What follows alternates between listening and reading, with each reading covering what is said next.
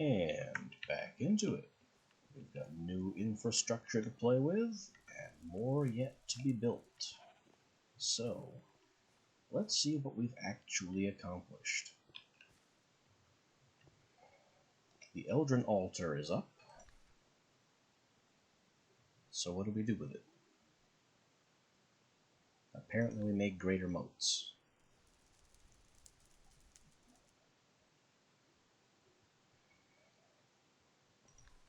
Greater moats are just advanced versions of regular moats.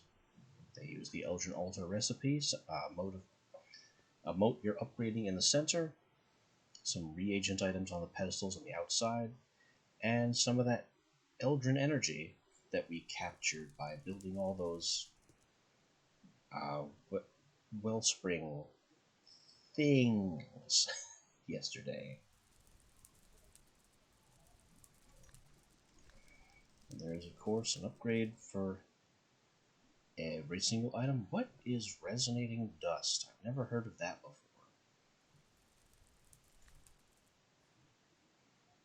Living flame goes into blaze powder, goes into fire.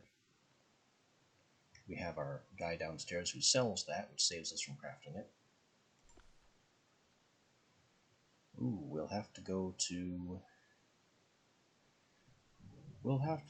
an ocean monument to get prismarine if we ever need to upgrade a water moat. Fortunately, you've been stealing all these sea pickles from the loot houses. Air is silk and phantom membrane. We're natural insomniacs. Phantom membrane comes easily. And silk is sold by our friend downstairs. And earth is obsidian and diamonds. Well, ain't that a pain in the neck?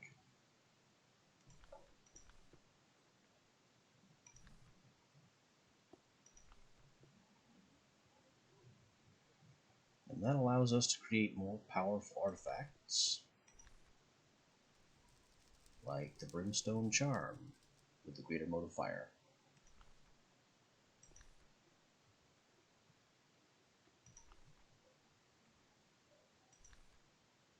Oh, these are arcane stones. What else does it allow us to do?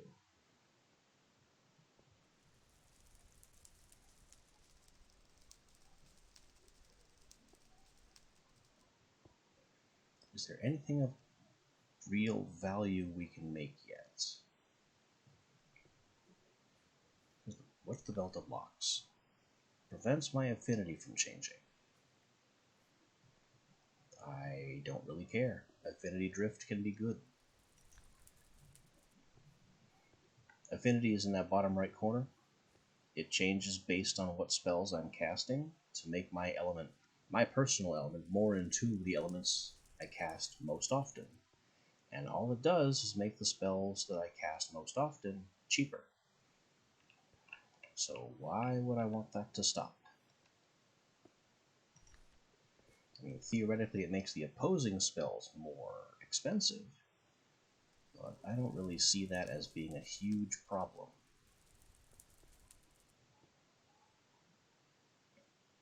Exigent charms. Not destroyed, go dormant. Transcription table. So it's a contingent charm with multiple charges. And there's a charm that triggers contingently when I die, requiring netherite. Uh-huh.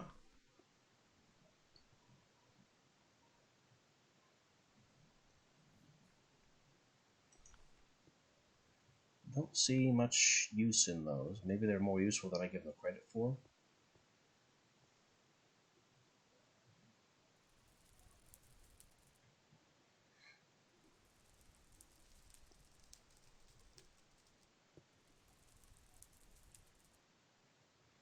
Well, transitory tunnel is one of the items on our to-do list.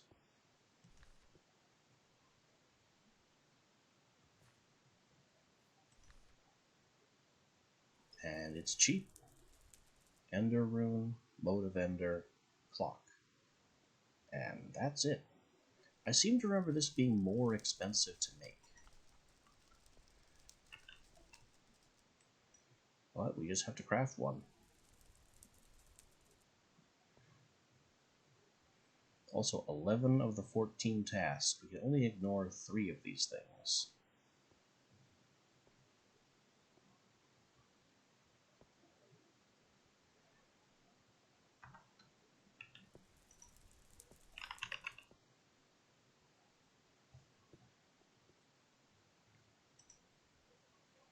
There we go. Obsidian golem parts are indeed made on the Eldrin altar. Let's just check the Eldrin altar's uses. Diamond golem parts are at tier 5. Exit and charms. Witherbone skull cap. So this is faction armor, and this tells me faction armor is only accessible to tier 5. Infernal boots, also faction armor.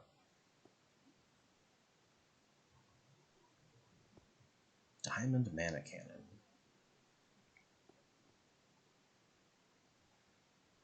Also faction armor. So I'm seeing a lot of greater motes.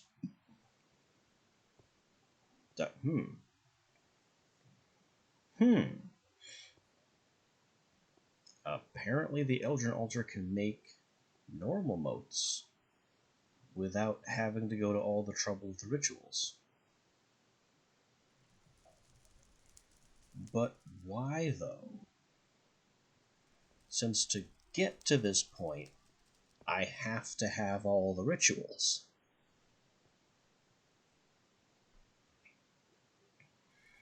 I mean, I appreciate being able to skip the symbolism and burning all the chalk and the purified Vintium dust, but I don't really see... I mean, at this point, why did I upgrade the Practitioner's Pouch?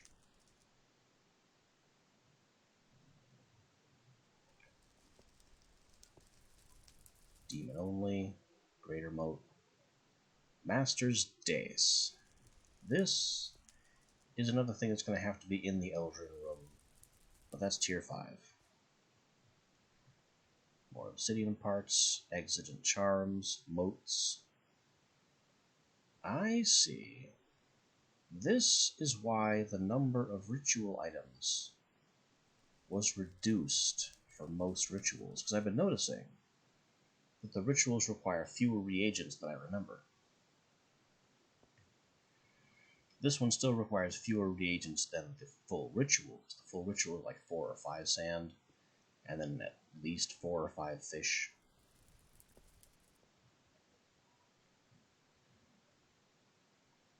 Another tier 5 undead item.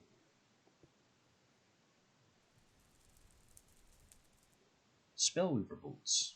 Finally. The Council faction armor.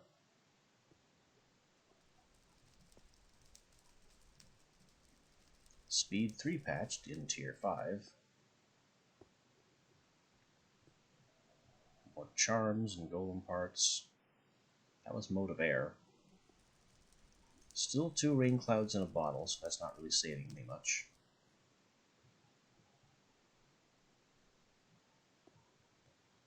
Mode of Magic, that's all the same reagents as the ritual.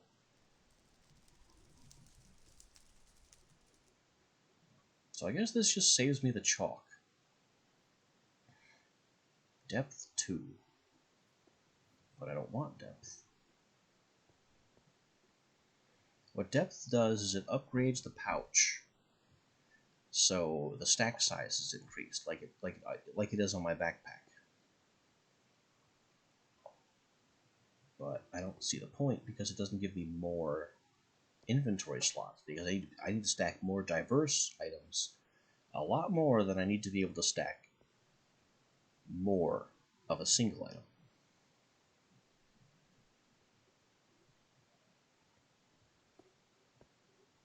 And it just looks like more of the same. Faction armor, motes, the exigent charms, and golem parts of Obsidian and diamond. Prismatic amulet is new.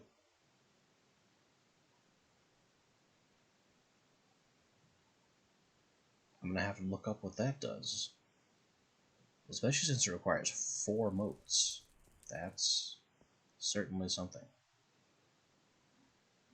Patch conveyance. I don't remember what that does, but I think I need that. But that's again tier 5. I think patch conveyance allows you to hook the practitioner's pouch to a chest in world. And then it can pull from that chest for ritual items, which would also expand its inventory capacity in a more useful way.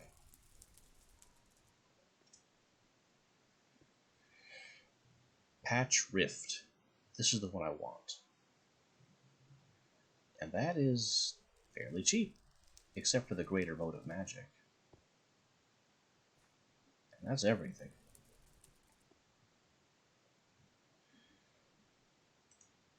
So greater mode of magic begins with lesser mode of magic. Book, a crystal of memories, and an arcane page we don't need.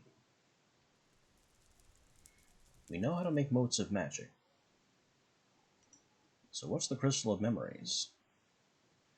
Vintium dust, emerald, chimerite. Kind of expensive for a ritual reagent, honestly.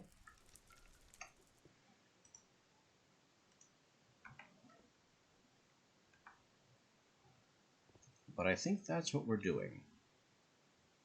I'm going to try and make that and sew that onto my prac pouch. Maybe it'll fit. Maybe I can only put 2 patches on a prac pouch. I'm not sure.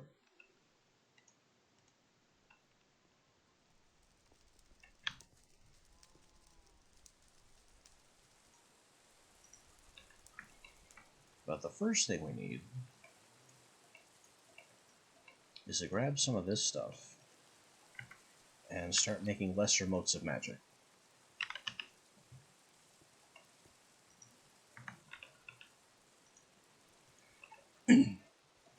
I will admit that there is at least one clear advantage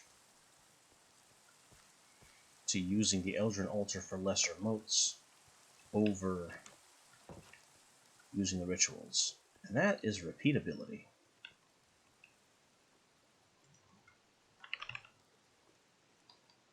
Oop.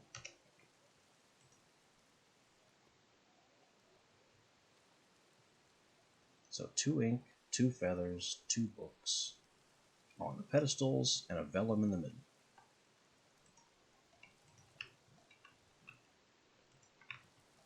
Two books, 2 feathers, 2 ink, and hit it. Nice, very ominous magical hum.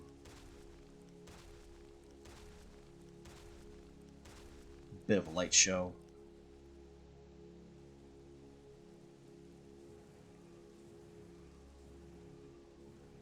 All the reagents coalesce in the middle, all their broken exploded pieces.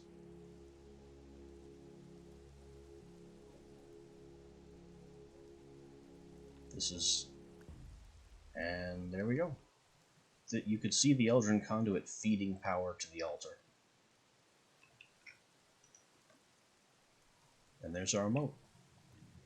And this right here is the advantage of the Eldrin altar. Right-click with an empty hand to instantly recraft. That's pretty much the advantage of using an Eldrin altar for motes. Because this way I don't have to waste chalk. I don't have to waste all this purified Vintium. I can just go bam, bam, bam, bam. Now it's 5 motes. And now I've run out of arcane power. But that's okay. It'll regenerate. I did not know I could right-click on one of these.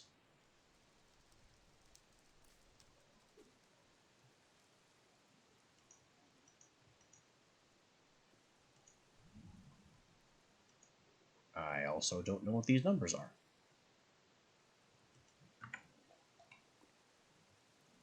Alright, so that's the air power we have available. What is this 5? What's that 16?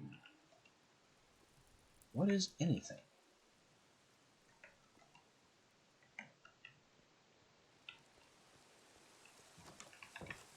Let's go have a look at the Oculus. Because the Oculus keeps tally of all of my available power.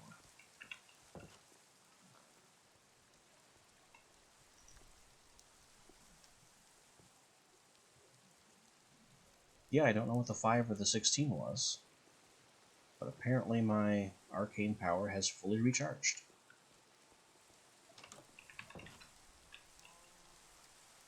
Just in the time it took me to wonder about it.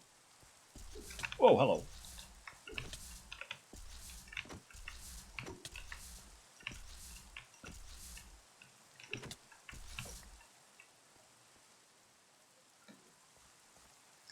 Suddenly elite barkling around the corner. Where could it even have spawned? Nowhere is dark.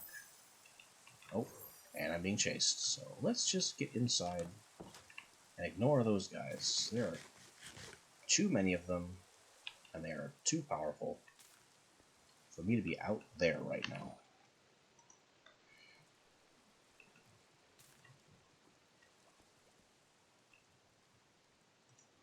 Alright, Greater Moat. 2 books, the page, and Crystal of Memories, which we need to go back to the other building to make.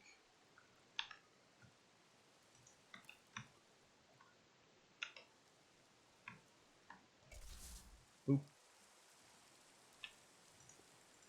Simply done.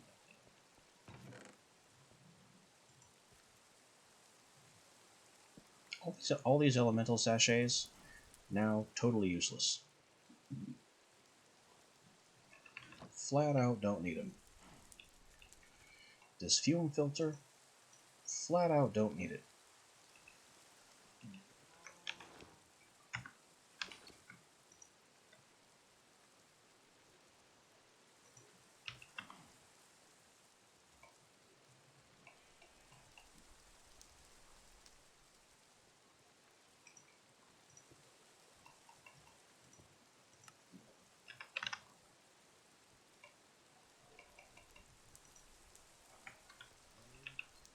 Alright, so Crystal Experience, that is the 3 ingredients.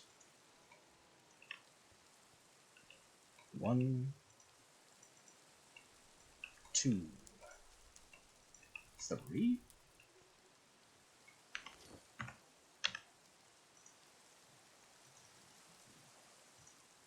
And the combination is diamonds, downright, upright on the fish.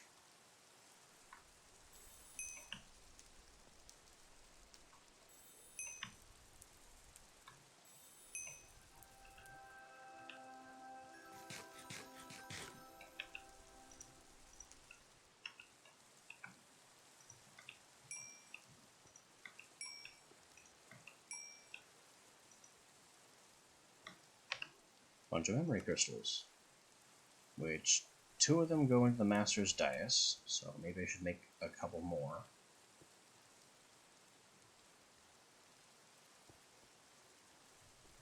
Just to have those in reserve. They also go into the rune of mending, which makes sense. As a recipe, this makes a lot of sense. Experience, anvil for repair, grindstone for who knows what, hammer, magic. Yeah. Mending rune, at least as far as the ingredients goes, makes a lot of logical sense.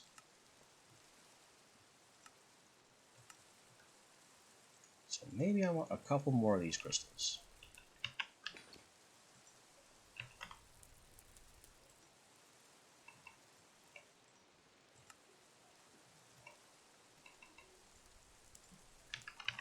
They're fairly inexpensive anyway. Though I am running really light on Chimerite here.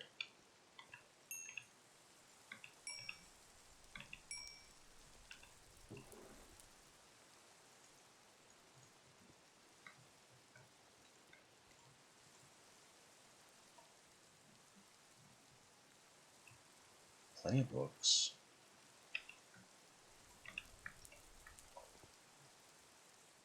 Don't need any of these anymore, at least not for the moment. And I have exactly 2 unnecessary pages.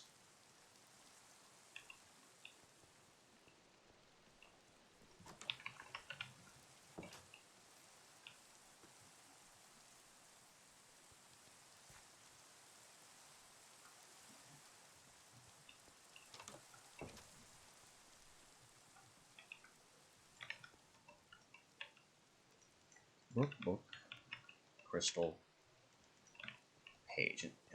And it doesn't really matter what goes on what pedestal, as long as the necessary items are on pedestals. It's very locationally agnostic.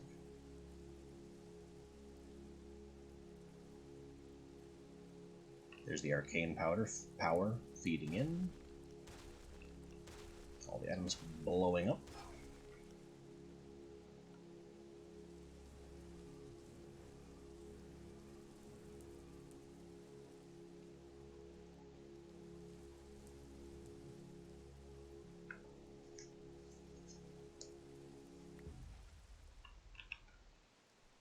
There we go. Missing required items. I don't think I am.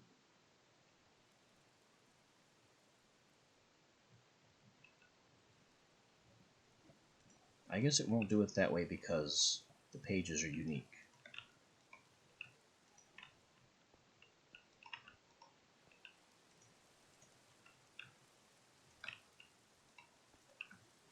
That's fine.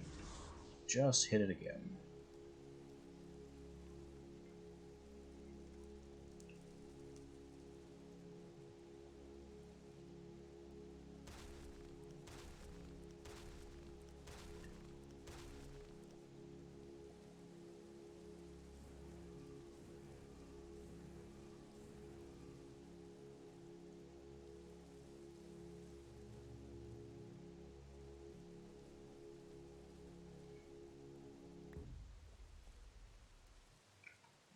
And you know what would be smart here?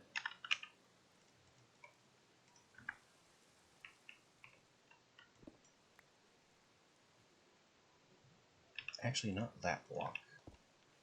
This one.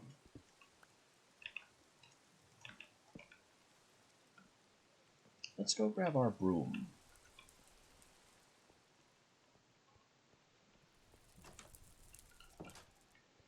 Even though the broom has failed us here. Very badly, in fact. Maybe we can make it work. Just being closer to that altar. Also, it upgrades with a mode of air.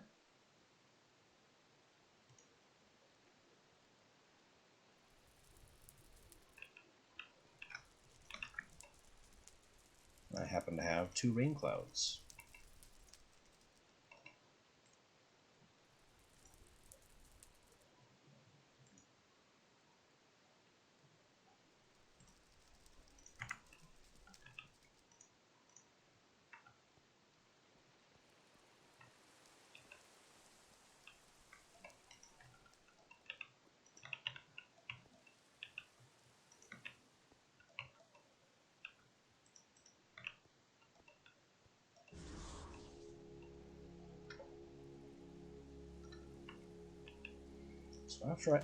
So after I make this and combine it with the broom, we'll then leave the upgraded broom here to collect items from this process so we don't have to stand here and wait for every craft. This will be important because some later crafts take much longer.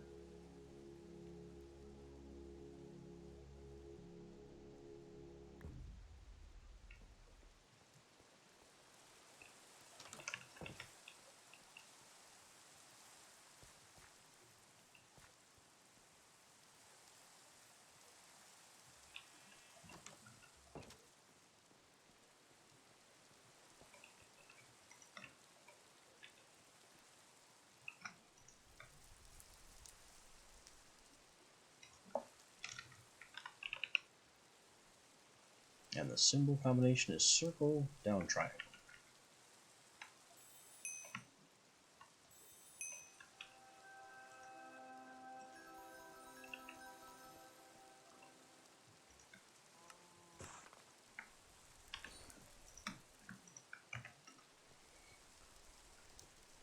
At least the mana weaving altar has the decency to keep the item in inventory, not throw it on the floor and hope someone picks it up later.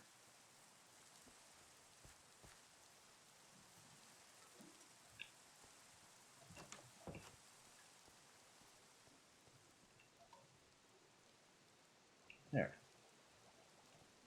Now we have an air-powered sweeping room that will collect anything and everything, and ideally stick it in that barrel. There it goes. Can I do it from over here? That is a range. It just vacuums stuff up from the whole room.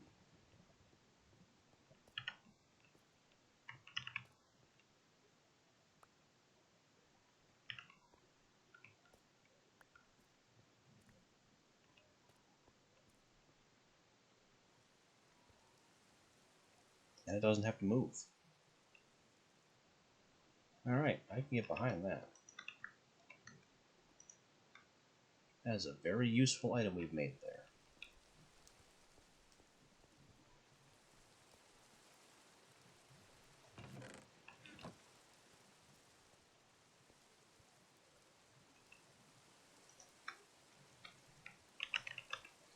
Now, we are going to work on a rift patch,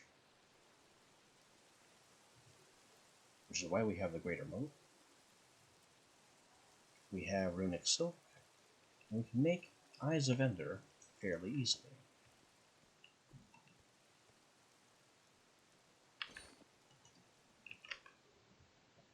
I just put that in the wrong place, didn't I? Yes, I did. This doesn't go there. It goes on a pedestal. And then 2 Eyes of Ender.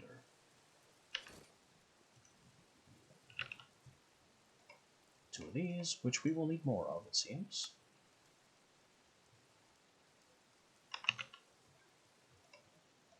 Two of these.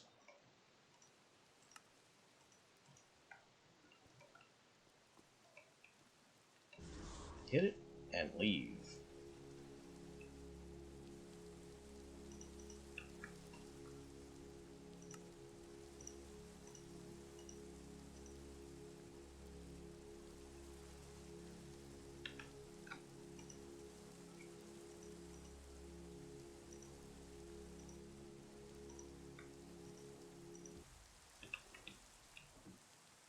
And it went into the barrel.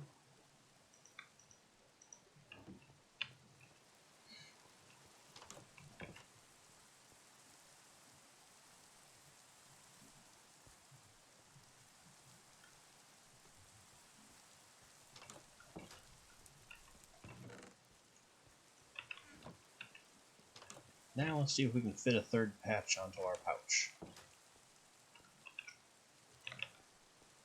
Pouch, and patch, and sew it on. It worked. Rift, Moat, Speed 2. They all fit.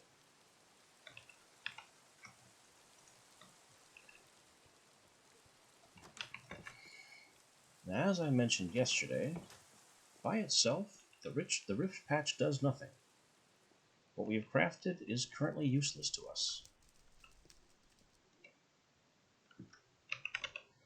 So what I need to do is make a Rift spell. And this Rift spell will need a shape.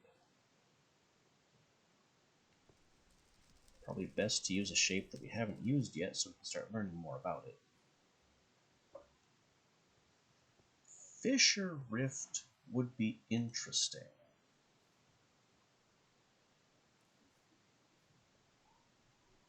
Oh, but we can't have Fissure Rift.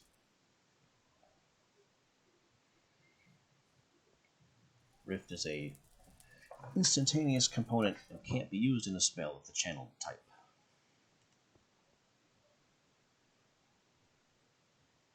Apparently I can have summon now.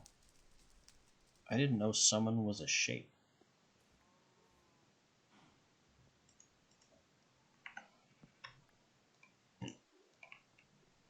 I think the book is going to have to explain to me how summon works now.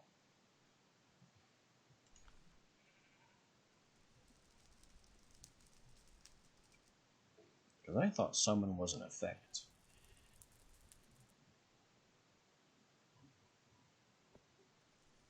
No, it would be in the shape section. Shape summon.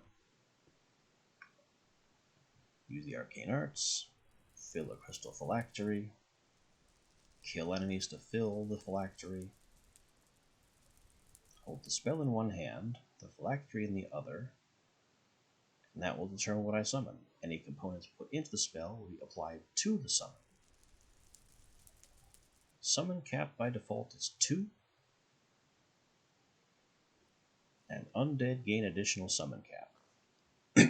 Okay, so that's how summons work. Which doesn't explain to me why Summon Rift is allowed. Because you can't Rift isn't a buff, it's not a spell that you can apply to a summoned entity.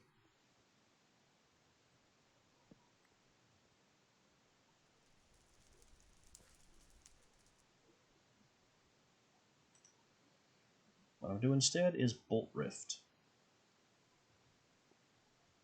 This is specifically to...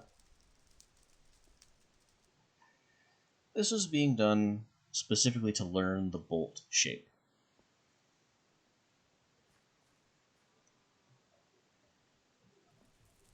I would do projectile or touch for convenience, but I have those memorized to rote already.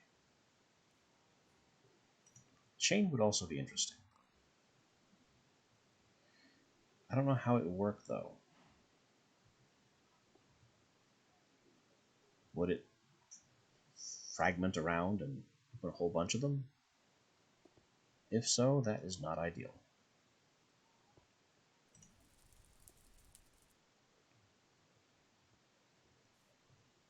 So we're just going to do Bolt Rift. And if I add precision, but don't change this value,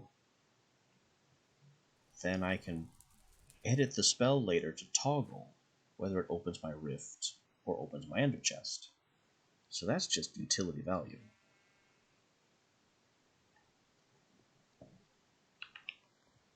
And I have access to precision, which adds a little bit to the cost, but honestly this doesn't look too expensive. And it's really not too expensive. It only has complexity of 40, which it wants me to make a spell with complexity 75. This is not that spell, but it's one I'm going to need anyway.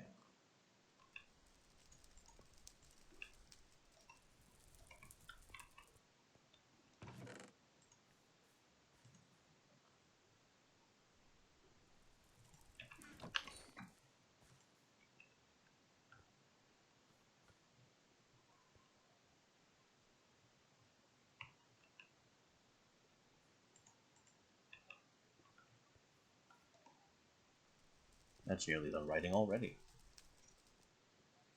So for components, I know we're out of spectral arrows. I have all the runes of marking in my inventory. We might need another crossbow, and I definitely have to make the target and the redstone spell trigger.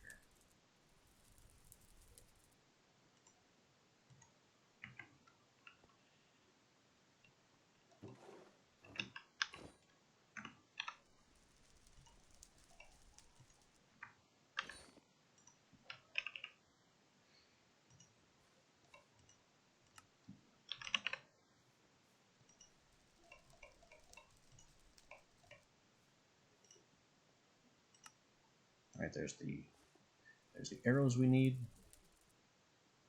We need to harvest more glowstone as well. marking in there.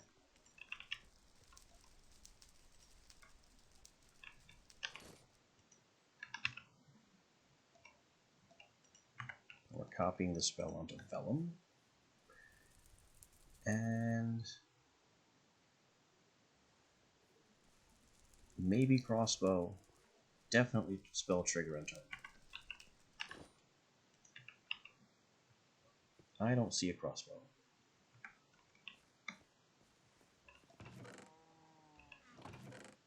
There's a crossbow. So that'll get used.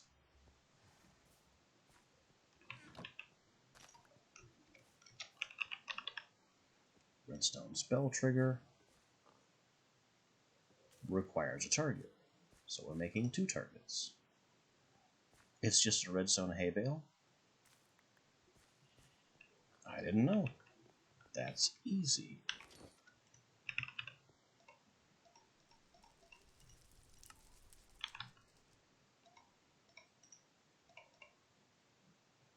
Let's make an extra 2 just for good measure.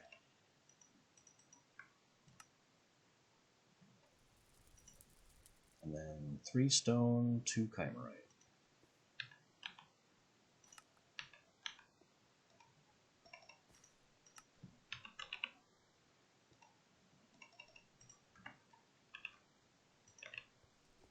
This comes over here.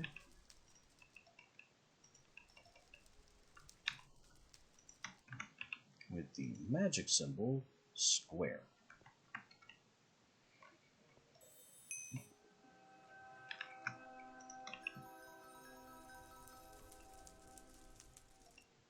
There we go.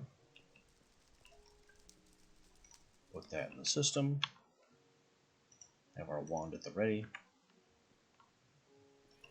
Because we need mana weave in a bottle. But that's not entirely accurate, because we found that we can actually provide the mana weaves just normally with the wand right here. Still, Adamas, Capistro, Quadratum, Proptera. There's Capistro, Adamas, Proptera. So we have these readily on hand because we bought a pack. The only one we're missing is Quadratum. 2 Quadratum. That's okay, we can provide that manually. Begin the science.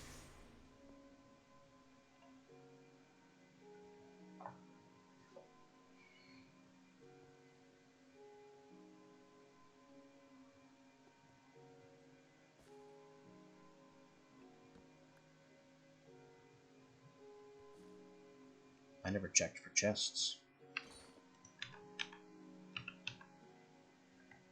There aren't any chests.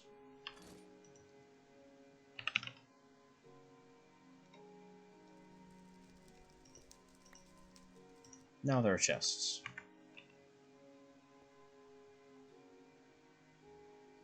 And it pulls them right out of the wormhole, as designed, which makes this so much easier.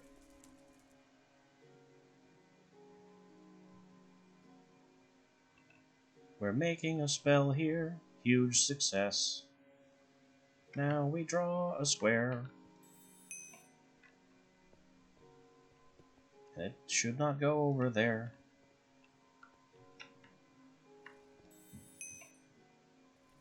We must get more distance from this stupid machine.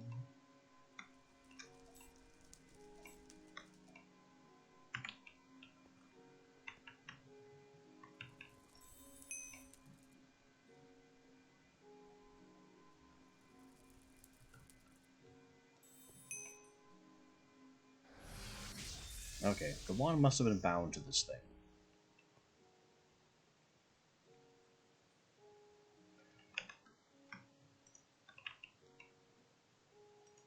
But there we go. Rift Bolt.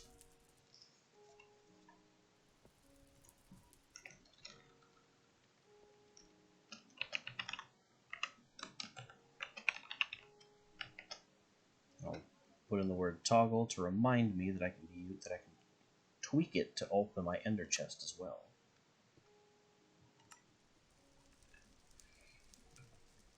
Now, by these effects combined, I've got my prac pouch with all of these multiple ritual reagents, which don't need to be in here anymore.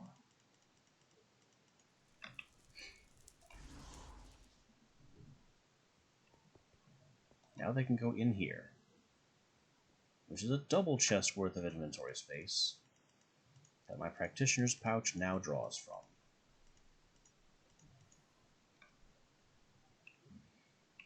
It's also plenty of on-the-go storage, but I have so much of that already that I don't need to cast Rift for my own personal storage needs.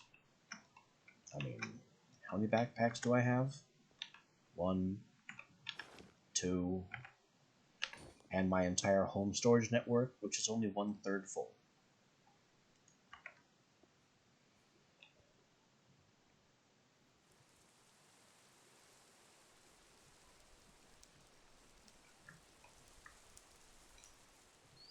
Yes, more storage.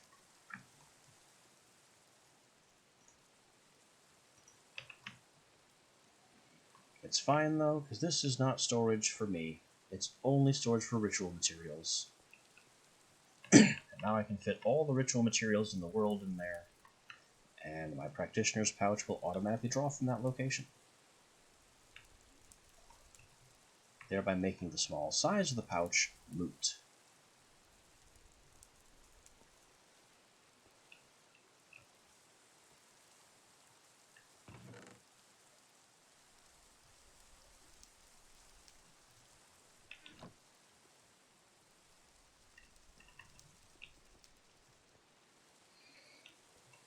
Next thing, let's actually try making a complex spell.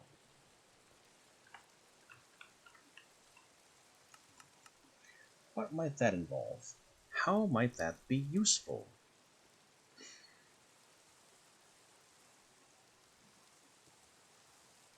Well, among other things, we have access to new components. Oh, we need to get Entangle in here. I need to learn Entangle.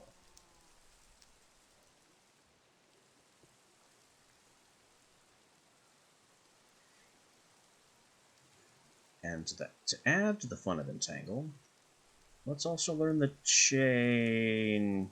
Okay. That's not going to happen. That is too complex.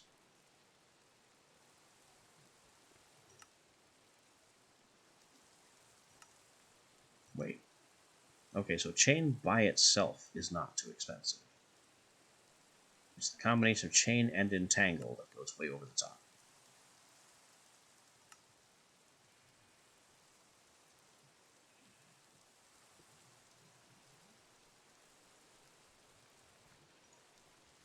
How about the classic of Chain Lightning? That's only worth 50.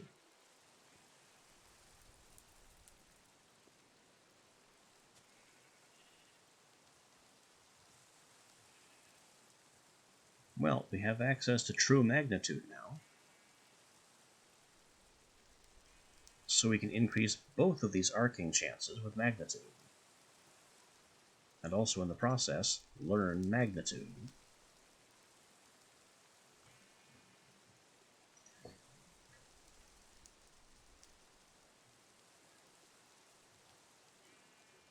Radius will also help, because that increases arcing range. I think we've learned Radius.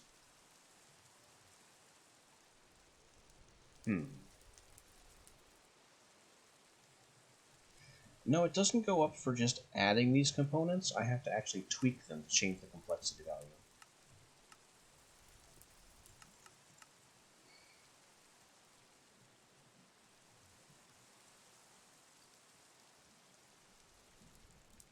I don't know if I want damage or rate. Well, I think we want damage.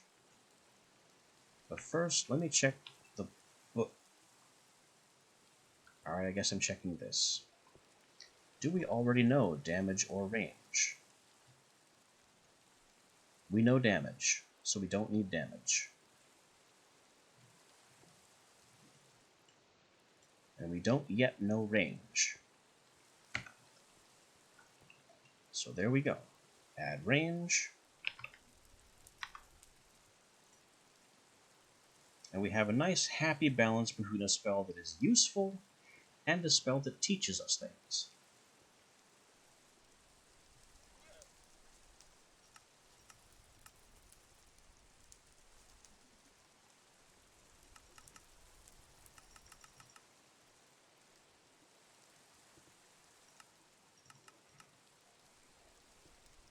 Let's see, each point of magnitude is a 10% chance to arc on hit.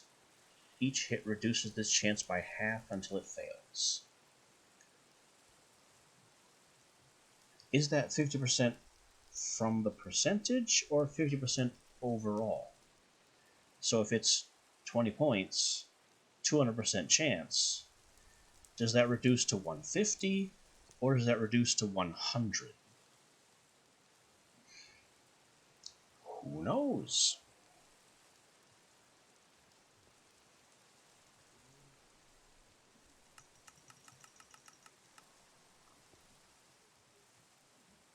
I guess I'll start with a 100% chance to arc, and then it can go to 50% either way, and I don't have to care. I can also raise this one.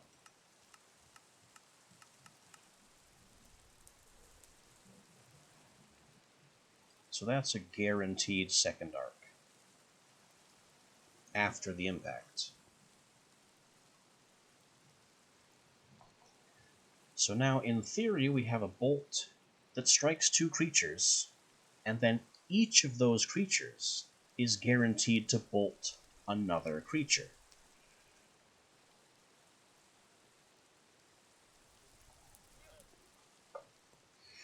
So this is, in theory, 4 targets with 1 shot.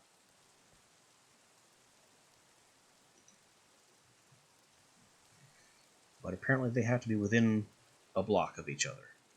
Let's crank that too.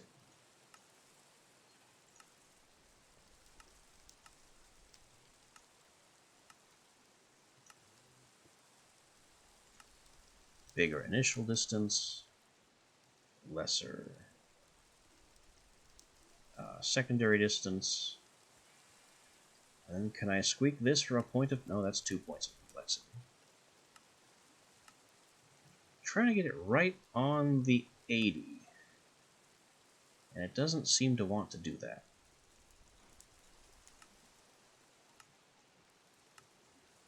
There we go. 10 block range, 2.5 block arc distance, with at least 1 guaranteed hit, possibly 2.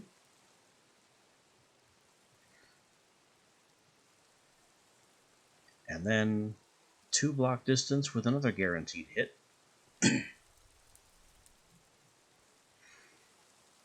On the second chain.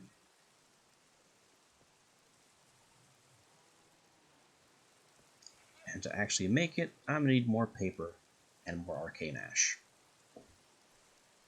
This is also going to consume a lot of ink. I don't know what ink times 32 even means. Maybe this has a durability of 64. Maybe it has a durability of 100. Who can say?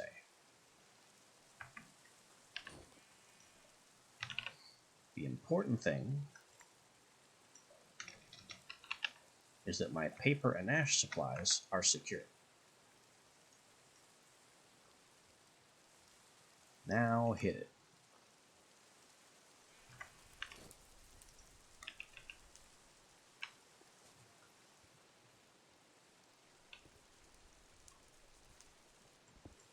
And I'm just going to rotate this stair block so I don't have to look at the outside. There should not be a little tiny hole in my world. That hole isn't great either, but I'm less concerned about that one.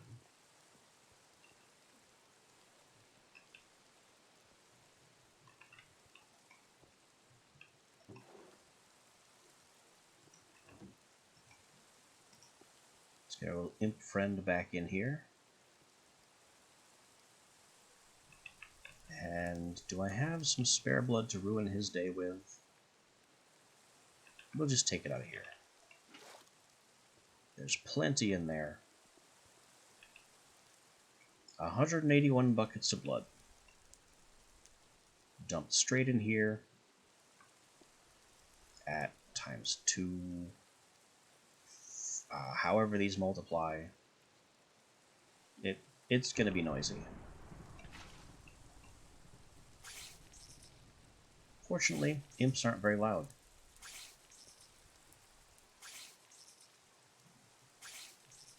And this will produce Ventium dust.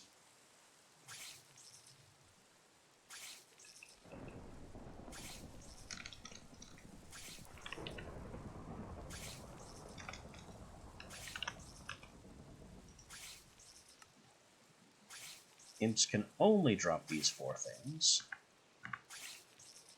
so I'm not really at risk of this filling up.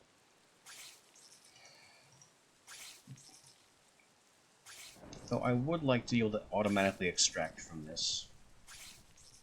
There used to be a way to do that. With, like, pipes or something. The whole furnace is right-clickable, so the entity takes up the whole block space. I just don't know why I couldn't get a hopper on it.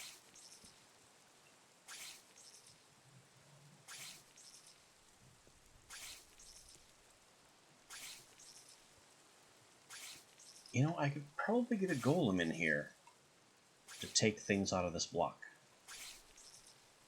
But I don't think I'd be able to tell them to avoid the box. It would have to have a ledger keyed to these items to remove them specifically.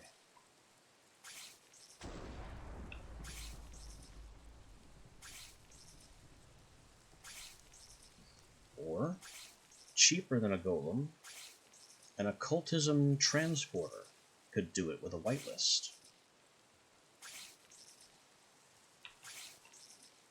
I'm just worried about these stacks filling up, because if one of these stacks hits 64, it's still going to burn blood, and the extra produced items will be lost. And that is no bueno.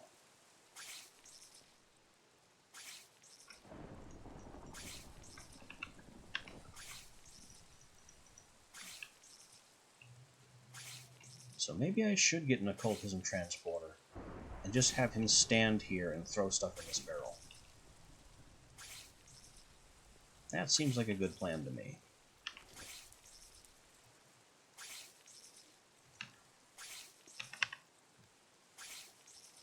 We'll get the Dictionary of Spirits, and a soul gem to carry him in. Now we want a transporter. Minecart, chest, dispenser, hopper, and a white book. Easy stuff.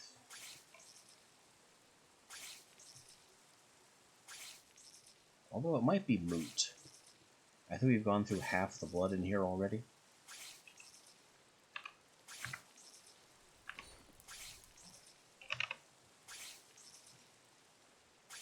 I know I don't have any spare minecarts kicking around. I do have spare hoppers. No dispensers in play. But we have a bow to make one with.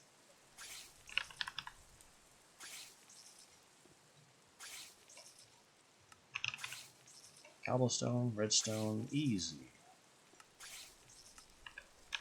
And we just made a bunch of spare chests. Which leaves us with a book. Some of our white dye. A feather. And more ink sacs. I better empty this out again.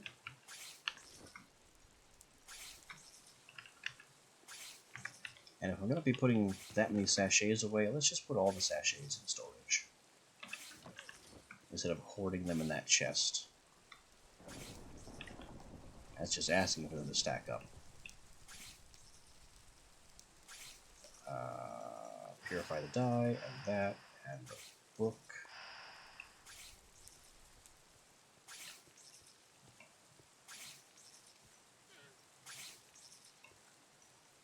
We have our white book. Our white book has a name. And now we're ready to summon our transporter friend to manage this for us.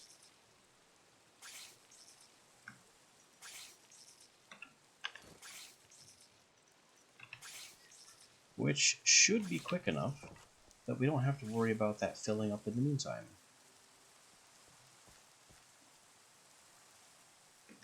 If not, then we end up floating a few dust. At the rate we're gaining dust, I'm not really all that concerned.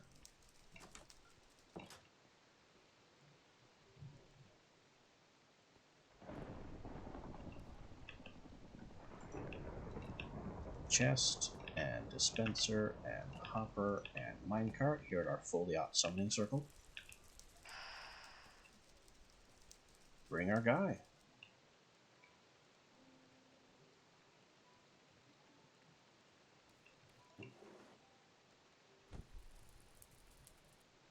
Still looking at that 3 Eisnium dust, like that is not enough. But this guy isn't enough either to grind the rest that we have. So that's also on the to-do list. Summon a better crusher.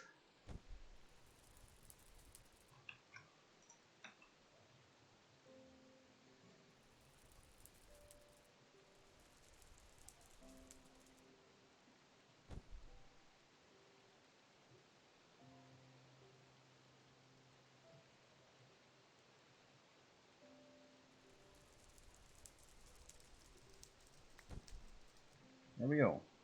Drogerim Thrower. Or, I guess, yeah. Getting the gem. That's the easiest way we're getting him up to where he needs to be.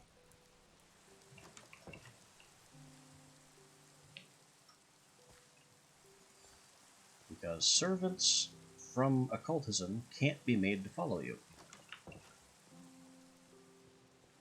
This has fallen quiet. It did not go over. Very good. Here's our brand new buddy. And we have his command book.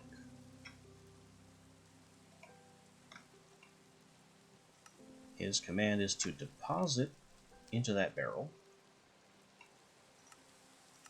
and extract from the spirit furnace. He currently has an empty whitelist, so he's not taking anything.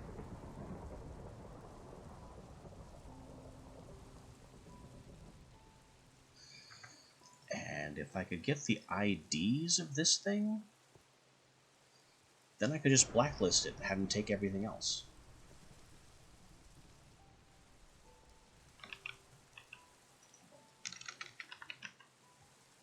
So how do we get the... There we go. Recipe ID. Evil Craft. Special Box of Eternal Closure.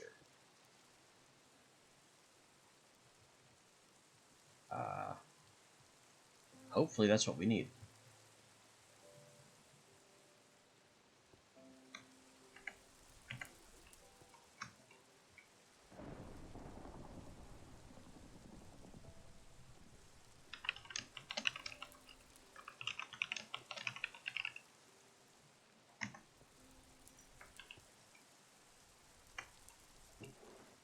Whitelisting it did not seem to do that.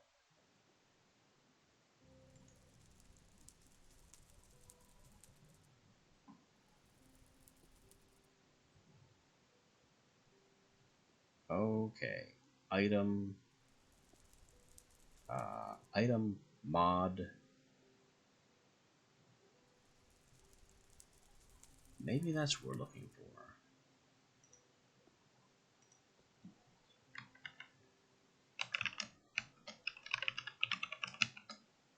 Item Evil Craft. Box of Eternal Closure. That did it. which means we flip him to having that on the blacklist.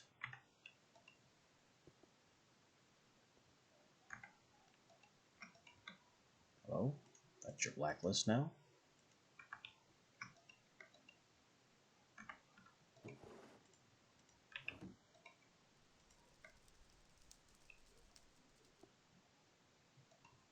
And he's lost. He cannot access these inventory slots. You summoned him for nothing.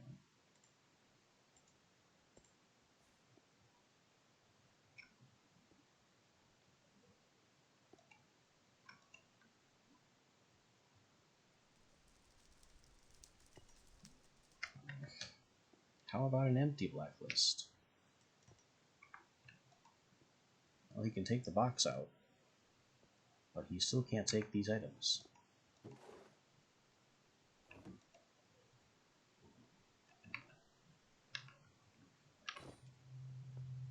How about Ventium Dust on the whitelist? Nope. You still can't do a thing about it. Alright. Evil Craft, explain yourself.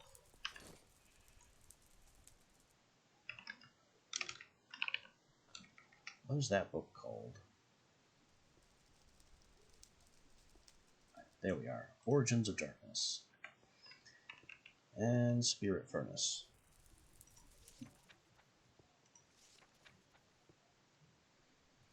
They revive in blood, they cook alive, they're collected in the machine, build the structure, has to have enough interior space to fit the mob in question.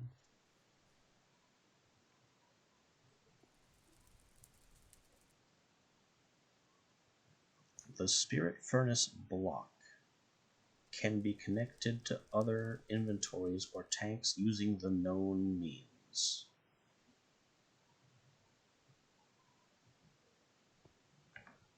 So it's specifically this block that can interface with hoppers and things. But apparently not you.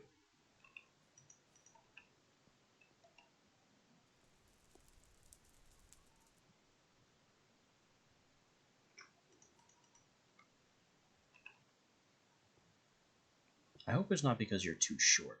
That would be dumb.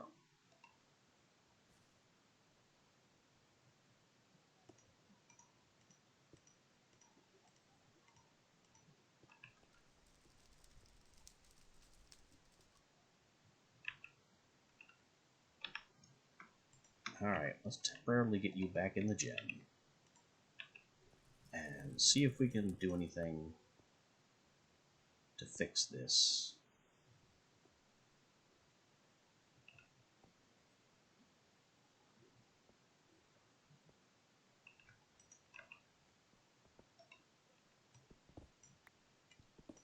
So I have two thoughts here.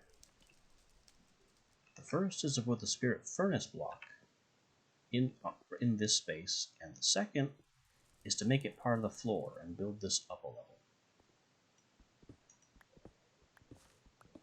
So maybe I could then have a hopper right here.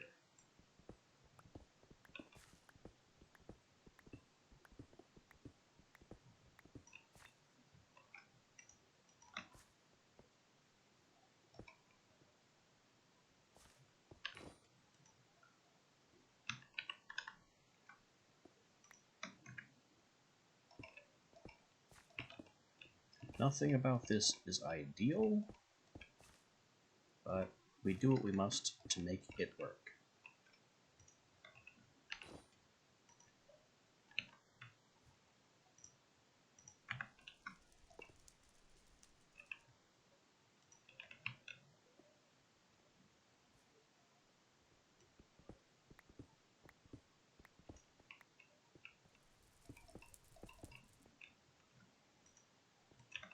Then this goes here.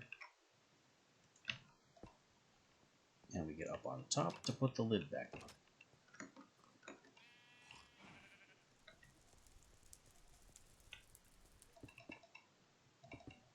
Blood magic nonsense.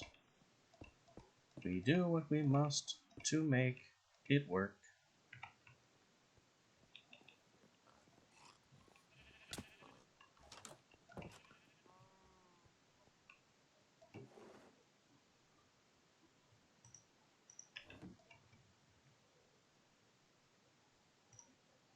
Put an Enderman there. Get all these back in. And we'll grab some more blood for another test.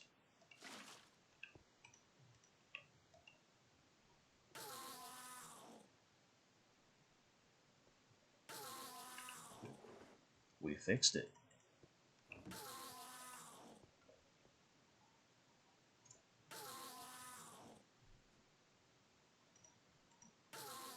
Now I don't need the spare transporter.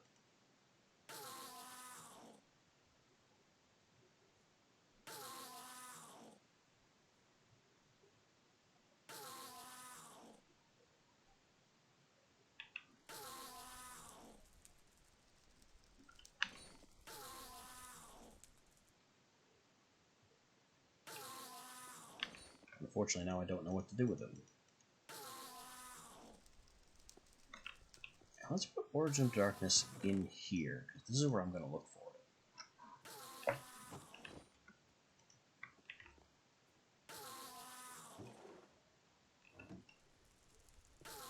Wish there was a way to apply fortune to this thing, but I suppose that would be too much. We're already getting free pearls at the cost of letting our trees drip.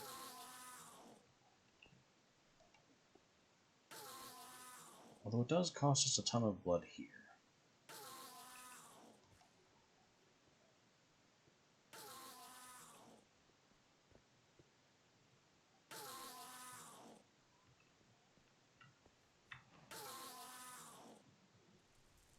There's our chain lightning.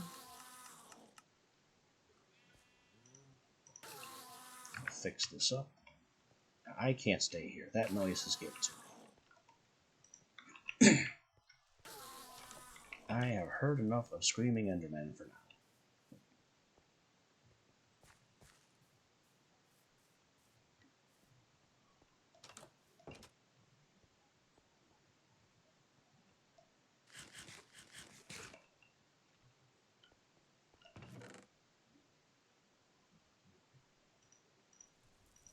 We'll put these things in here.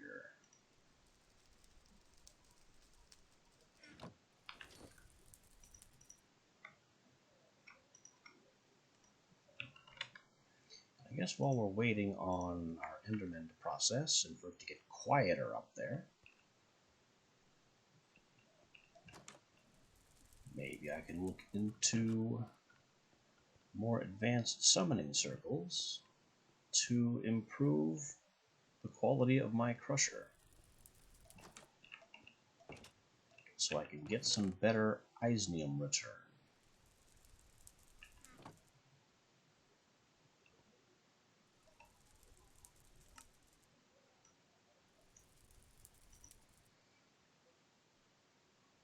A tier 3 crusher crushes 1 to 4, which is really nice.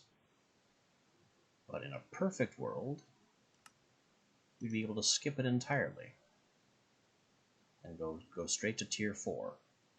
That, unfortunately, is a block of Eisnium. So, that doesn't sound like fun to me.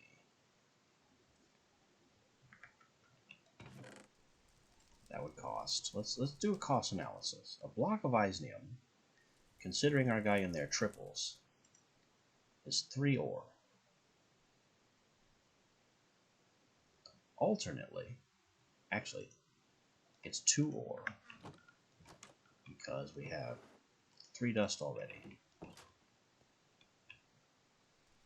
So this is the cost of the block of Eisnium to summon the tier 4 dude. And that gives us 4 to sextuple.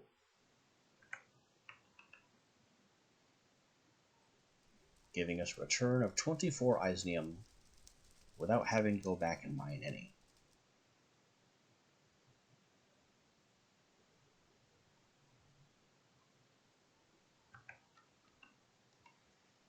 The other option is summon this guy for 2 dust, which we can do now, and then heat quadruples. And how much would we need to quadruple to get to 6? Well, we still need the block. So 4, 8, 9.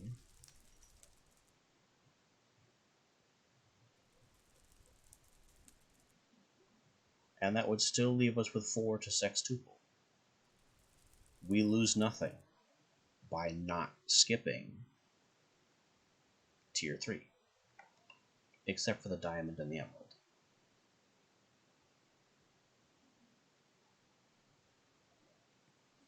So, okay. Math has come to the rescue in this instance. So it's to our advantage to summon the tier 3 guy. Use him on just these 2 Eisnium. Keep this in reserve. And then we can have 1 to 4 crushing for the rest of our minerals while we work on getting the tier 4 guy. And the reason why that's a good idea, Abras's Conjure, the tier 3 summoning circle, is not all that much bigger than the tier 2 one. I mean, it's a 9x9 compared to this. 1, 2, 3, 4, 5, 6, 7, 8. Yeah, it's the same size as this one. But the tier 4 summoning circle, this one, Fatma's, is a little bit bigger.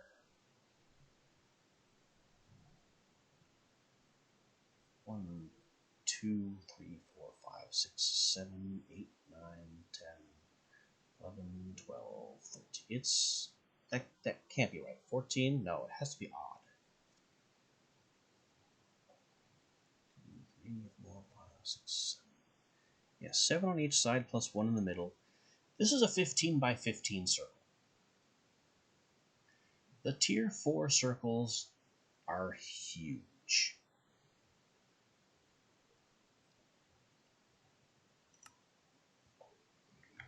So it definitely costs us less effort to make use of the tier 3 while we can.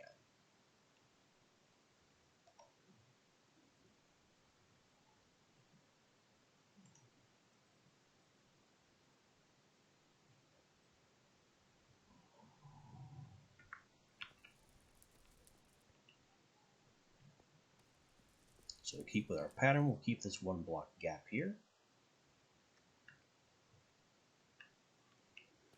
And dig. 1, 2, 3, 4, 5th block. Abras's Conjure, put that there. And that's the space we'll have to clear out in this little gully that I knew we'd be bothering with at some point. But I guess it works to our advantage in a weird way.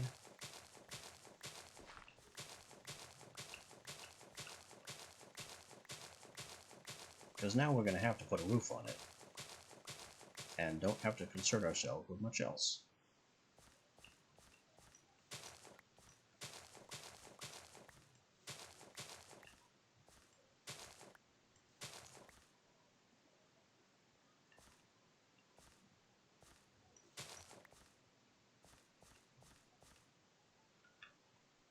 Let me get this tree down.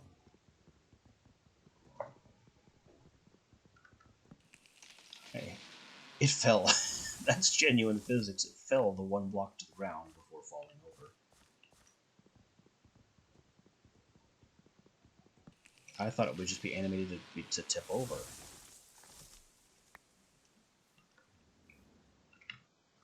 I hear problems.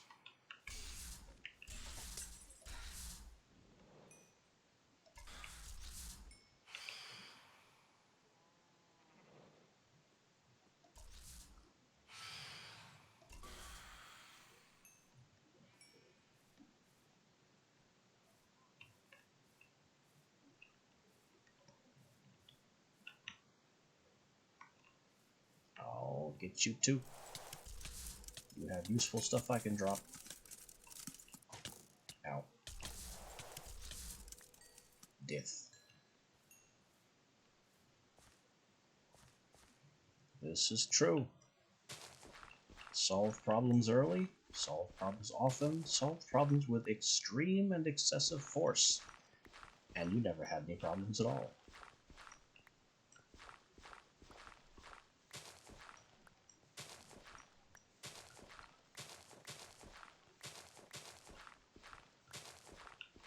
After all, what is the point of being a wizard if you can't surround yourself with a blizzard of doom? Death. Death, pain, and madness. Madness for me. Death and pain for you.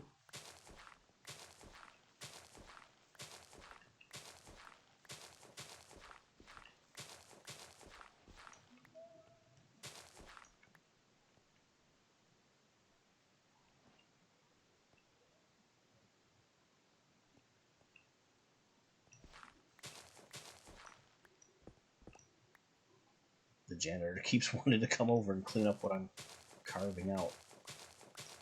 But he can't. My greed ring makes me too fast.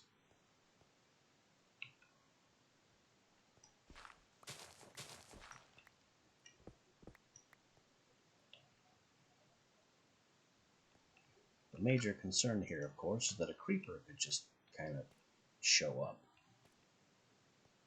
Because now there's just a big hole into my expensive summoning area.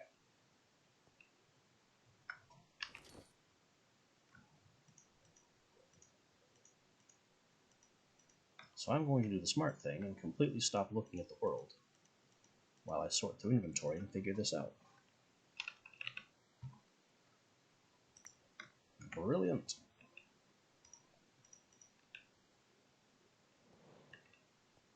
Also, more of these are happening. Come on, come and get me.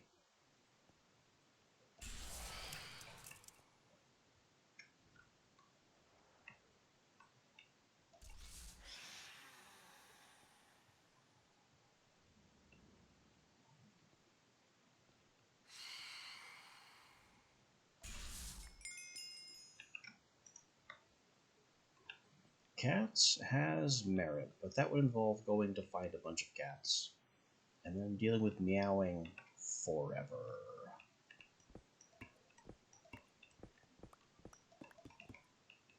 I don't think I've ever willingly tamed... No, that's not true. I have willingly tamed cats in Minecraft.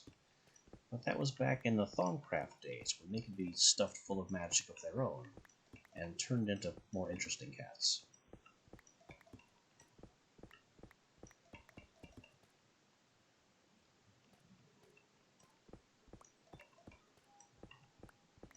Gravekeepers were hilarious.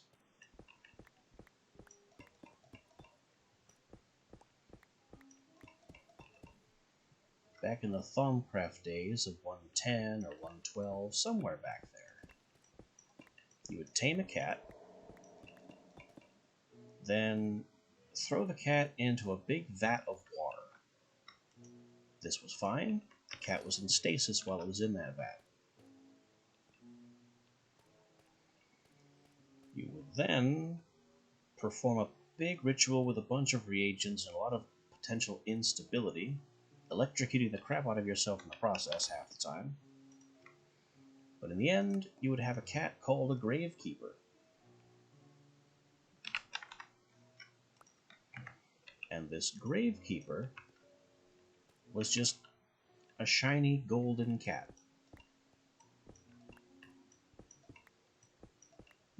Not much of an upgrade to look at.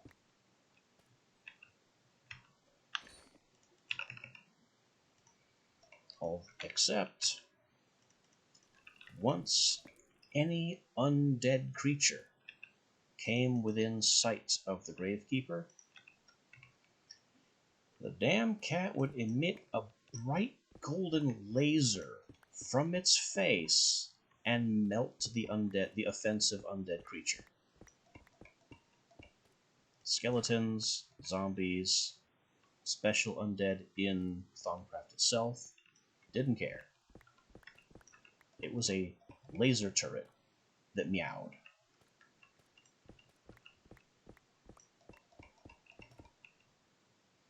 The other interesting trait about them is that most undead couldn't see them.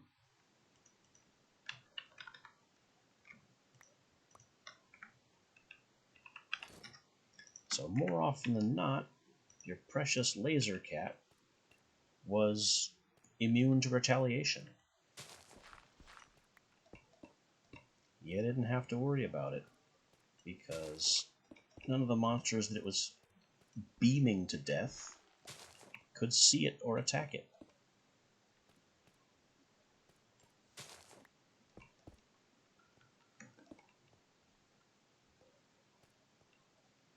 The notable exception was the Eldritch ghost things. They were smart enough to attack the cats.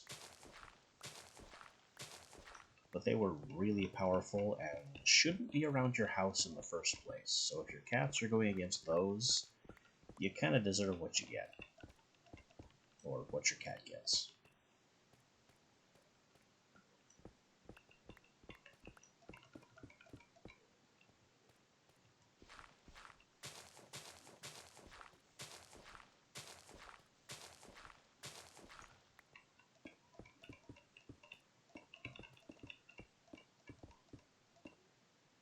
Now we have kind of a unique problem here, in that I never really considered what I wanted the ceiling here to look like.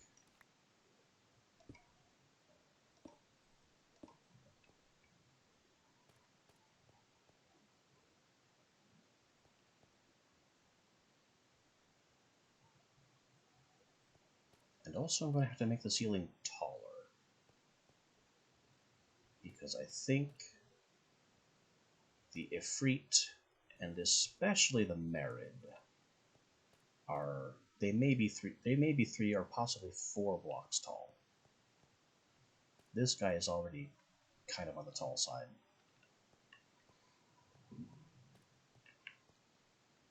So I don't know if I need to raise the ceilings even more.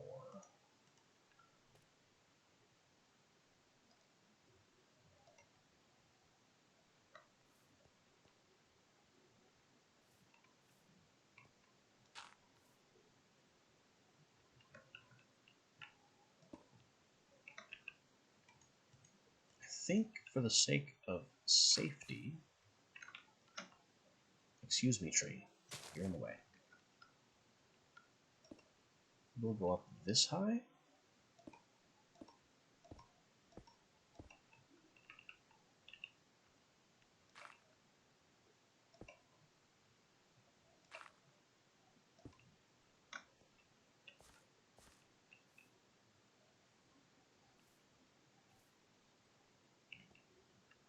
And this will have the added, though questionable, benefit of also allowing me to place dirt over the top of this, and I guess hide the whole affair as a small artificial hill.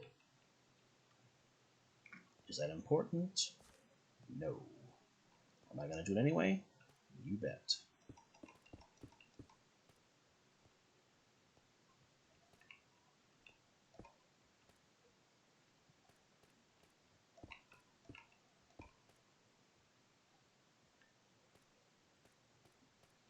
Alright, so we have the archway. So this needs to end where the archway will be, 1 block beyond the edge. And we'll need a block to fill this cross space with.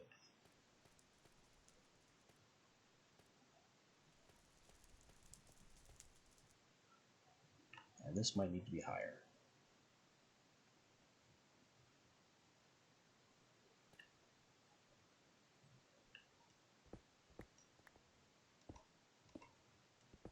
Not a huge edit.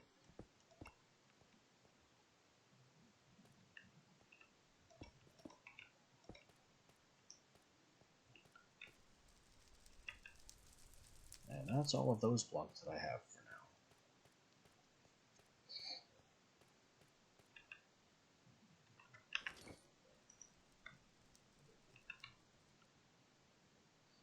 while I'm here, how's my skull collection looking? 2 of these, good. 2 of these, good.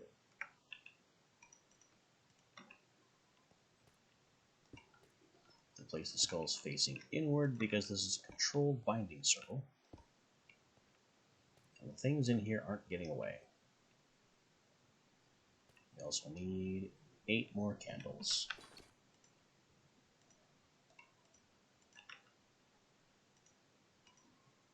I know I have more tallow than that. That's all the tallow I need right now. But I think the problem is that my tallow is all in this chest here. Yep, tallow, string, these dyes, the occult silver. This stuff just needs to not be in this chest anymore. We made the storage system for a reason.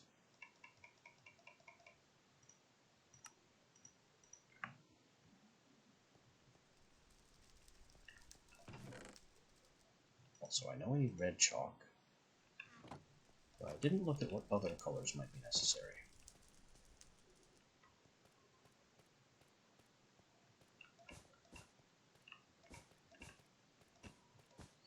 White and purple. Also, for a binding circle that is summoning tier 3 entities specifically, only 4 red runes seems a little underpowered. Like, if that's all I needed to fight Ifriti for, then how can I be sure this circle will hold?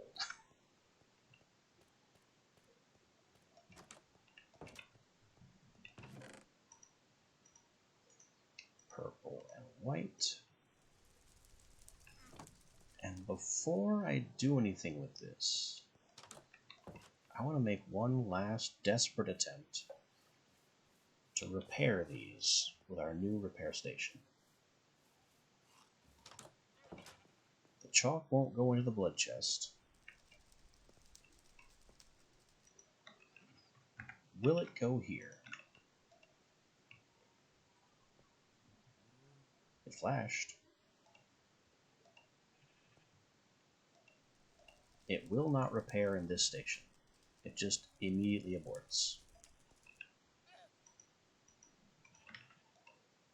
So occultism chalk cannot be repaired under any circumstances. Unless I try to put mending on it.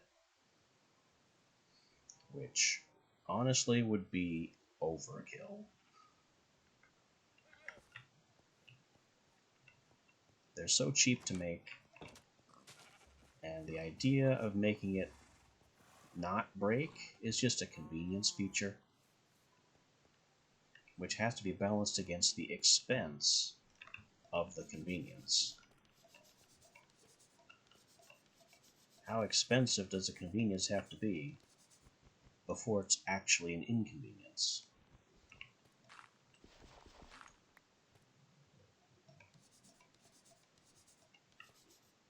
There goes the white chalk. Gotta get another one. That's why I make 2.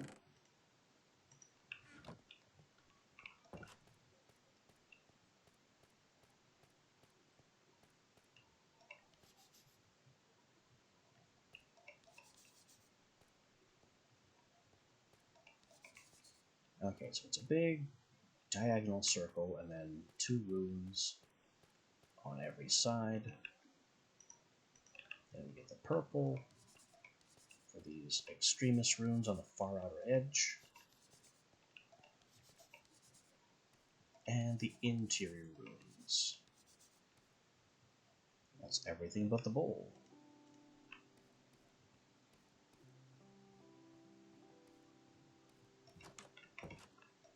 Okay. How many bowls could we possibly need from this circle?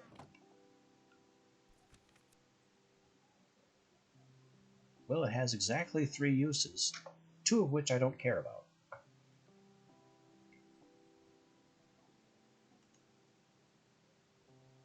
I can summon rain I can create a thunderstorm. Both of which require the sacrifice of a cow for some reason.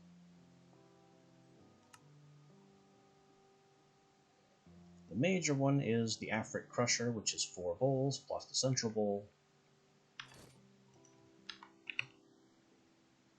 Why did I even bother searching for bowls? Search for other stone. 1, 2, 3, 4, 5. And 1 needs to be gilded.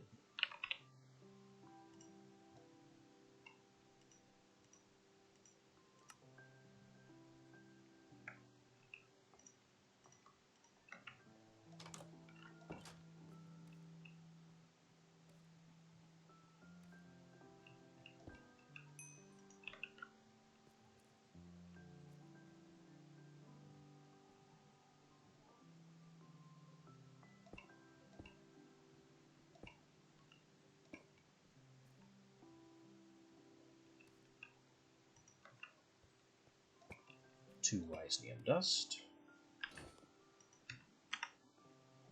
1 emerald, 1 diamond,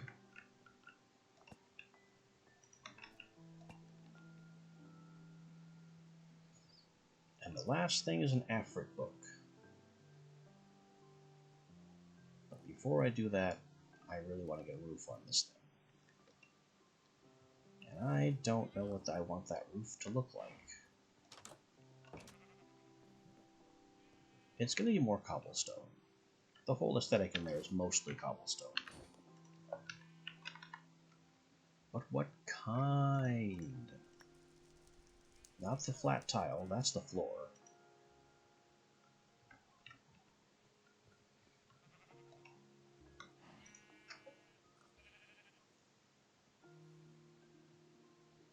Nothing too busy looking. It wouldn't be...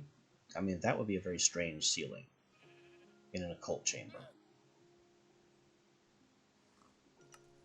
Maybe a different kind of brick. That doesn't look so walked on. Definitely something... Not this. That looks far too stepped on.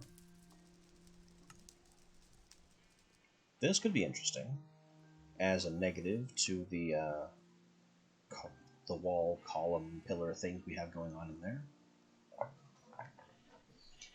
And I've used that texture before in the atrium. Kind of liked it there.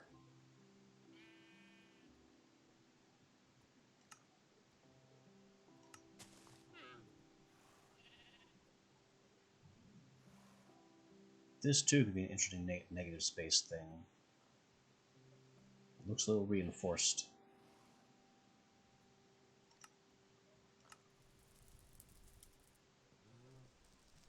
Ah, this is better than this. Tiles are too busy and it keys off the brick, so we don't want that. And that's just strange. That doesn't seem like sealing material to me.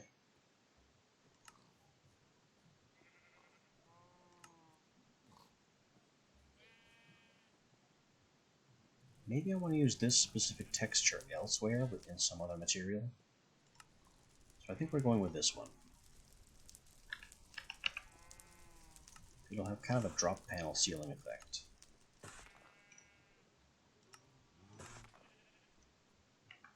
Which might be interesting. Let's get that shovel repaired. And we won't need it, so we'll just get right to renovating.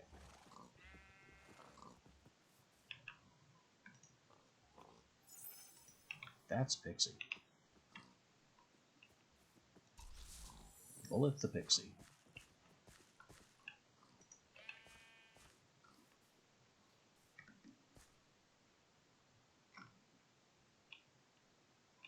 I see a skeleton.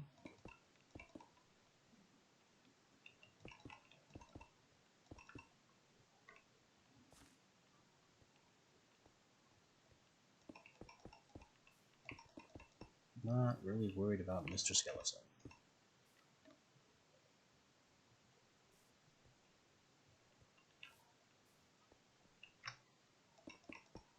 What I'm worried about right now is that this isn't rotationally symmetrical.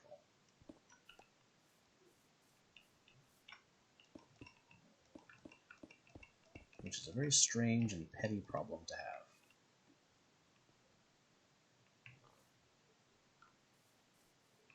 Hello.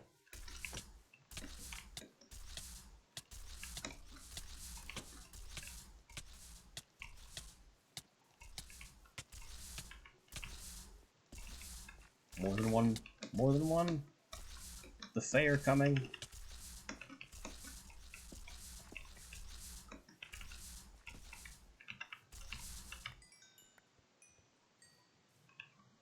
Fae ambush.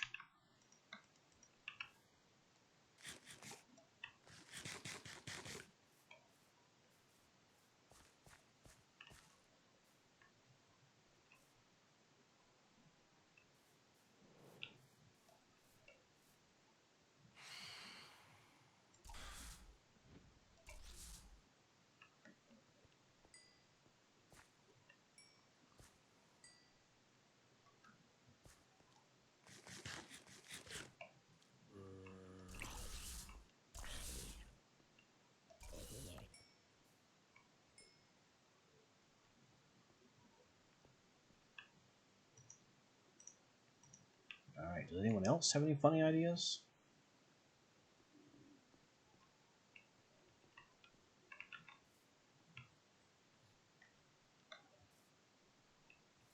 No?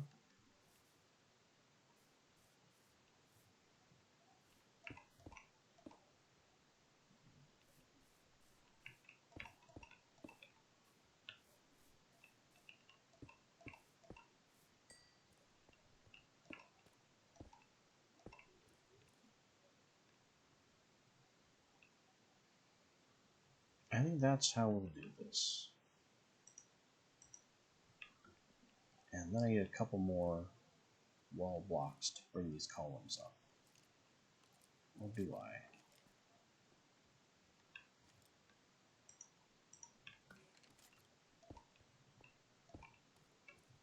No, that's fine. It's not fine. That's not fine. This is fine, though.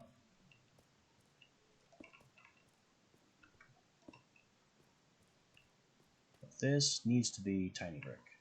Or actually just dirt. No, it can't just be dirt.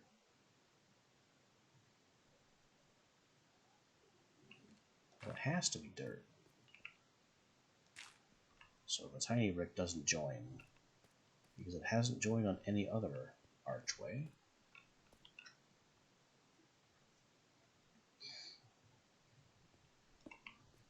I need to build that down. But that's also not ideal.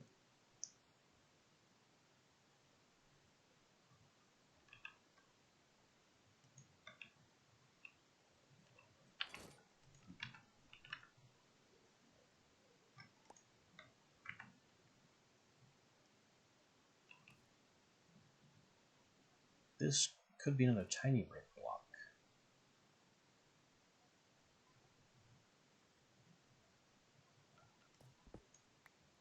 And this too. I think that's how we'll play this. So these are no longer fine.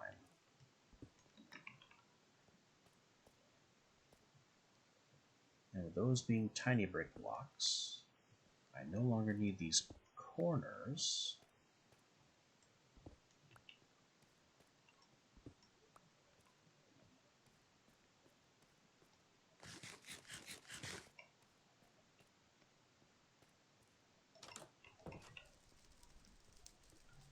I just need to get back up to the chipped bench.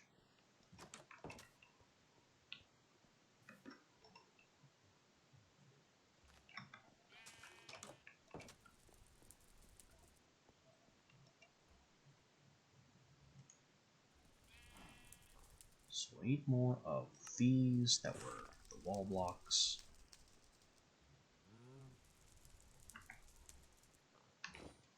And put away all the stuff that we were so generously given by our very rude neighbors.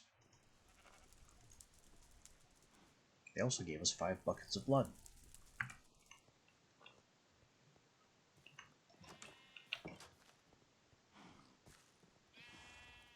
Not every distraction is necessarily a problem.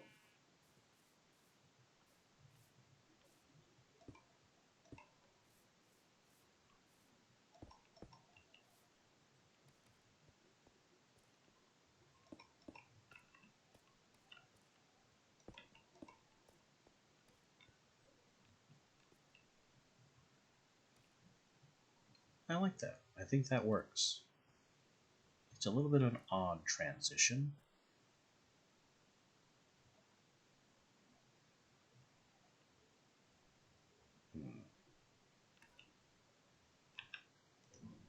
Doubly odd with the connected texture just stretching into the wall like that. So maybe we make this dirt instead. So we have a completely isolated tiny brick bordered cobblestone that doesn't join awkwardly with things behind where we can see join point.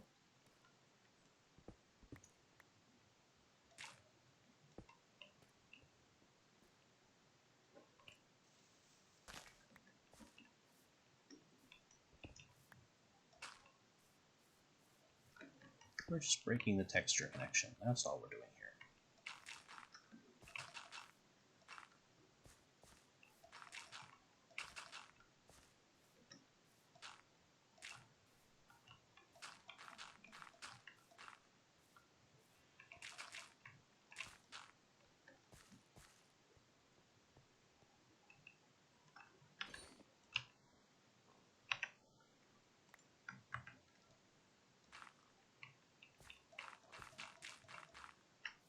Do we have enough dirt for this artificial hill? Probably. Probably.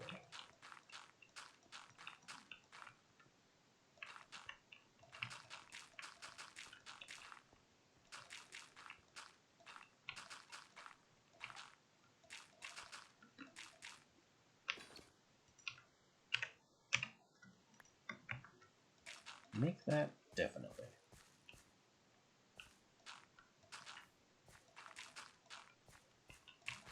We can fill in this weird trench just to make it even better looking.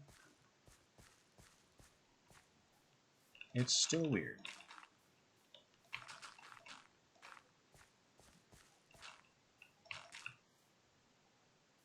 But at least it's acceptable here.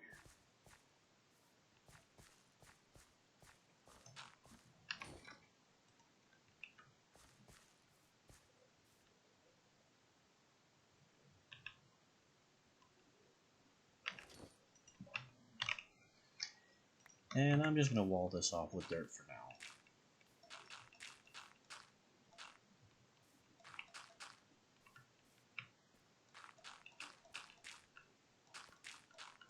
There will have to be a 4th circle in that direction later, which will be even bigger than this one. But for the time being, the important thing is that we don't have any visitors, or any room for visitors, breaking into our nonsense.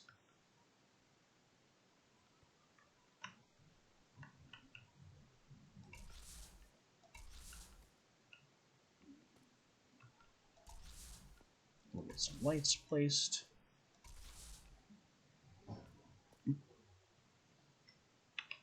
And now we're all set to summon the tier 3 guy.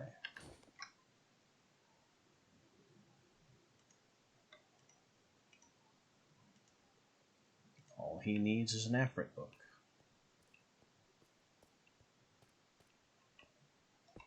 We've also made decisions about what the ceilings here will look like.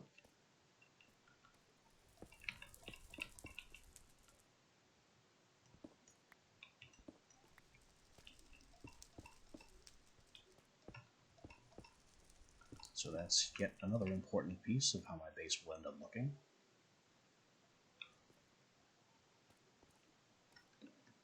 There's still a weirdly dark hole up here, but I'm not worried about that.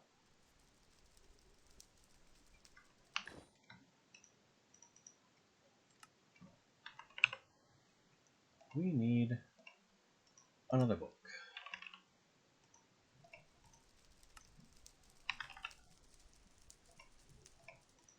And I'm going to have to go grinding squid again. Or something.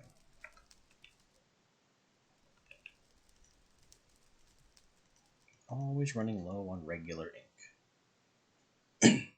How do squid farms work? That could be nice to know.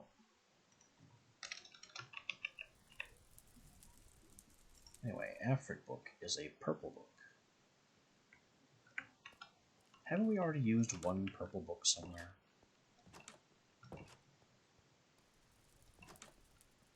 Yeah. We used Afric books in this room to summon the unbrowned Afrit so we could kill it and get the ingredient for red chalk.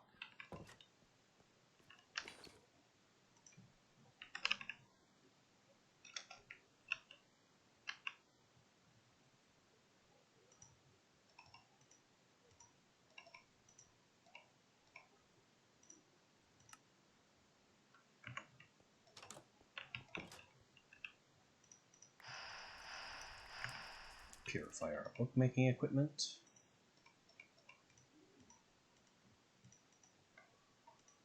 Make the Afrit book. Give it a name.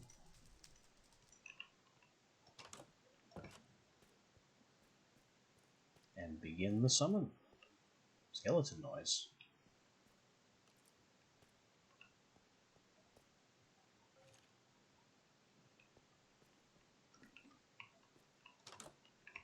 Is that skeleton outside, or is it in my walls somewhere? I'm going to assume outside. Or in some heretofore undiscovered tunnel.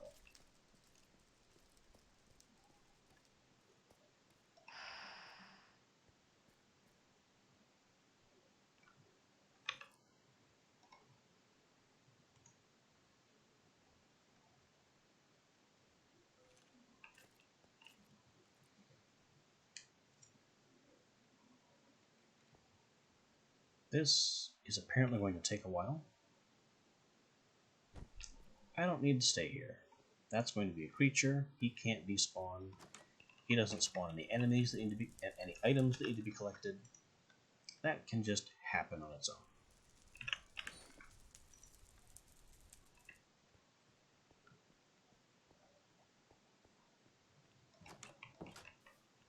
Well, the skeleton certainly isn't outside, unless it's under a tree.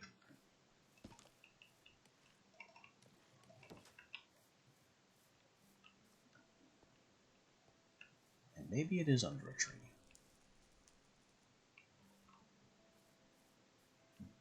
I don't see any lurking tree skeletons. Maybe that was him. Bone, arrow, that could have been him.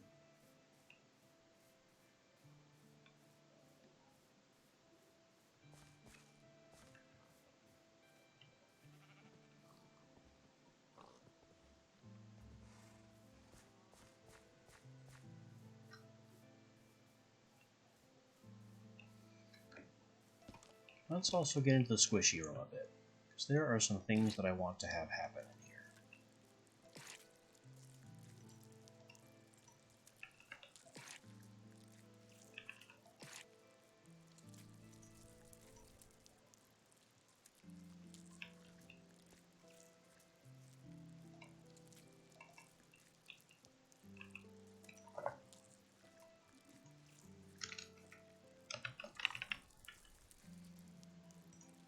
Gotta get this injector,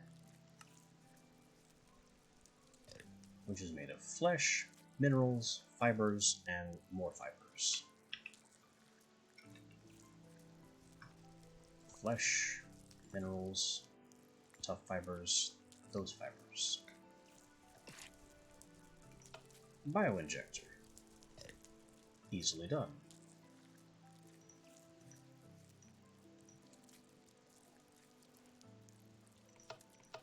How was that chest?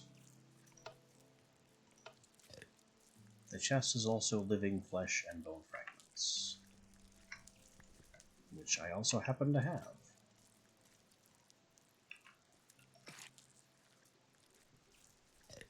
Squishy tooth chest.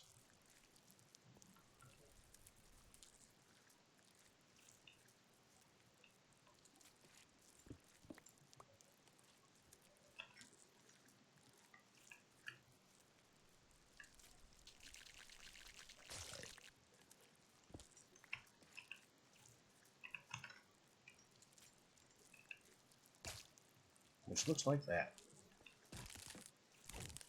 It's got teeth and a tongue and everything. Very wet aesthetic to this mod.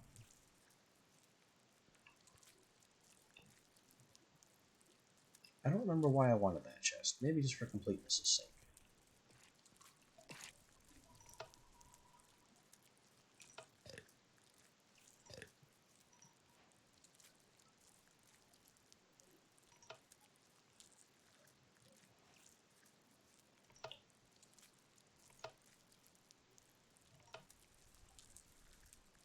Need 3 sharp claws and some living flesh to make the claw. Maybe I don't even want the claw. The claw doesn't do anything for me that I don't have it in other, easier ways.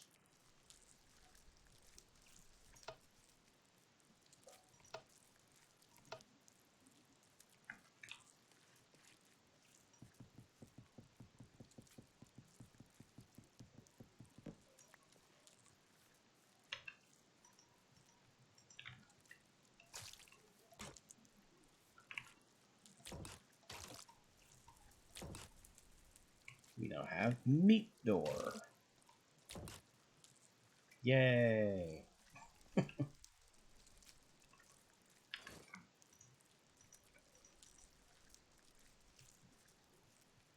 want to get to breeding stem.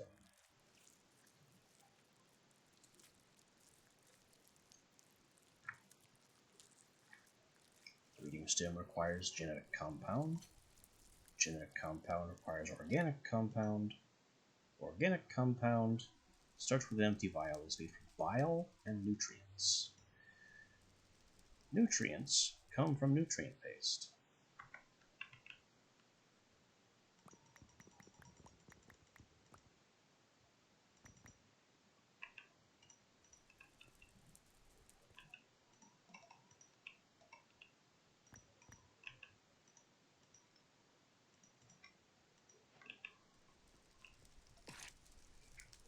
Bile, nutrients.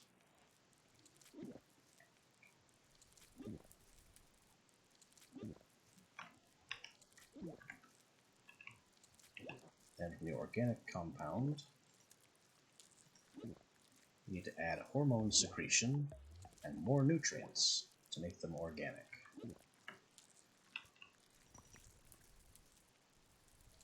I don't have nearly enough hormones.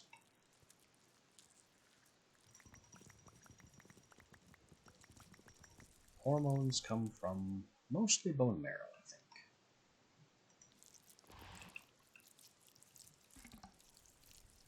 Yep, mostly bone marrow. Also from gas tears, but that's ludicrous. Who would do that?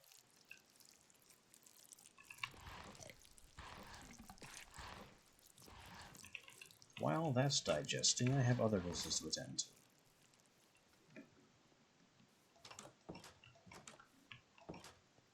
Literally while that's digesting. This bioinjector needs the anesthetic touch. Prevents the damage and aggro caused by injecting mobs with the injector. Mobs won't know who attacked them, and animals won't panic anymore. The breeding stimulant does not work without this.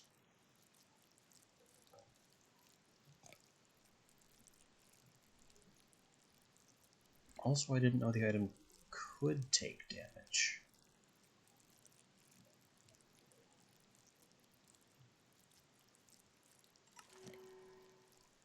whatever. It's got the touch now.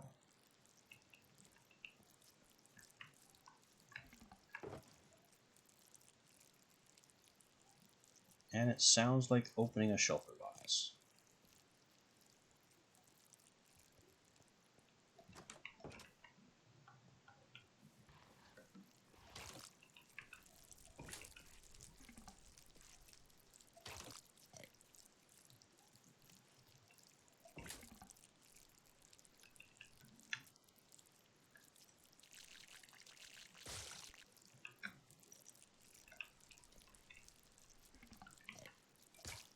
I'm actually going to put the door on that lock so I can get a pressure sensor.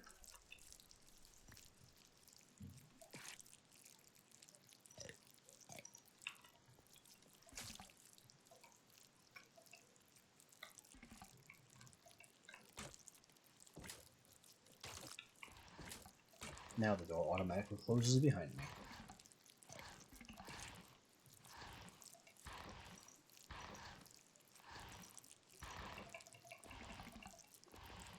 We've got 10 hormones and 10 nutrients to continue the experiment. Vials can go in chest.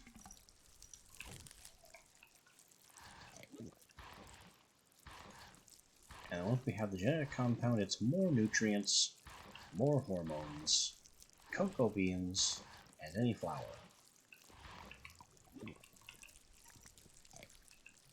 So 2 of these, 10 more of these, cocoa beans, which, you know, I just haven't harvested. Basically ever.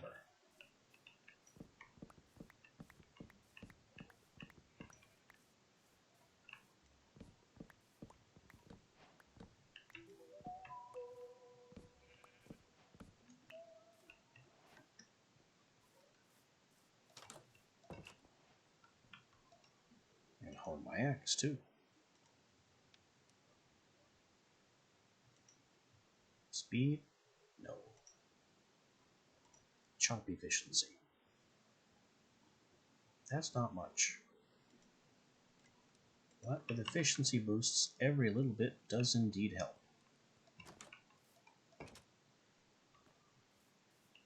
I should also grab my shovel off the repair bench here. I've been missing it.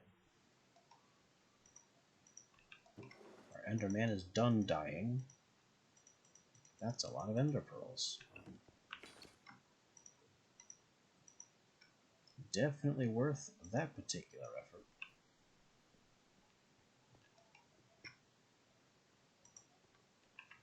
We'll also turn those Ender Tears into Gas Tears. It's the only thing they're good for.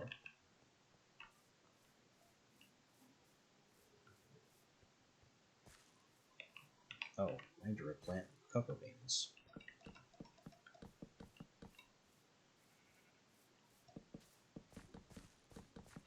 Bingo.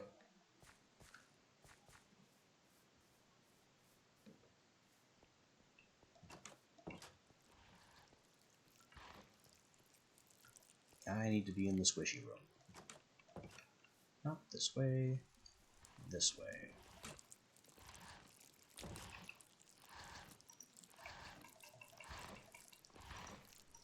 10 of that, 10 of that.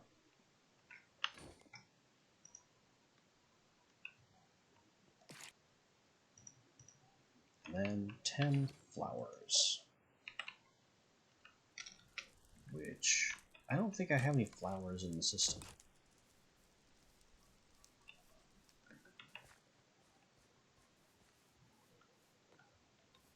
Pretty sure all my flowers have been converted to dye. No, I can use 10 lilies.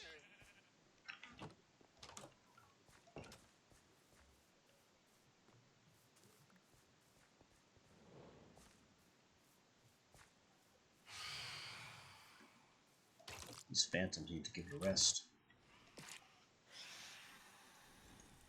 Input the reagents. The experiment resumes.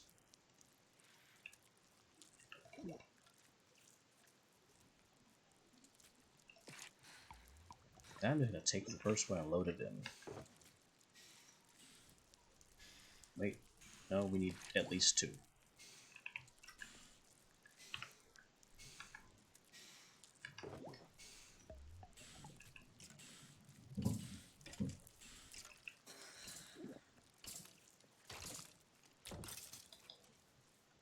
Alright, time for organic chemistry.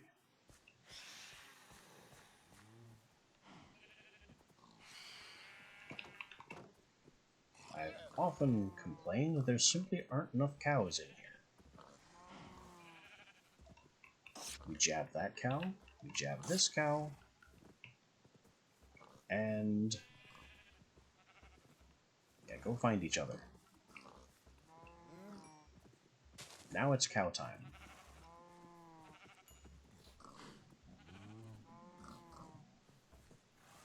That's it? 2 babies? Well, I suppose it's better than 1. Big expense for only 1 extra cow baby, though.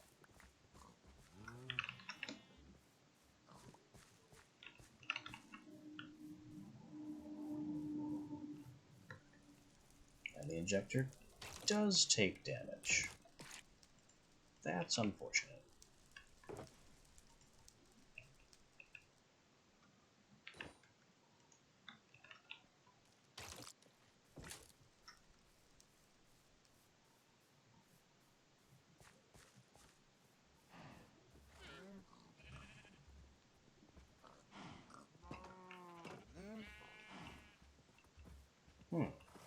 The interesting thing is, they're not on breeding cooldown. So I can just nudge these cows close to each other, and stab, and stab. More cows. 11 seconds of non-stop cow. 2, 3.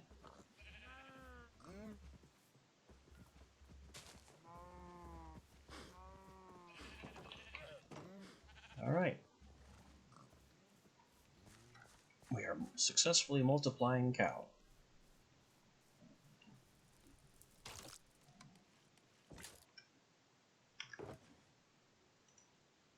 Let's do some other weird science.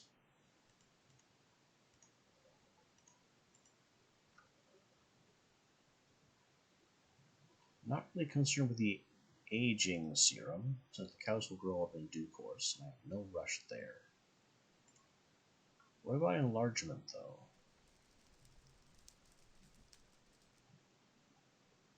What would be the fun of giant cows? Well, first we need genetic compounds. So, bile and nutrients.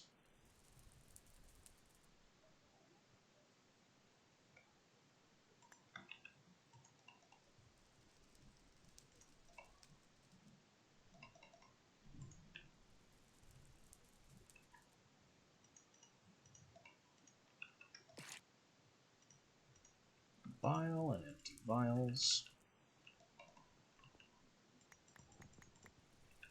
The nutrients of this many nutrients. Nope, I made slightly too many.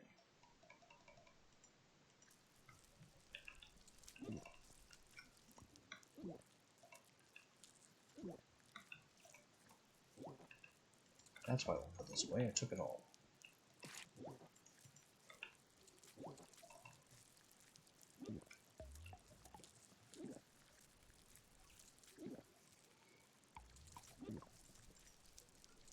So the enlargement is made with genetic compound. But it's also made with healing additive from organic compound. I just don't have the bile for that. Or the regenerative fluid.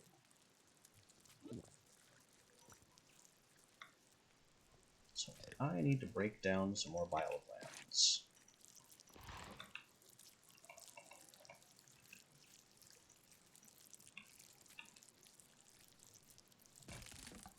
guess we'll come back to this later.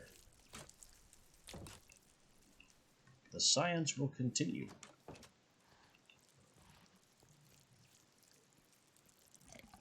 In the meantime,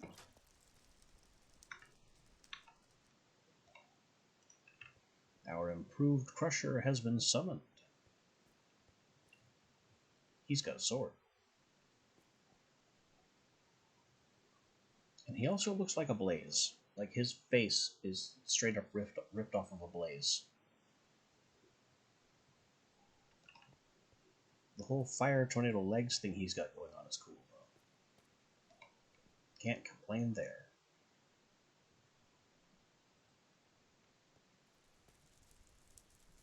Alright, so this blue Robin Williams, Will Smith looking ass has got to go. Don't need him anymore. The transporter is now depositing with you. So his assignment has changed. Take the Isium, give it to your new friend, and we'll get some crushing going.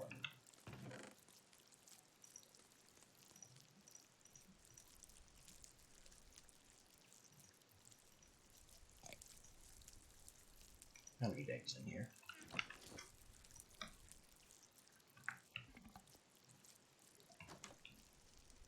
Are you already done?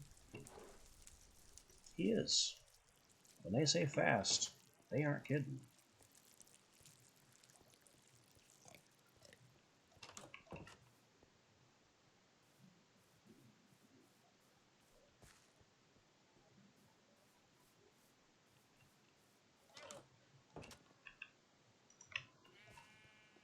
I'll cook that Isium because we'll need it later. I'm cooking it in here in the vain hope that it will double. I don't think it will. But there's no harm in trying, and I don't need it anytime soon.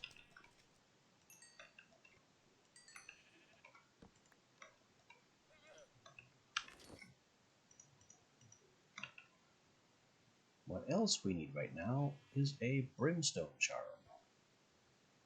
Or 4.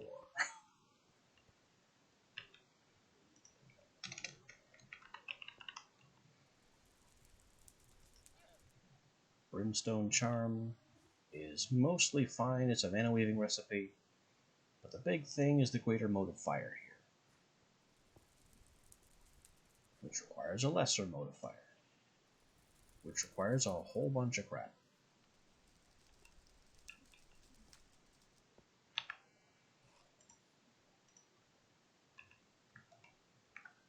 Fortunately, the whole bunch of crap is not in this pouch anymore.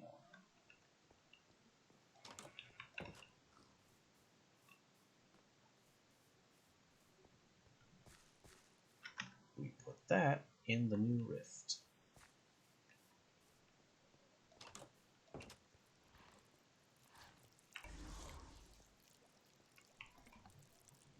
Netherrack, blaze powder, glowstone dust.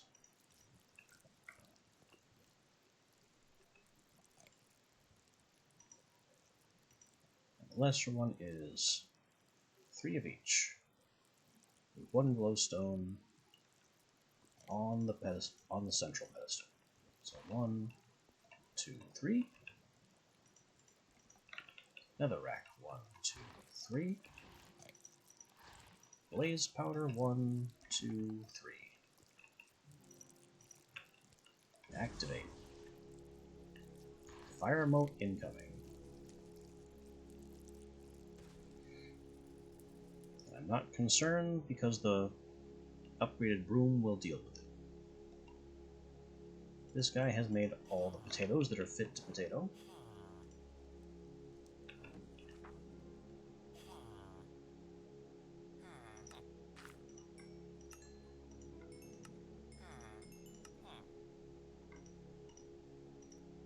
Don't know what to do about all these poison potatoes.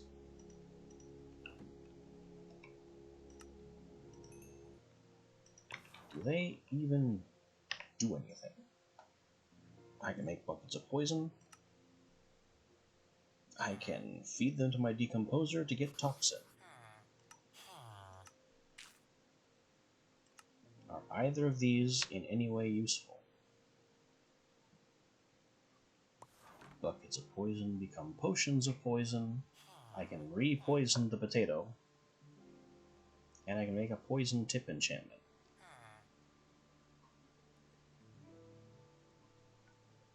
Not really interested. How about the toxin extract? It goes into potions of poison.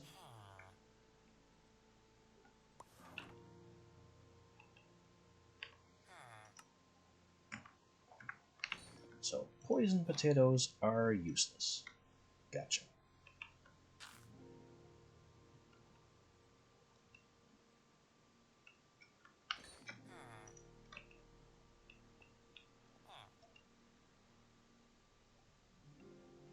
I could buy some more rune plates. Or I was going to buy that spell. And some weaver's pouches wouldn't go on this either. Let's get some M&A transmuted silver.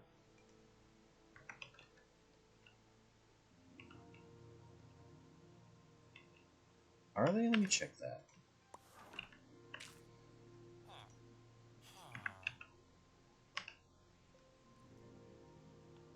I don't think they're good for composting. There would be a composting tab here. Does potatoes have a compostable tab? Poisoned potatoes do not. You can't even compost them.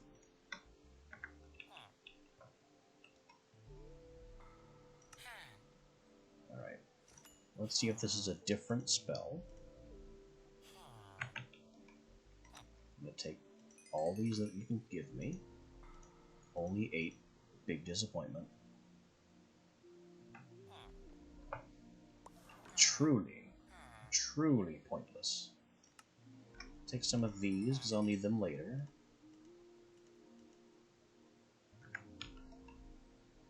And then I'll just grab some of these weaver's pouches.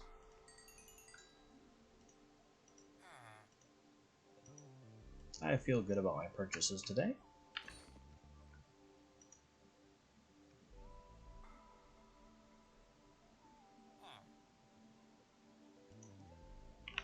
Actually, oh, well, they do go there. Put the silver back. Open the weaver's pouches. Put all these bottles away.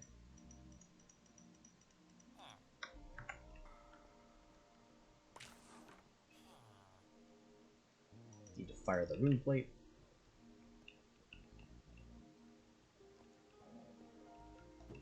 But mostly I just want some more of these. Oof.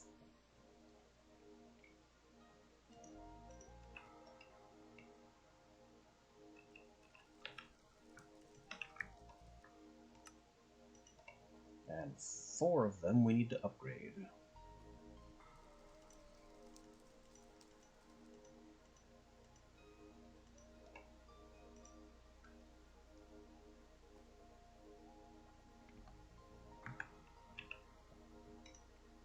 Can I afford to do that?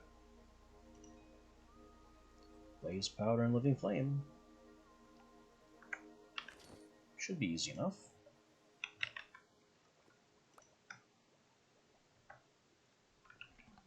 One, two.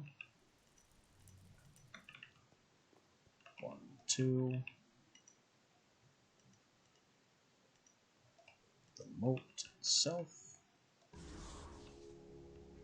And we'll worry about that later when it finishes.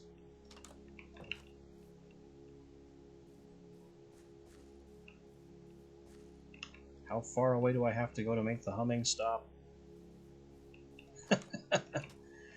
I like the whole ohm quality of that crafting noise, but it's very weird that it's a global sound.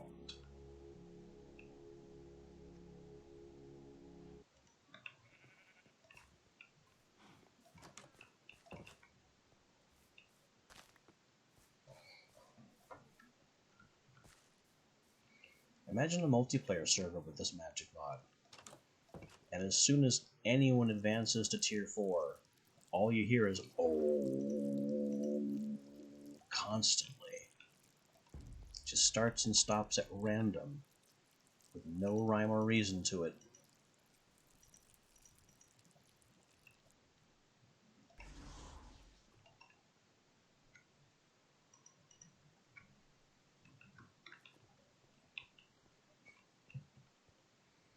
You just hanging out at home, doing a farm, and out of blue nowhere, oh.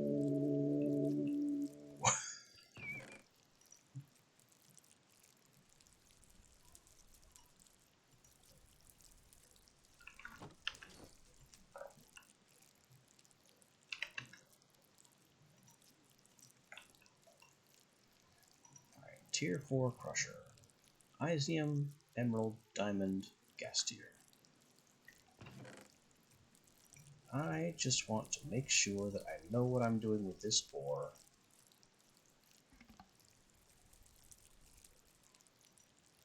So I'm going to put those ingredients around here.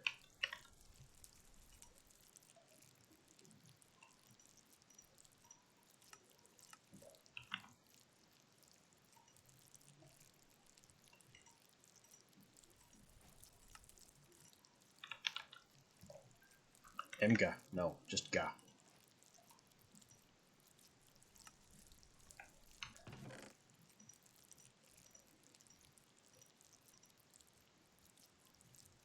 And this is not even a purple book. This is the next level of book. This is a Merid book. What is that made from?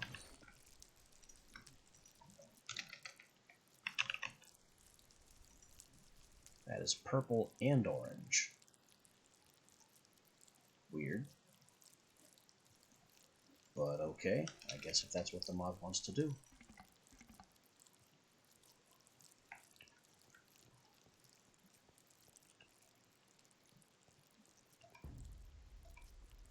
Poof out another greater moat.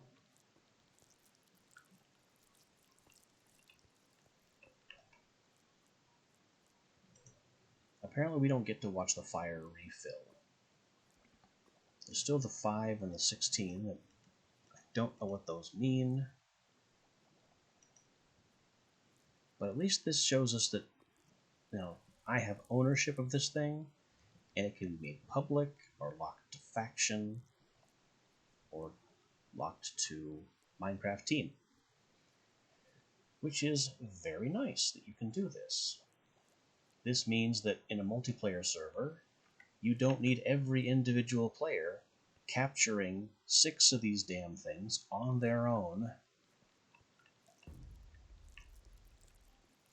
What a waste of everyone's time and effort that would be.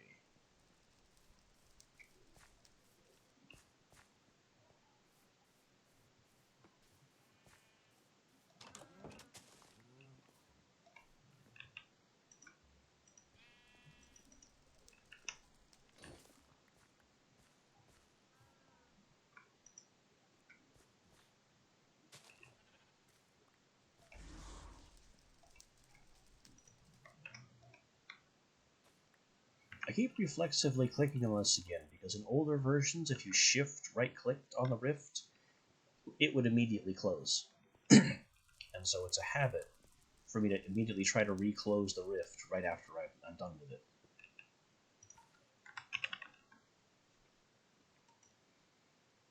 Anyway, we've arrived at the great moment of crafting the brimstone charms.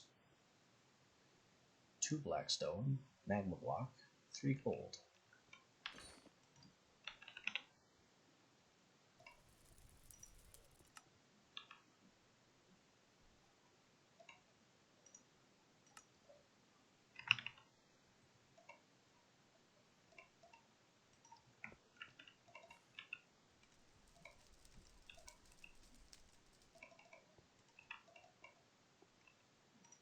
And the greater moat. And of course, my wand. Circle, triangle, circle, triangle.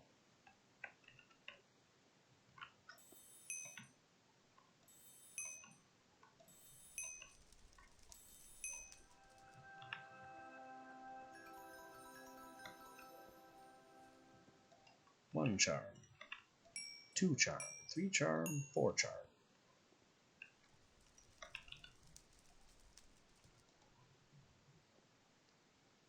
And all we're doing with them is upgrading our forges. This one especially needs to be faster. Boom. Now it's spoopy, black and gold. This one's faster. This one's faster.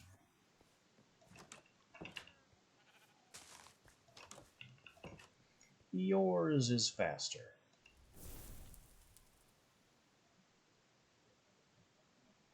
I could make it even faster with Chimerite crystals, but I don't see the need. It's in kind of a cramped place, and I don't want to have to move his stuff around to make room for it. I just don't wanna. He's fine.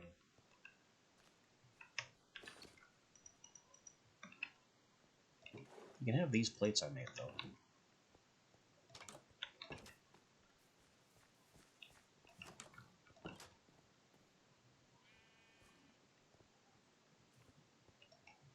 Okay, more goals. That high complexity spell. This one. Let's see. Chain, flower, spectral arrow, leads, iron bars. I've got most of this stuff. I need more pufferfish. That's...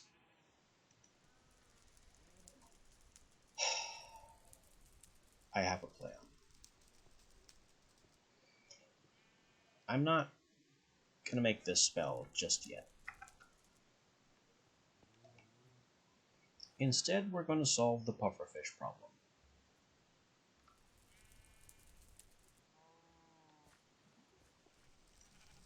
With a fishing arm.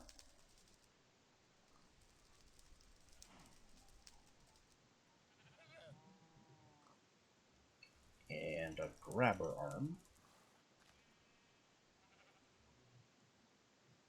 Does it need a storage torso? Not really.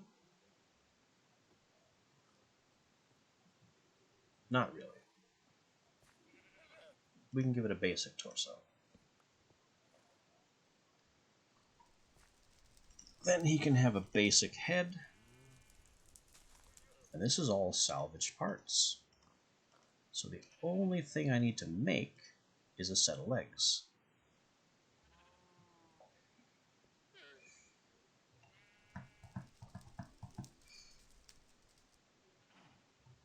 However, this doesn't advance our goals. Yeah, I've got the spell over here that I need to craft, and the spell recipe includes more pufferfish. I don't know why pufferfish are required for practically every spell I try to make these days.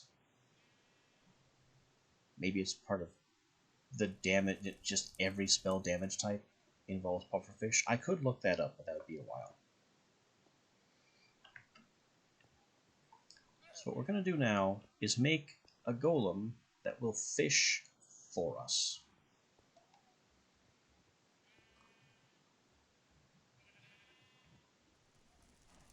The trouble with this is that one of our goals is to make a construct with at least 3 obsidian parts. Now, while I have most of the parts I need all conveniently made of gold, they're not obsidian.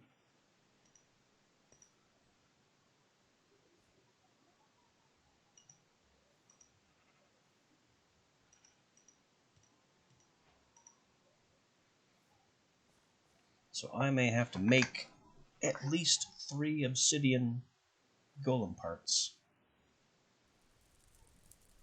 just to get this guy fishing ready.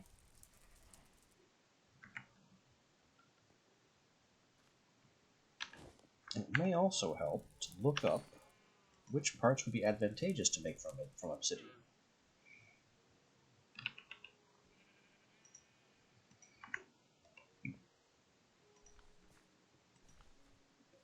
So, command fishing.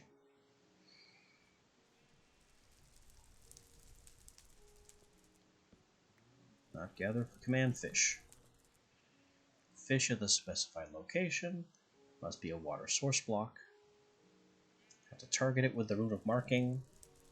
Basically by cheating. Because you can't just use a rune on a water block because it's a transparent block. Needs a fishing rod arm. Whatever it catches will be dropped nearby. So we'll also need a grabber arm so we can collect these things.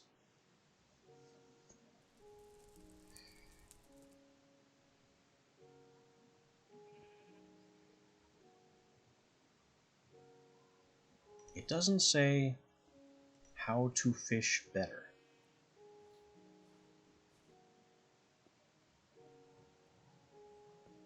Maybe the fishing rod arm allows it to catch fish and other items. That's all it says.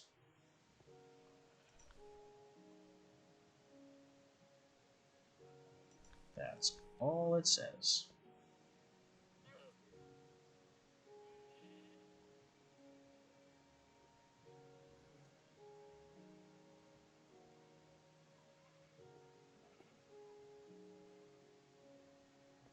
Looks simple enough, though. Except, of course, for the construct frame parts, where they have to be made with superheated purified Aventium, which I did not code our golem friend to be able to deal with.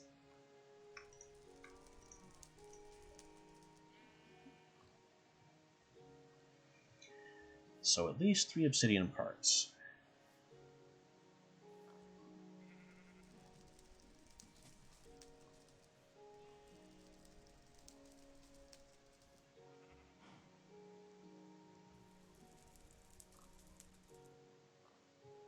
I think he can have gold arms. And we'll give him obsidian head, torso, and legs.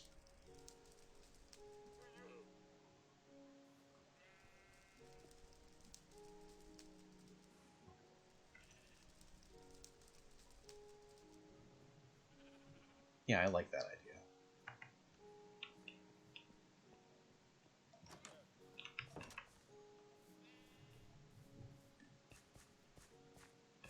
So we'll fishing left arm, grab a right arm, stick those on the gantry.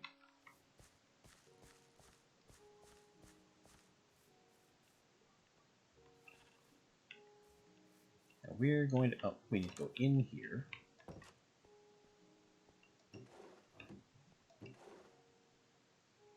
And we're going to need more frame pattern rod.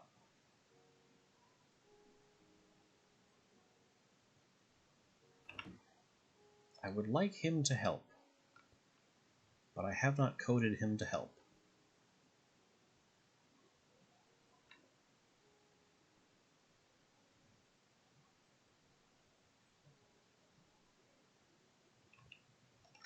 I think I can fix that.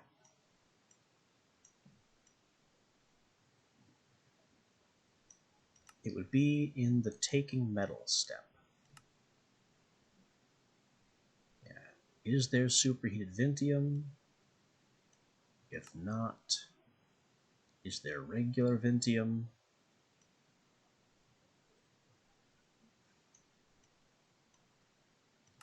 Yeah.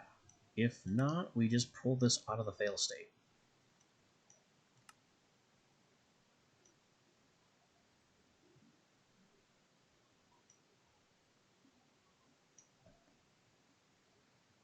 I think this can be modified.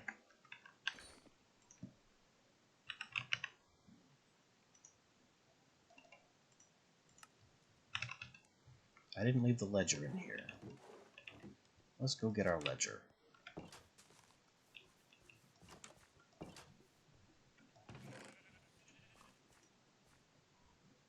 And don't need the bell, he's already properly set.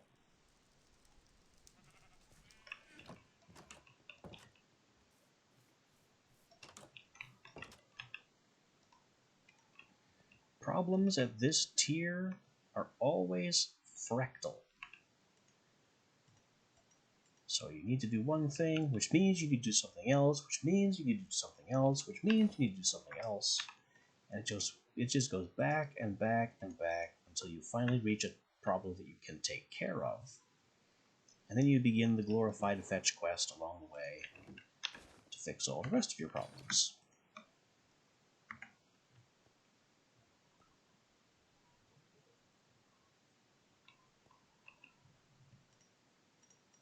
Alright, so first thing.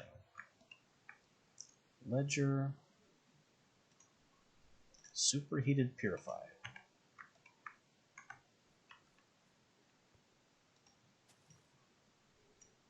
Alright, so if there's no superheated Ventium and no Ventium,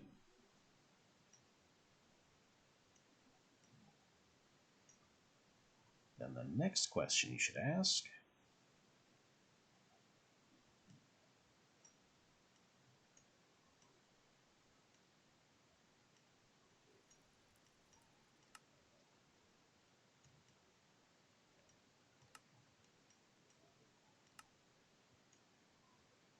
is there superheated purified in the stock barrel?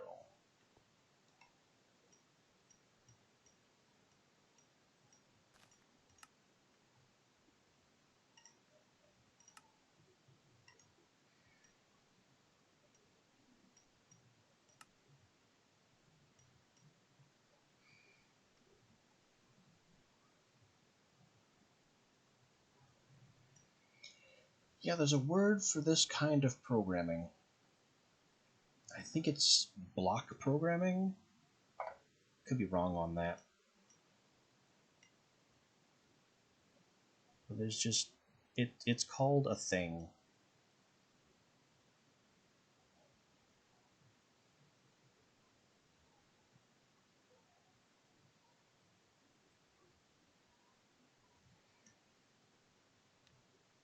Alright, so if there's superheated purified, that the real irritation is that you need to take and click and drag the instructions out of the instruction register on the left here. But if one of these blocks is underneath off screen, like this here, if it's underneath where the instruction is that I need, then you can't click and drag it out. I need to have empty space underneath the instruction that I need to be able to drag it out.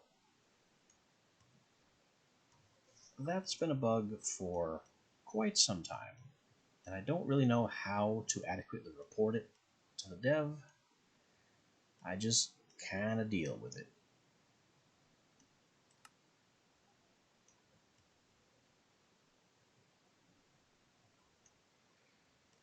Alright, so if you have superheated purified in the stock barrel,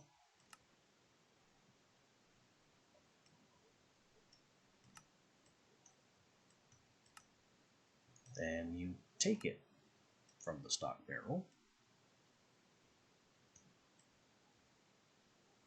and we'll just say you put it on the anvil up here because it's functionally the same instruction.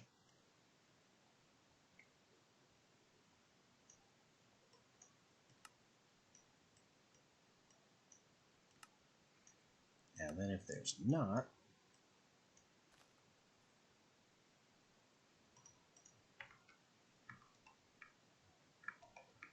then is there regular purified in the stock barrel? And that's here. Regular purified in the stock barrel.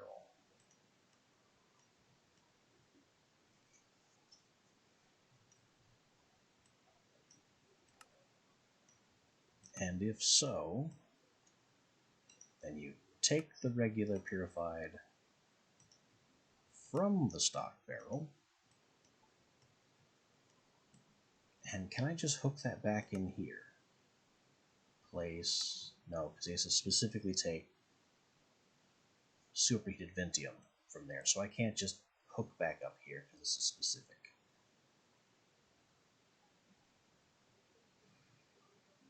Unless I do some ledger shenanigans.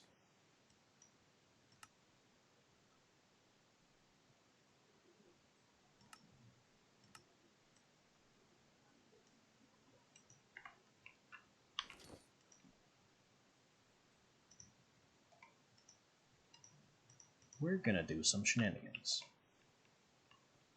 Also, that's really fast. I can definitely reduce his wait timer for that.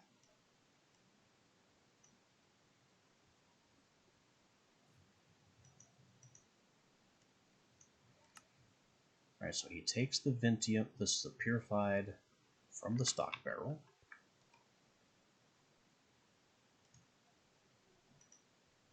Superheated purified, superheated Vintium. Both of these in here.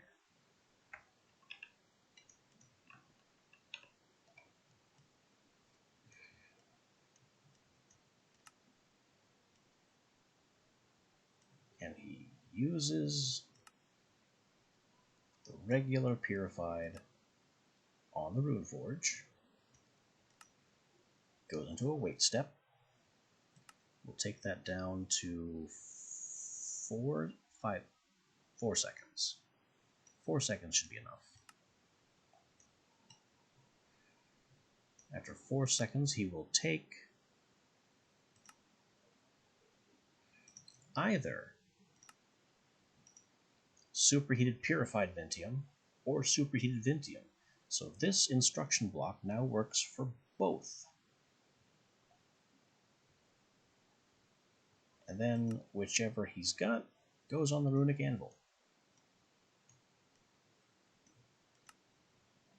And then if there's neither superheated purified nor regular purified, then we go back to the failure state and turn your lever off.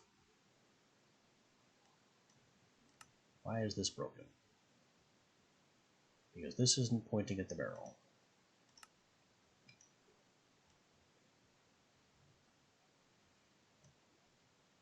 Oh, we can zoom out. That's our program. This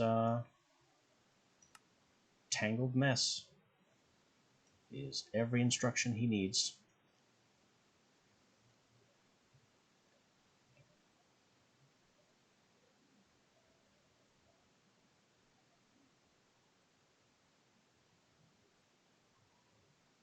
There's a total of 34 instructions there, which is 4 more than his little golem brain can handle. But this is fine, because it is impossible for him to hit 30 or more in a single run-through.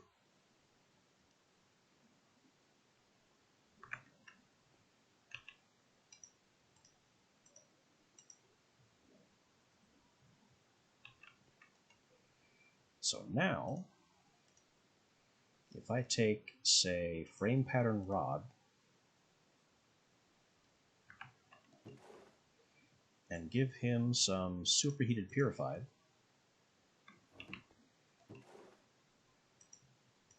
and this frame pattern rod here,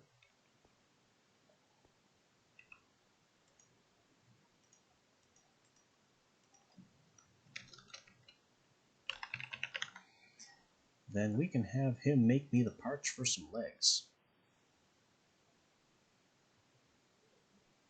And I do want the ender legs, because fishermen, especially fishermen, have to be near the water, and obsidian golem is heavy, so we'll give him ender legs so he can short distance teleport himself out of the water. I would do that with rocket legs instead, but I've seen that fail.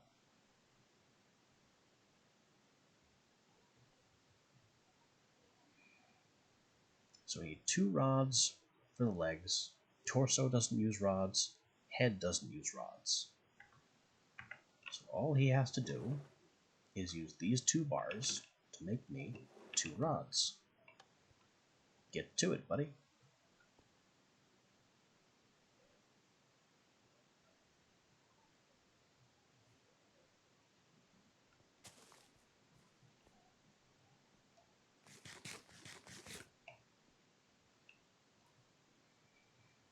After the rods, we will need one hip,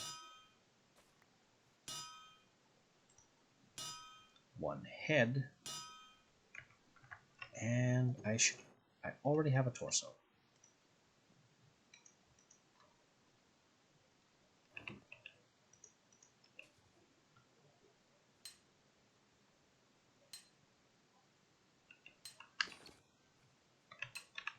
And the whole reason I rewrote the program was because I did not want to have to rechip that template. Our template here was one craft away from breaking, and I didn't want to have to make a second one.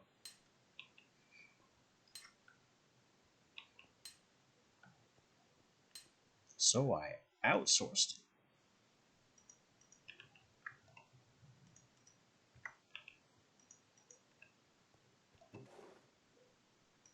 I'll put the ledger here. Realistically, this is where I'm most likely to use it. Or, actually, no. I'll put it in here, and I won't forget about it.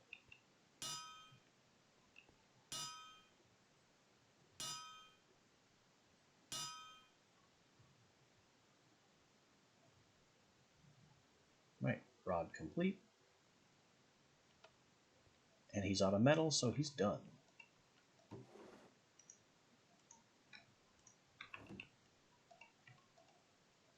Now we need a hip.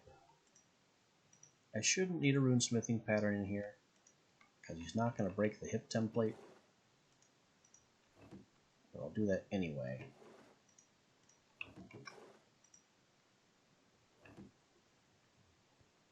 Just to be a good programmer.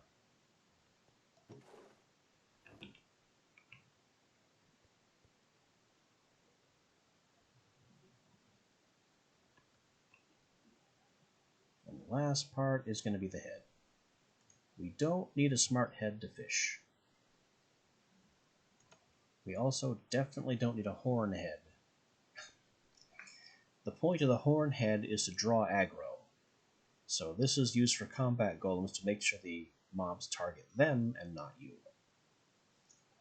If you want an army of knife-handed golems following you around, this is the head to use. We only need a basic head. Although I also need a motive ender. Also, why did you not do this?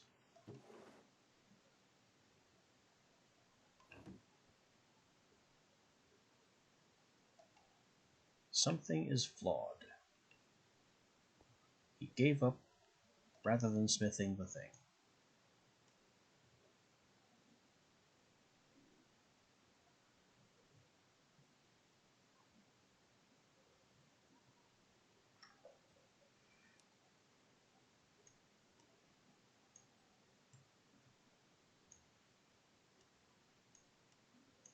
I don't know why.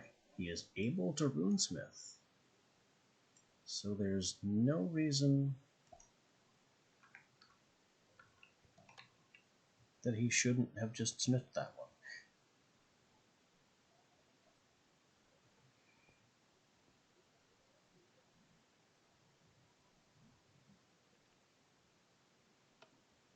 one. Oh.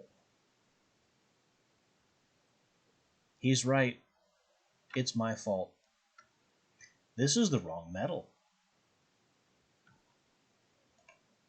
This is superheated Vintium.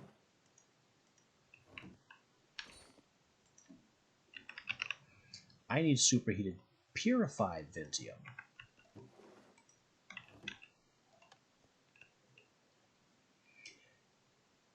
My golem can troubleshoot itself.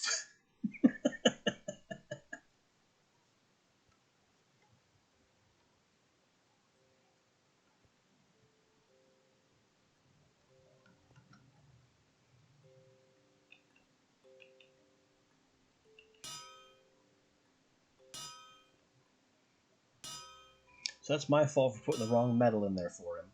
I've also never done this modification before, so I'm hardly surprised that an error was made. And I'm hardly surprised that the error was my fault.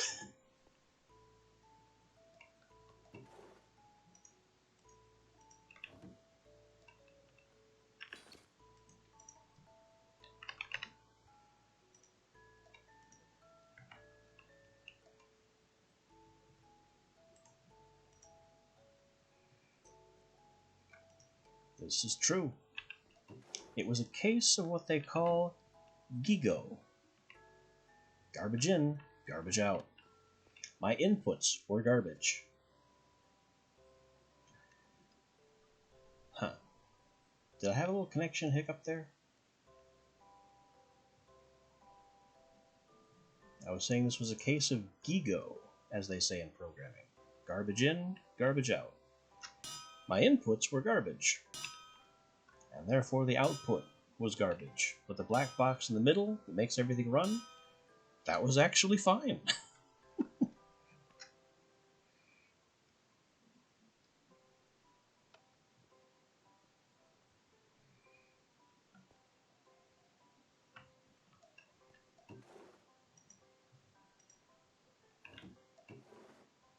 Alright, now we have all the little golem frame parts that we need.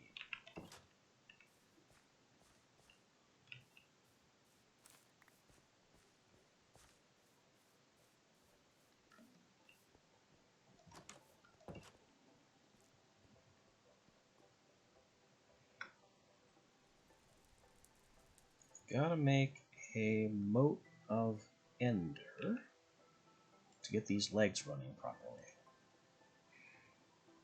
That's the glass, the glow lichen, and a gourd. Gourd, glass, glow lichen.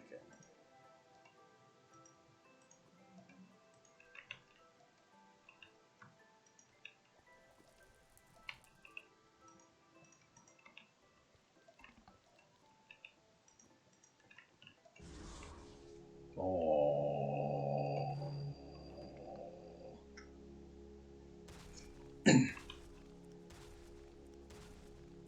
The dread and deep humming.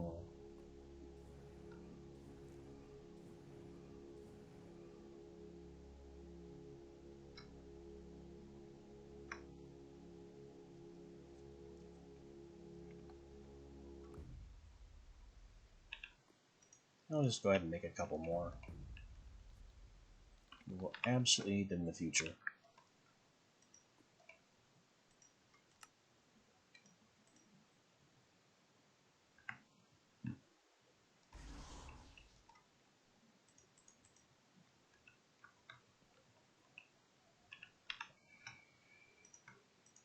And now we need a lot more base echo crafting. Because we have to make the torso, the head, and the legs. The legs require this mode of ender, and every other part is just 2 Ventium, 3 Obsidian. 2 Ventium, 3 Obsidian. Oh, 3 Obsidian, no Ventium.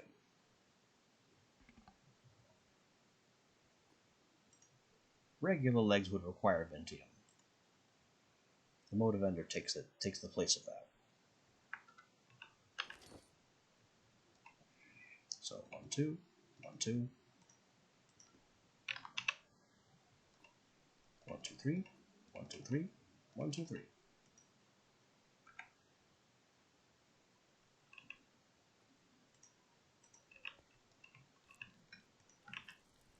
Hips, 2 leg parts, the mode of ender, 1, 2, 3 Obsidian. Make dem legs.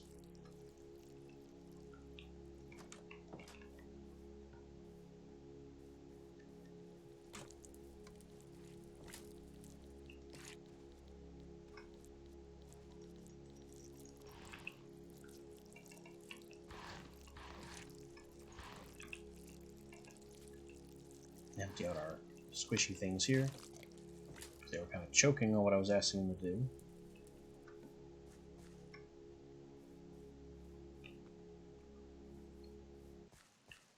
Silence. The legs must be done.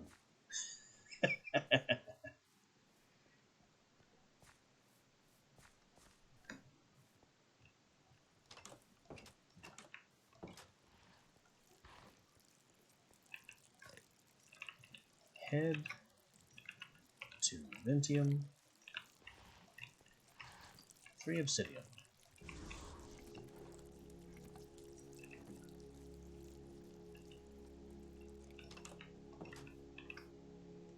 Let's run these legs out to the gantry. They are weird and alien and pointy and spidery, but that's what we have to work with.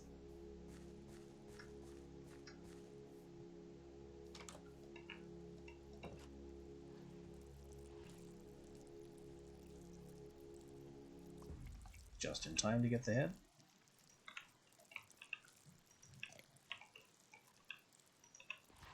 More obsidian for the new torso.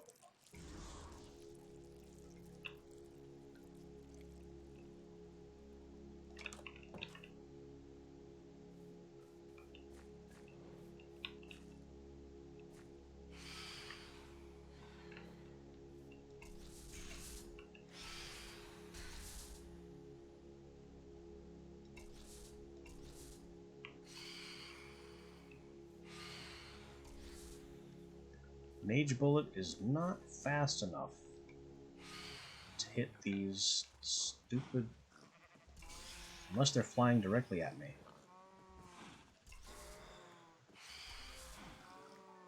Ah, radius has become road. Perfect. That's one of the things this spell was designed to do.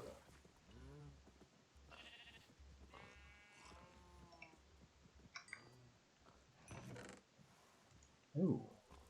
And look at our stock now on sugarcane, on wheat, on netherwort, even on pumpkins and things. Too much seeds, though.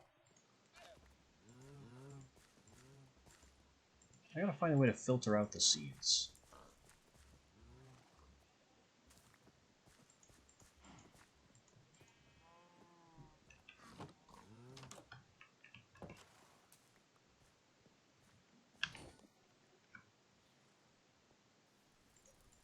I could maybe have him compost the seeds, but I don't know if I can get that out of this. Yeah, this instruction set doesn't have use block on item. So I can't, so even with his smarter head, I can't make him compost.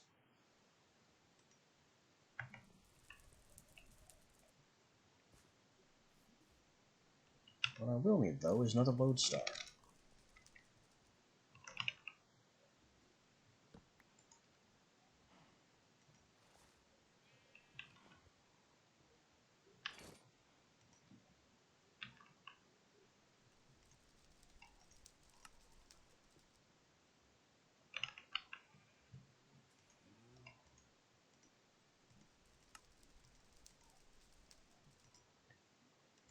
Patterning prism. Make the lodestar. Oops. Make the lodestar. Take the lodestar. Now I have another one of these to put the fishing program in. Where is that going to go? In here somewhere, I think. I can just put it right here. That'd be fine.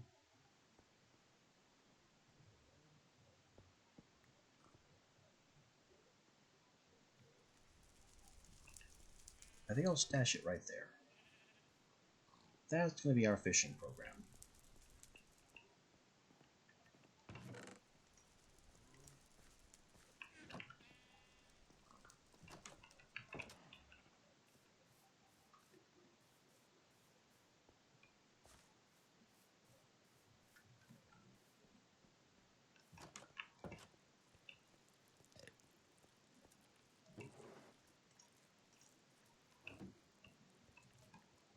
this book, because this is my golem finalizing wrench.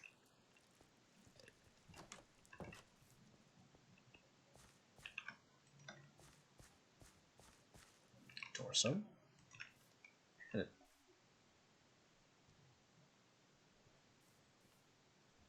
He's gonna look monstrous. Also, there's an imp over there. That's a green imp. We have an elite imp.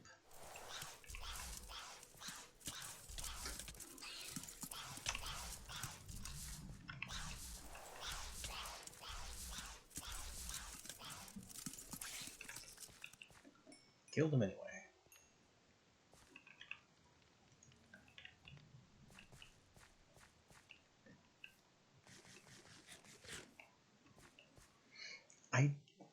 I remember those from Thaumcraft as well. I don't think golems have accessories in this mod.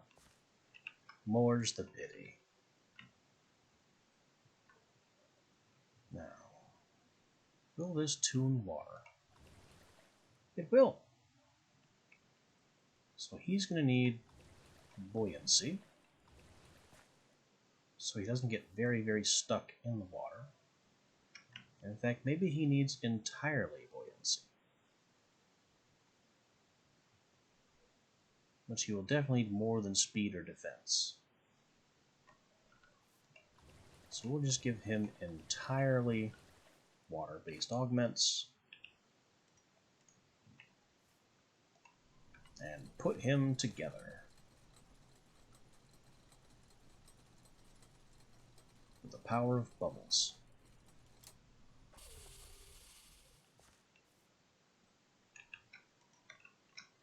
Welcome, welcome.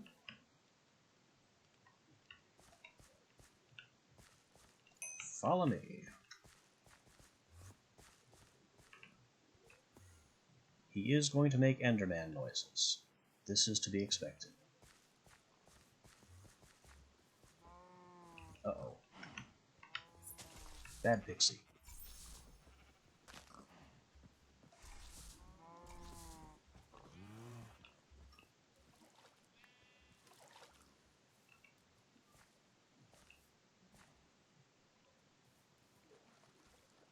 He seems to do alright in water, though I don't know about the whole crawling swimming animation. That's a little strange.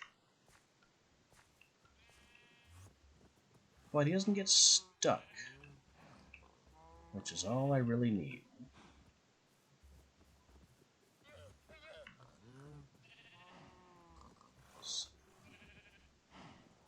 There's also this wear item as hat instruction. I don't know how to trigger that.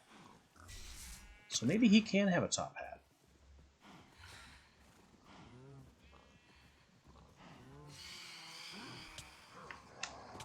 Oh boy. Do not kill him. I need him.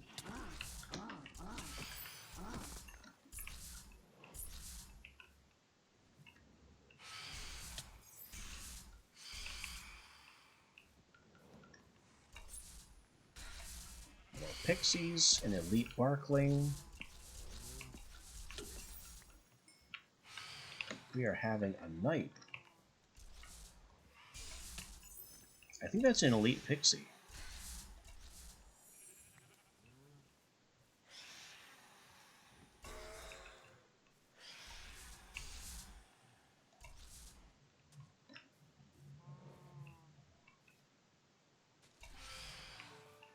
Arcane damage is now wrote. Excellent. I don't think I need Mage Bullet anymore, technically. Of course, when talking about combat spells, need is an interesting measure.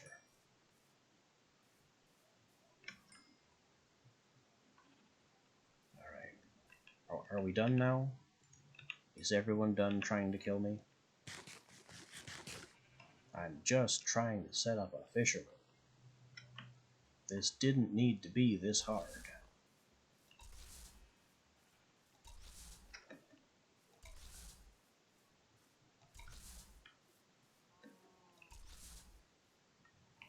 Nope, we are not done.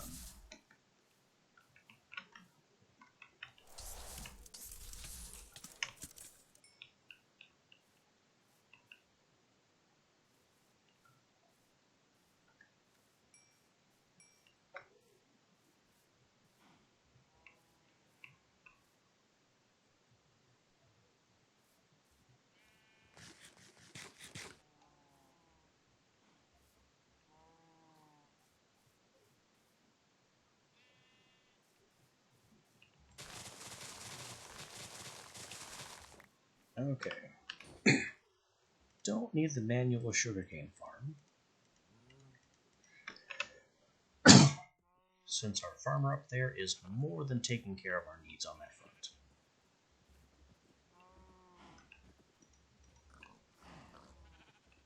Going to need a deposit chest.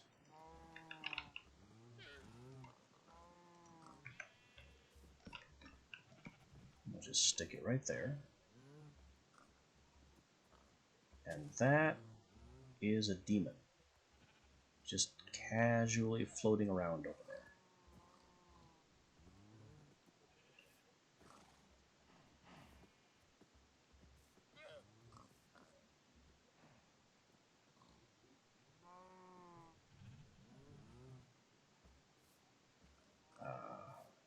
Well, regardless of that demon, I think this is all we can do from here. I have to go write his program now.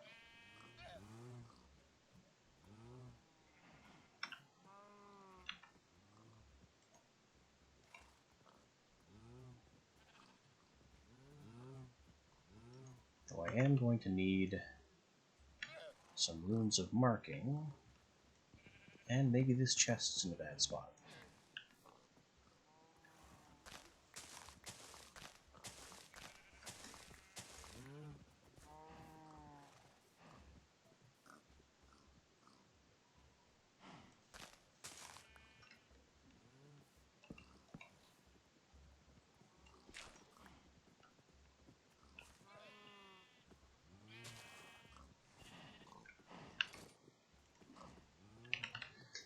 While this is true, I am busy.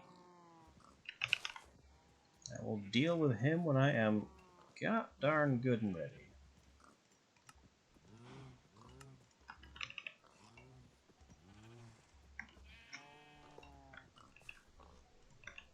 So here's what we're going to do. Fisherman will use this as his deposit, and it'll hopper into the chest.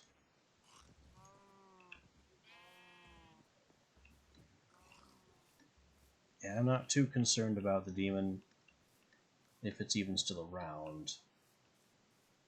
The flying ones don't do much damage. It's mostly the sneaking up on you and imposing debuffs that's a problem. But I don't see him anymore. He must have despawned.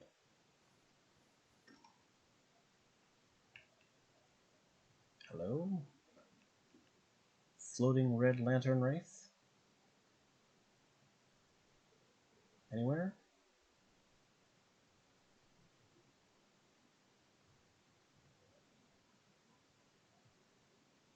Nope. He looks pretty gone to me.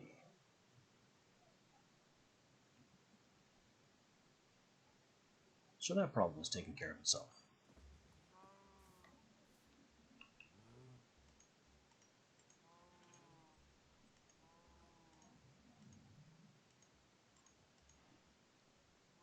So that's the deposit barrel.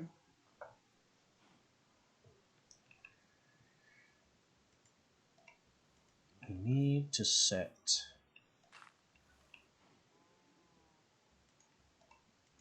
his fishing target.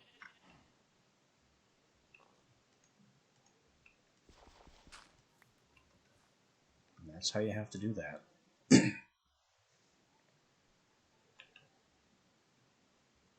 His standing area.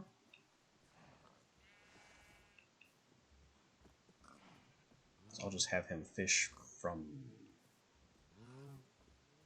here. He can stand there and fish.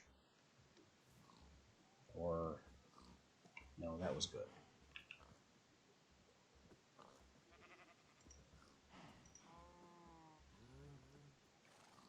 So he stands on the grass block and fishes in the dirt.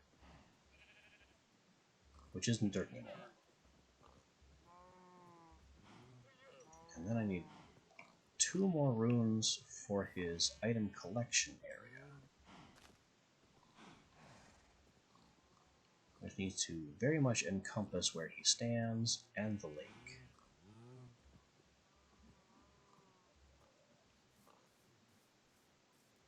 we're going to start from this low corner here.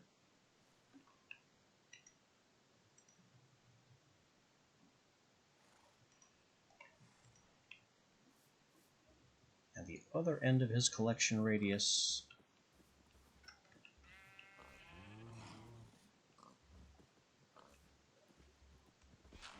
will be in here.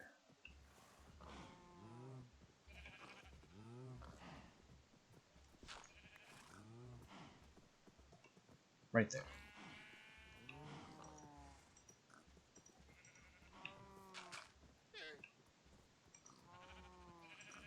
And that should be all the positions we need to memorize to write this.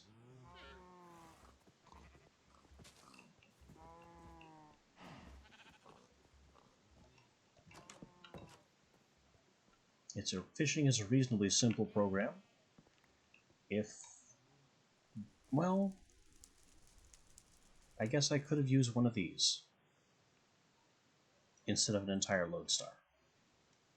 Because the fish instruction is right there. The gather items instruction is right here. Place item into container. I don't need a whole lodestar. So I guess I will happily grab this.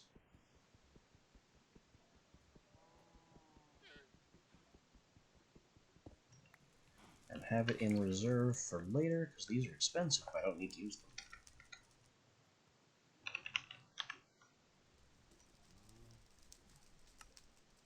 Instead, we just need vellum and a table.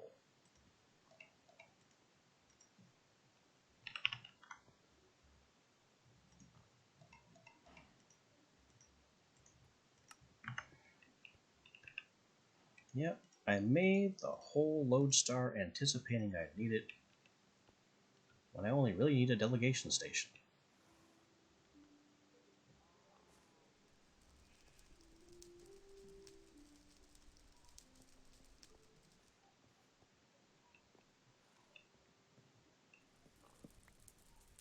Perfect. Sneak it right back here. Well, that's not so much sneaking, is it? Okay.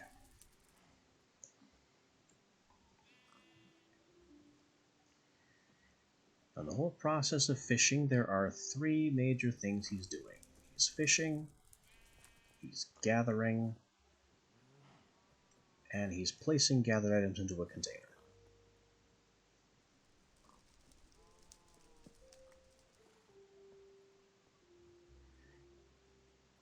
And as with all programs, because they are stupid and can only handle up to 8 instructions, or less if it's a straw head,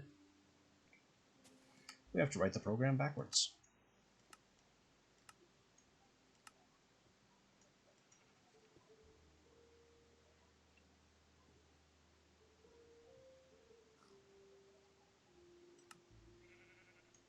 So first thing is to deposit any items he's carrying into the barrel.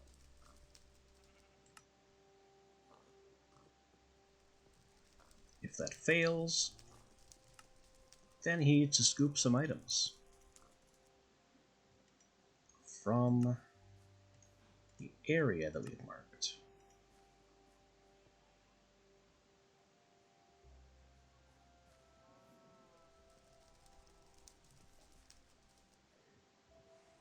And if there are no items to scoop, then he needs to fish and make some items to scoop.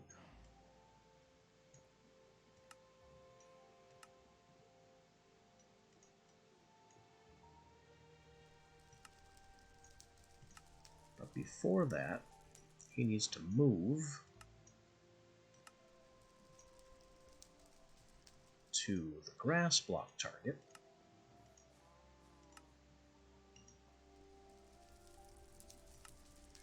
pass or fail, just because I don't think you can fail move, but I didn't think you could fail use item on block either. And he will fish at this dirt block, which is actually a water block.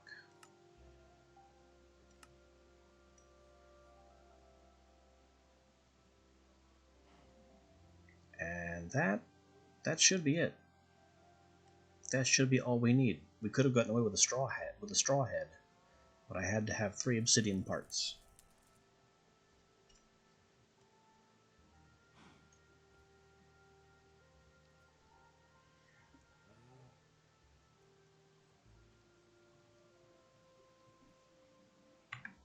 So the last step was to tell him to interact with the instruction set. And that should get him going.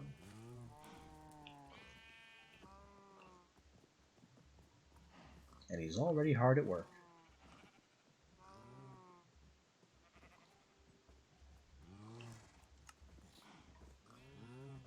I'm going to take off my greed ring so I don't interfere with him.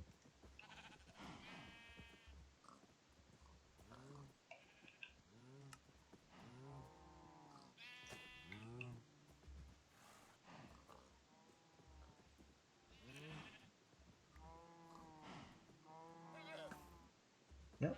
He fish. He put it in barrel. It go to chest. All is working as it should be.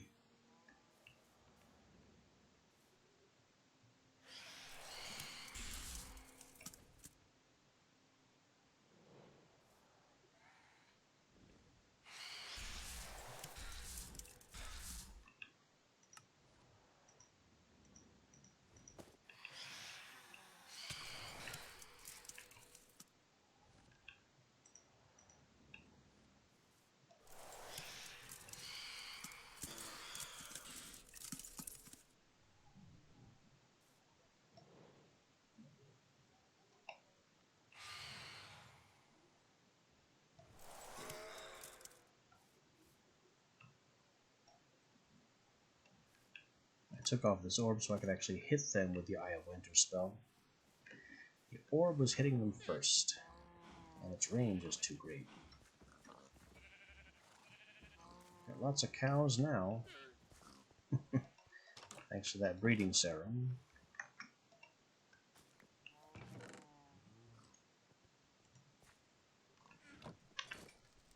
I got dirt and phantom membranes.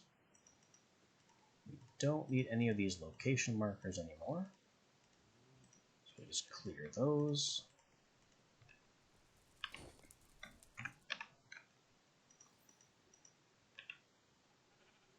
I just heard a pixie cast a spell. There it is.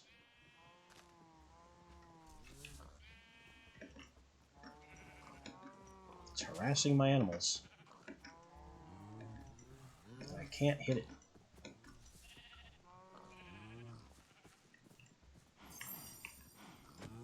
There we go.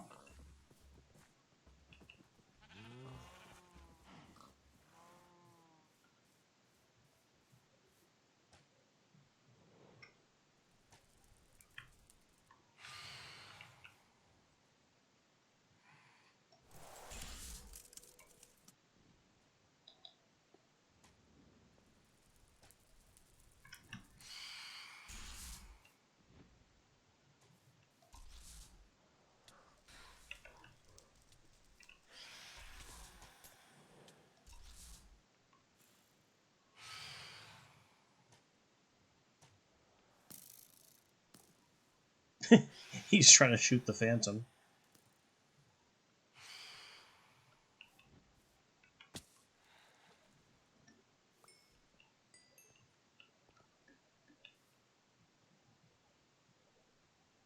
Did he get it? I don't see the phantom anymore. Oh boy, barklings.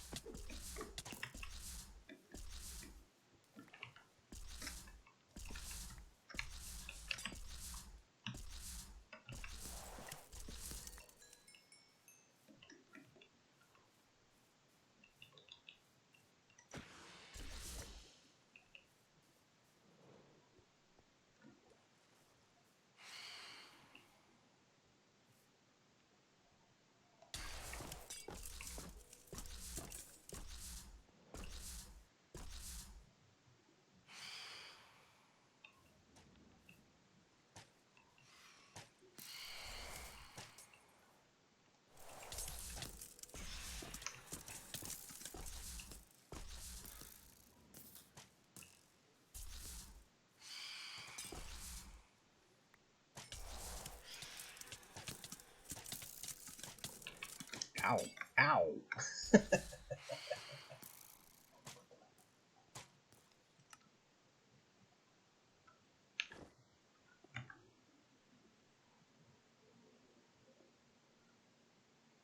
This is true.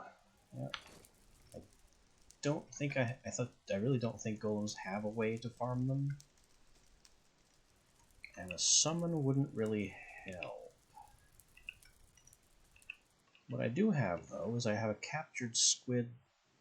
I don't have a captured squid. I was going to capture a squid for the mob cooker.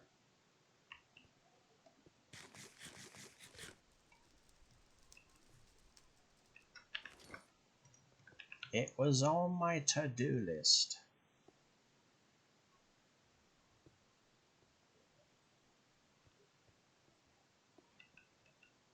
But I keep getting distracted with other things.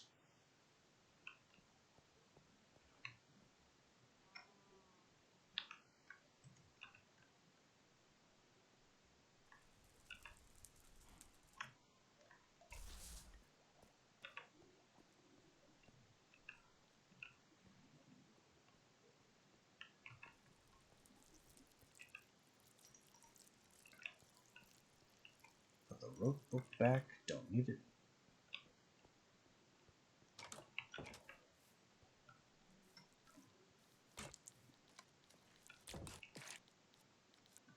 Our squishy things are making noises they shouldn't be. I have too many elastic fibers again. Oh, that's what I was doing with all the spare seeds. I was feeding to a digester. They do have a use.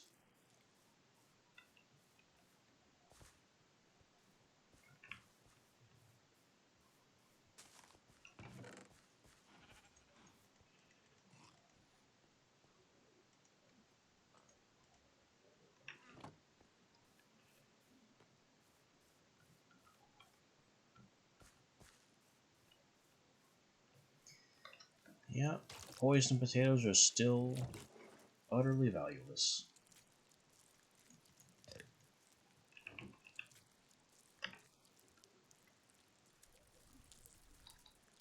What can I do with these fibers? Because there's so many of them. Adult membrane. Yeah, I can make blocks to separate babies from adults, but I don't really need that. Decorative flesh blocks, leather. Haven't had leather problems in a while. Vial holder is an idea.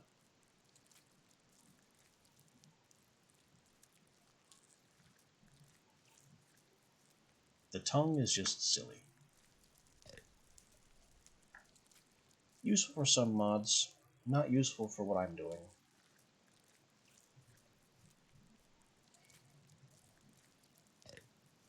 Bio-lantern. String. You know, I think I am kind of low on string. And it would be a use for all this elastic fiber.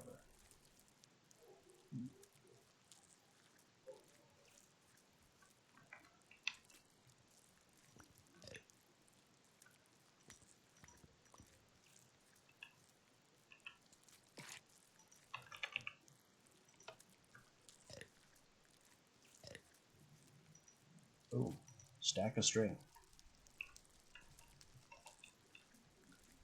Boy, I wanted to do that, to use that recipe forever.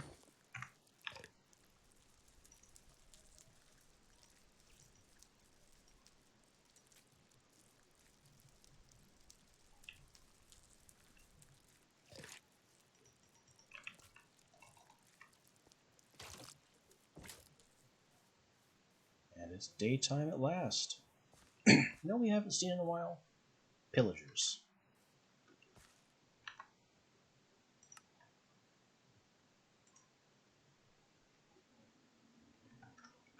They just haven't shown up in a... Hello! Okay then. Enderman directly in my face for a split second.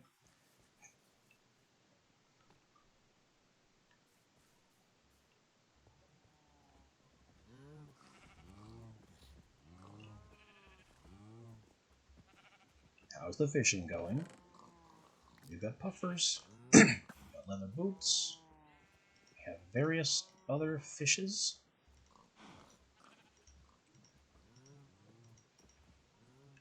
This seems to be proceeding apace.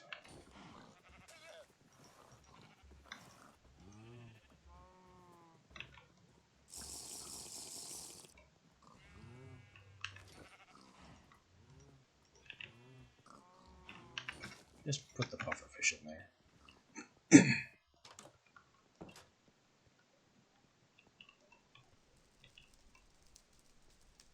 A piece of vellum. Describe the spell onto. Alright, how we doing? Chain, puffer, desert nova, spectral arrow, I made spares. Lead, we have plenty. Iron bars, pretty sure iron bars. Yep, iron bars. Slime ball, crossbow, daylight detector. Slime ball, check. Crossbow, nope. Daylight detector, nope.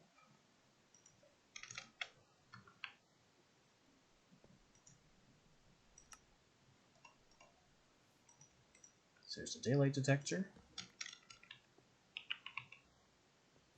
Crossbow. We don't have the trip hooks for. So I'll just make a small stock of trip hooks. A couple of crossbows. What's next? Arrow, string, white glyph I definitely don't have. Yellow glyph. Yeah, I don't have colored glyphs just on call.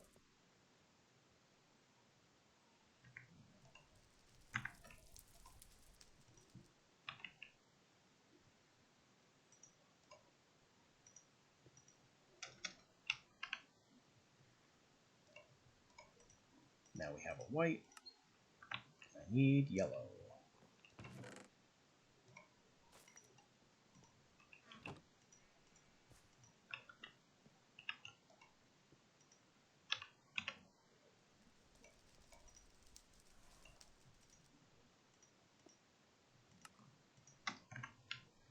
Alright, that's white and yellow glyphs. Tarmaru is fine, glowstone is fine. Brewing stand. I have one. Chimerite, a water rune, and an earth rune. And then a bow and a blue glyph. Don't have any bows.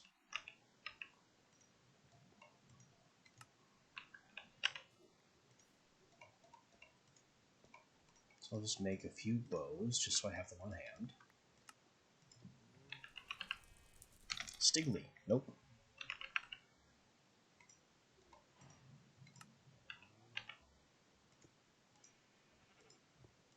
There's my blue glyph.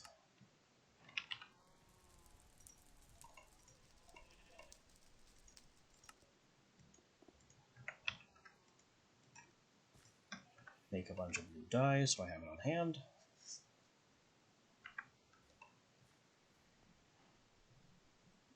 We made spare trip hooks. We have redstone and diamonds. So it's the water rune and the earth rune.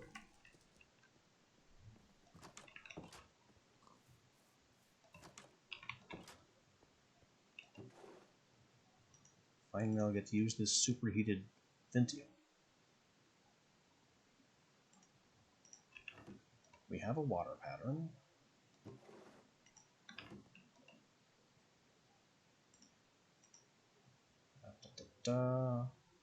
Rune pattern of water.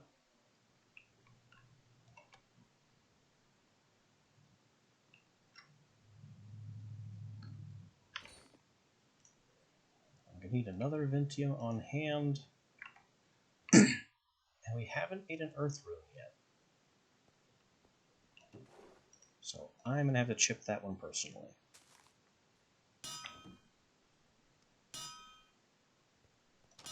And also charcoal it.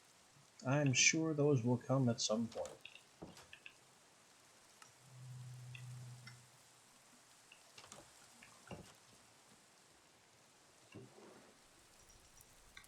Now we have our 2 runes. And that should be all the ingredients we need.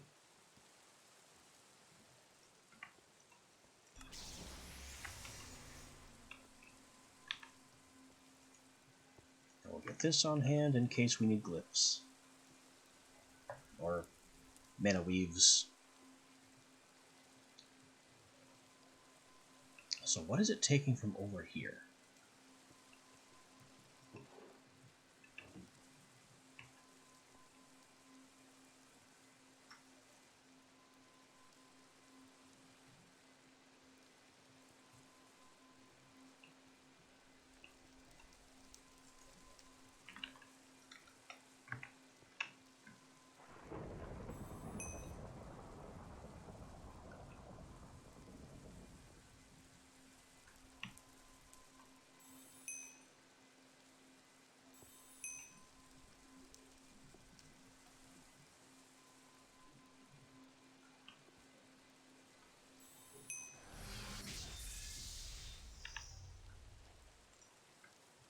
Spell complete. Alright, so the spell we purchased can go in the fire. There's a copy of one we already have. And now we have Chain Lightning. Just no bones about it, that's what it is.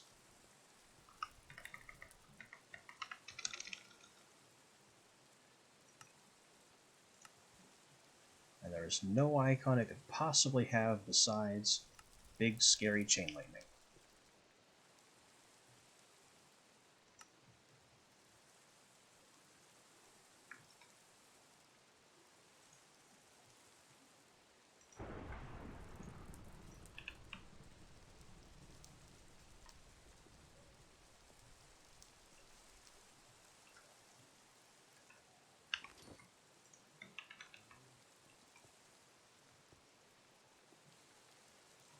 We're moving along with our M&A objectives.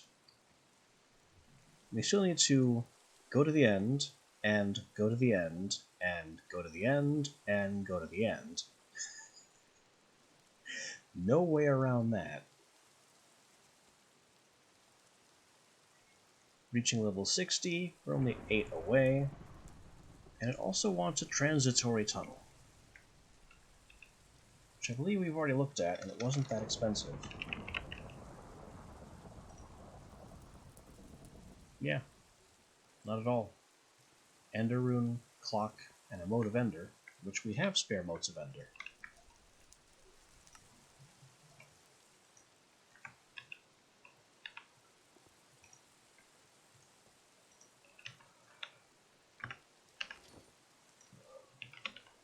Don't have spare clocks kicking around.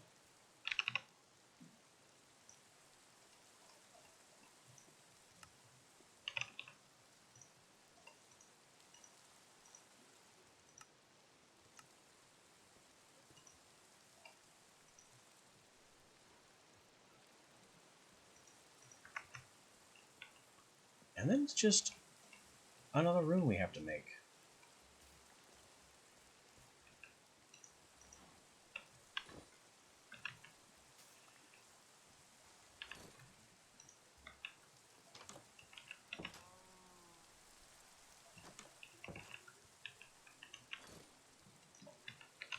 So, Codex,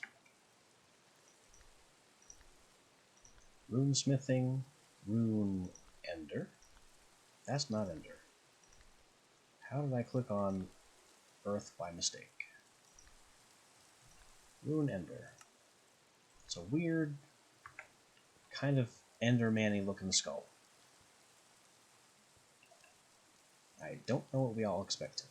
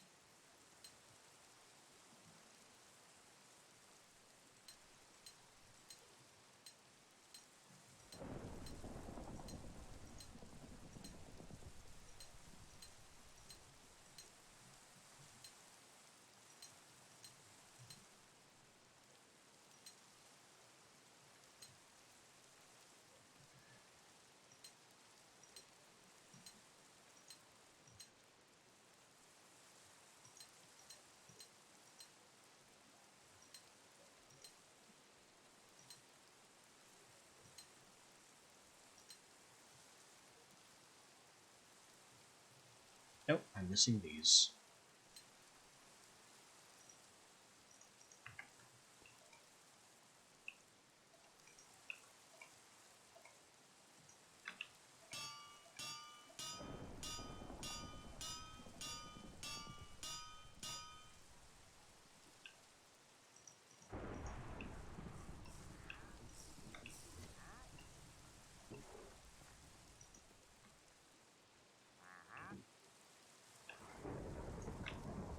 Somebody's giving the trader a hard time. And honestly, good on him. He's a pain.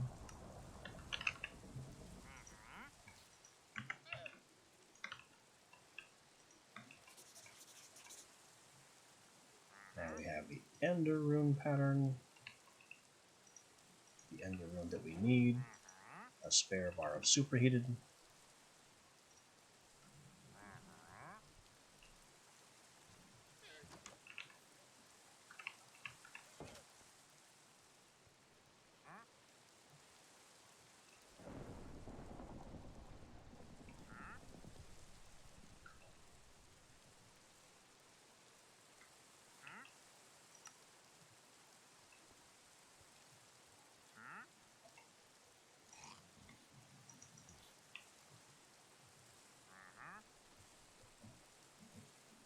I think I do need to upgrade his Rune Forge.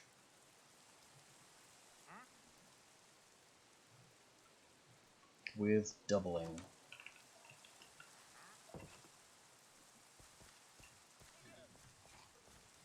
But first, what the heck do you want?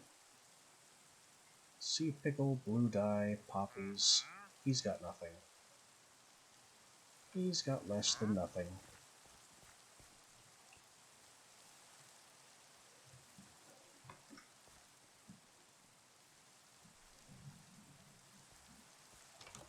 Just a colossal waste of time as ever.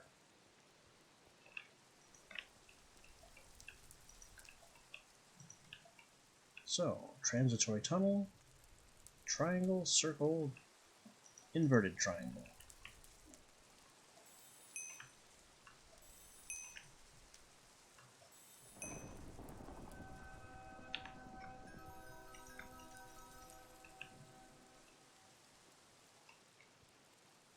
And that crafts the transitory tunnel.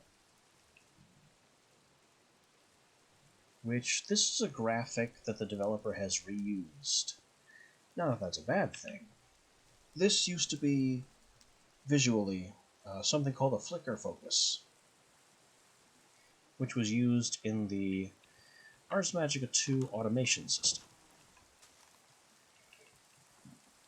A bit tricky to use, but a very rewarding system when you can get it to function. This item is entirely different. What it does instead is another feature that Thaumcraft used to have. Punch through walls and look for somewhere to go.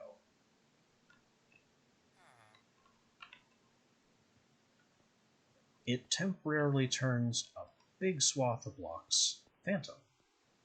So you can just walk right in. And then after a delay, they revert.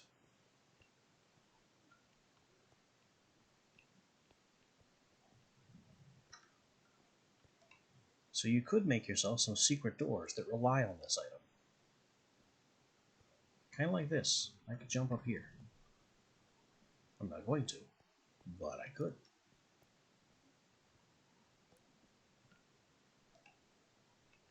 And this kind of allows you to peek around. Like I'm now in this tunnel. How did I get here? I just walked through the walls.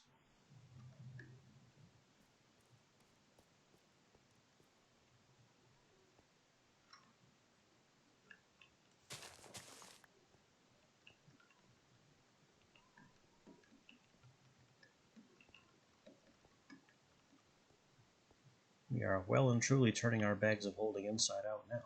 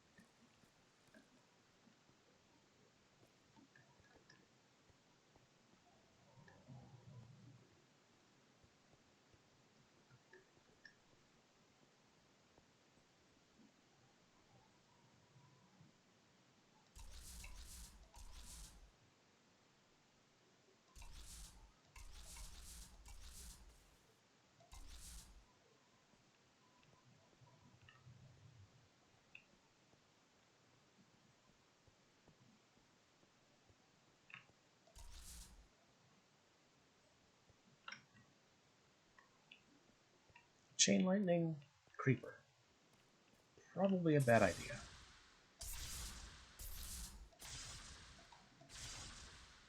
Well, it didn't charge him. I was kind of concerned that lightning damage on a creeper would create a charged creeper. Turns out, not the case.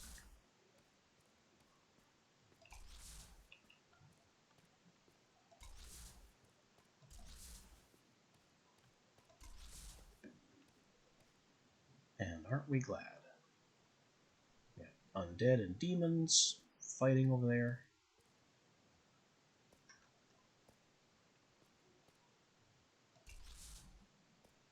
Absolute mess of a battle royale from the look of it. The demon lost.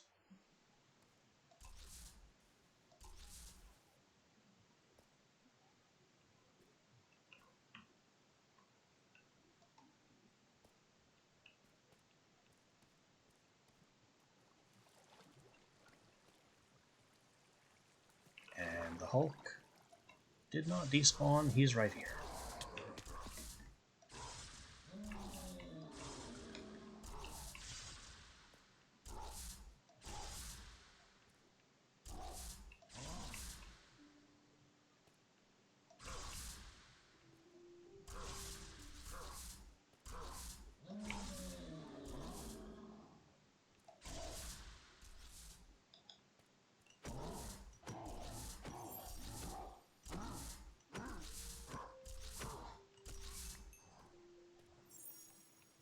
Pixie.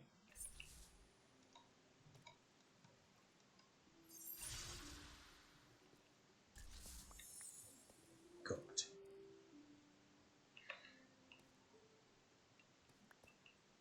Another pixie.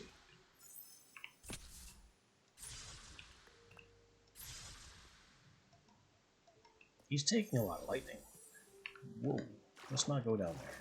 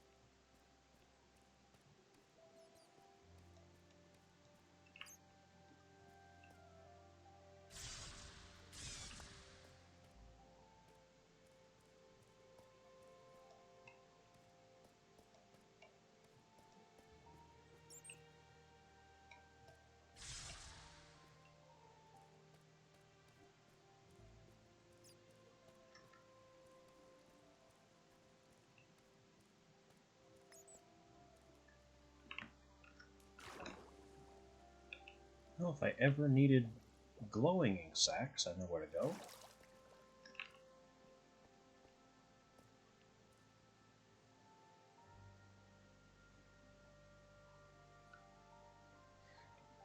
Maybe I should just make a very tall falls like this near my base, and hope squids spawn in it, and plummet.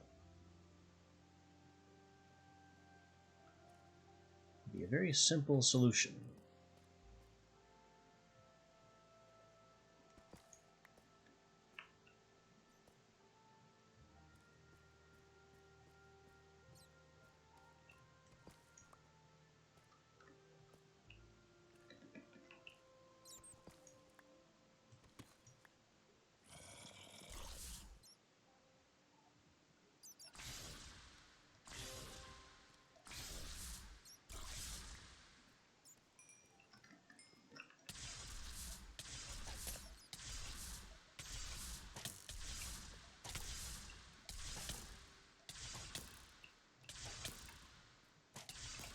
I fired because I saw movement before I registered what the movement was and shot a friendly.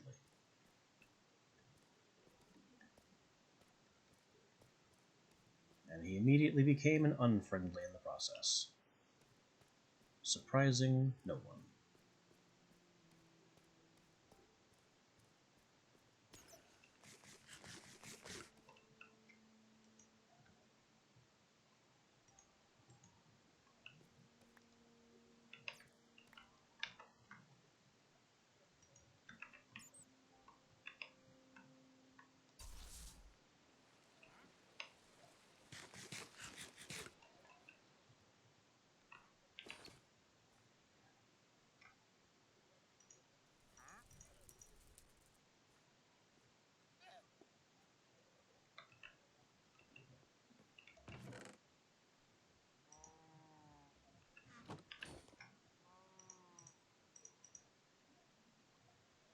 Also, where did this potion of slowness come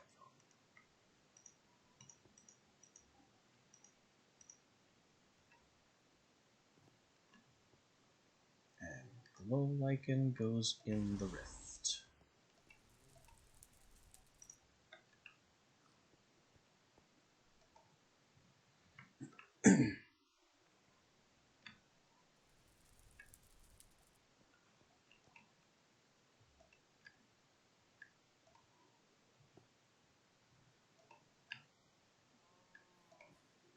Fix up our tools. This thing is really fast now with the brimstone upgrade.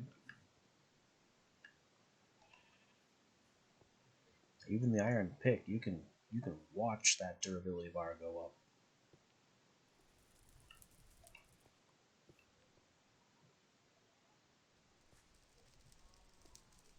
I haven't used the wind wall spell in a while. Maybe I should just free up that inventory space.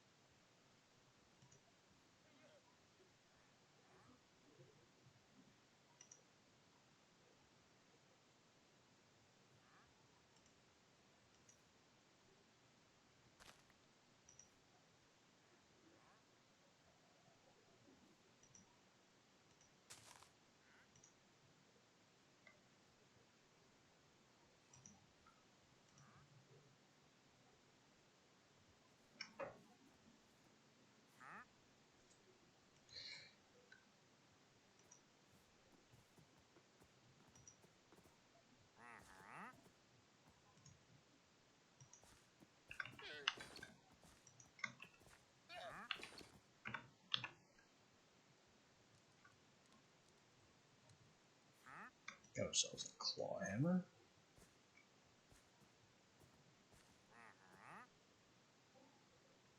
Put this up here.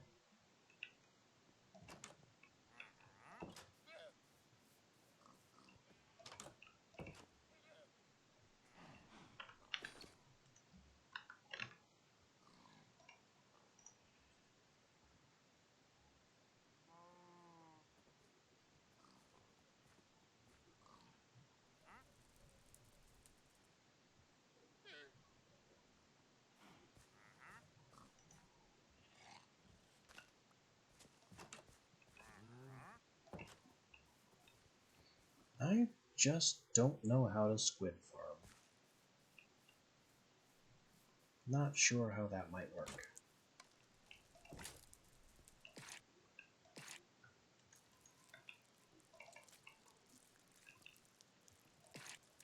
Anyway, we had some stuff going on over here.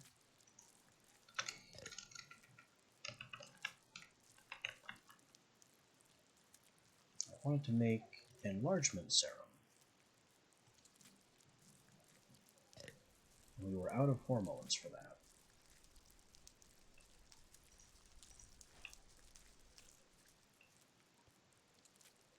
We have enough now.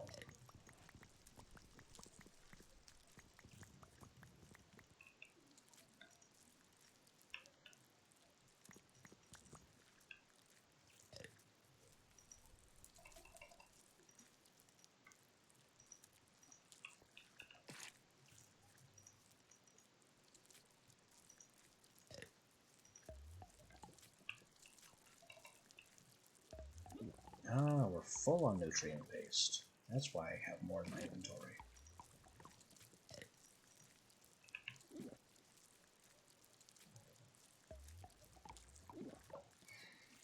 I might have to move some of these items around and perhaps some upgrades. Because things like flesh, fibers, and nutrient paste, we are just over full on.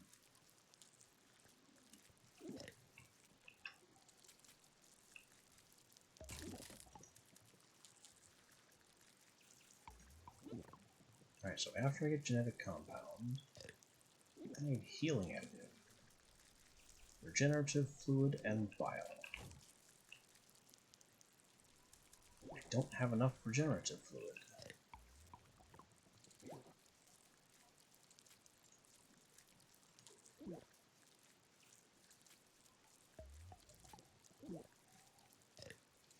It's mostly in slime balls. And really in slime blocks.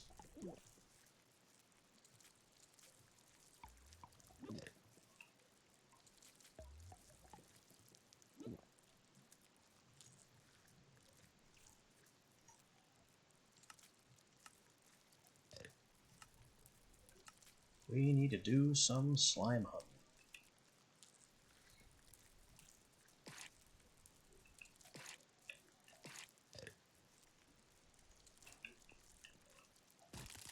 Because I can't go any further with this experiment until we have more regenerative fluid from slimes.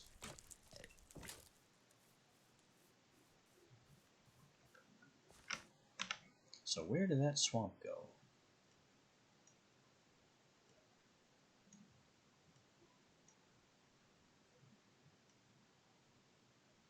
I don't think that was it. That's it, to the northwest.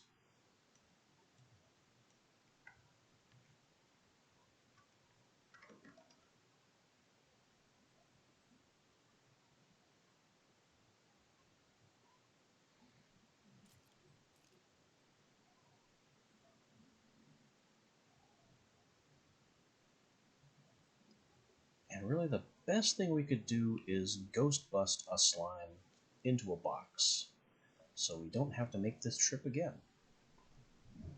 We can just use blood to farm slime drops with the mob cooker.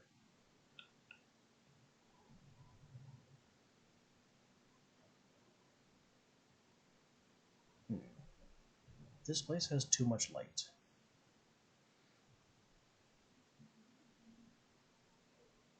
Oh, because I didn't take that lantern. No, that lantern under the eaves was there.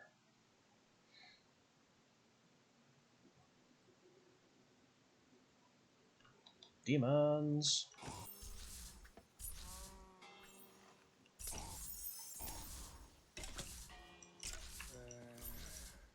Can't hit him.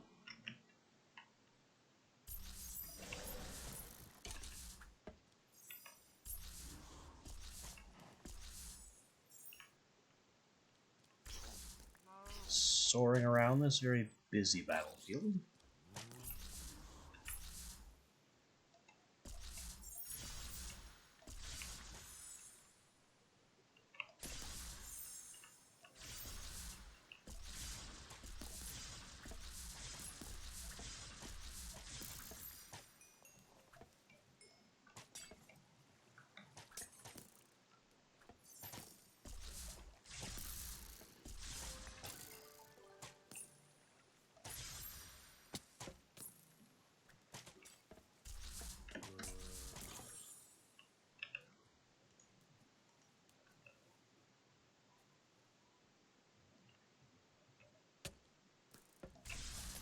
That's a black skeleton assassin.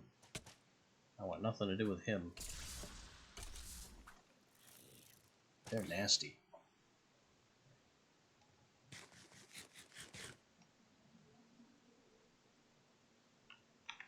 So where's this swamp? Are we getting close? You could say that.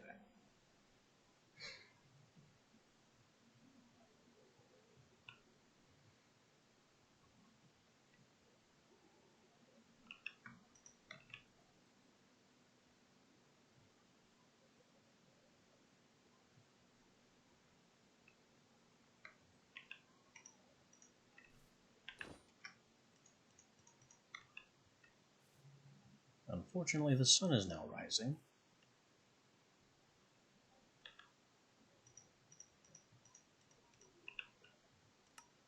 So we're not going to be able to hunt and box a slime.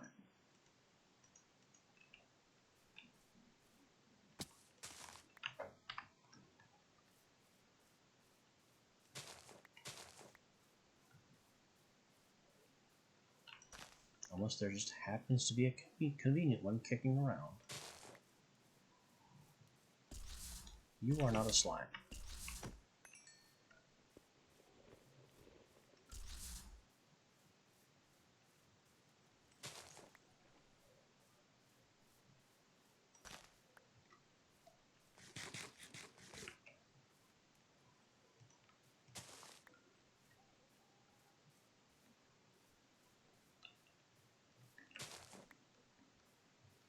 Well, I guess we're hanging out around here until nightfall.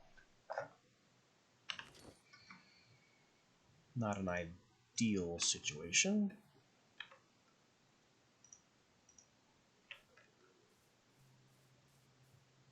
But I need to hunt slimes, and there aren't any.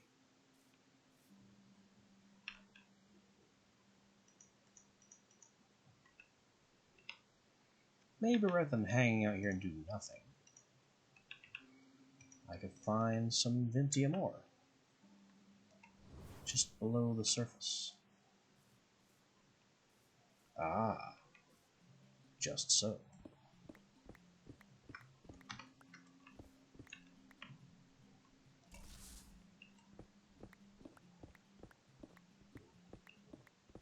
Who would have thought that I'd immediately find exactly that?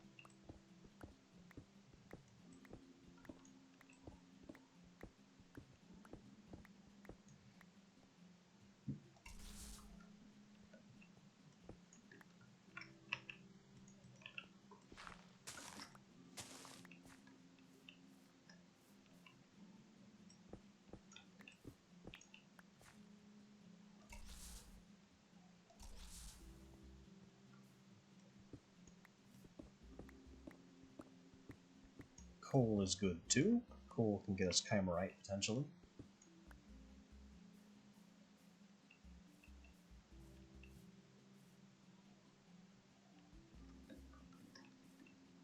And another thing to consider is that we recently went up a tier. So maybe I can increase the range on Ore Seeker. 66. Not 81. But yeah, we've increased the range on Ore Seeker. Can we also increase the range on Recall? Nope, we already have.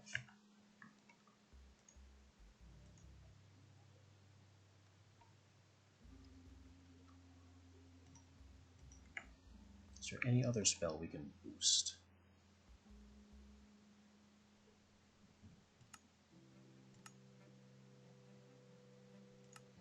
Mage Bullet can get nastier.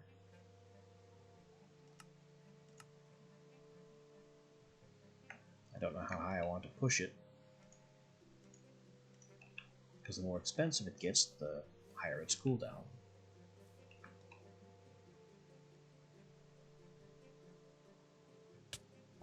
What?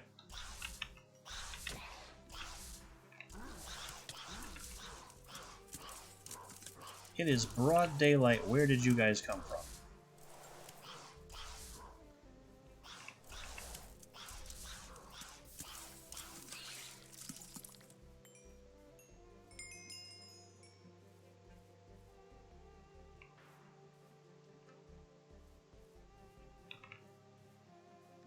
Just got jumped by a joint force of demons and undead out of nowhere.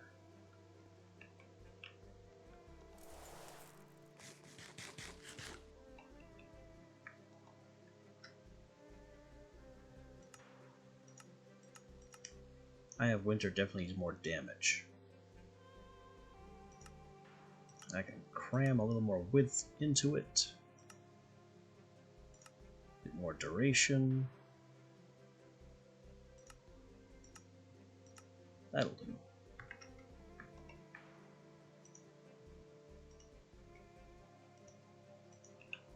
Projectile break has nothing modifiable. I never put anything on it.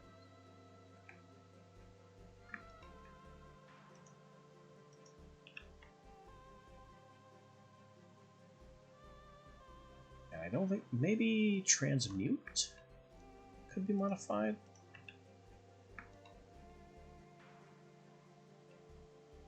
Yeah, I could push its radius up even higher. Or I could if it would go any higher.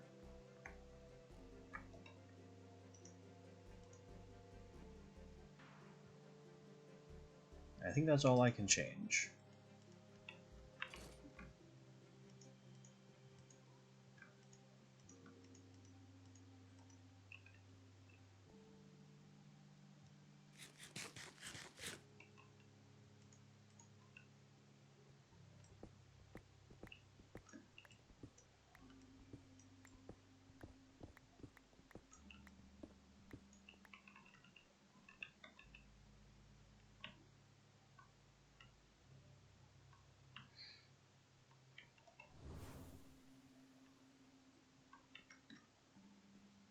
Any more venting in the mountains? There is.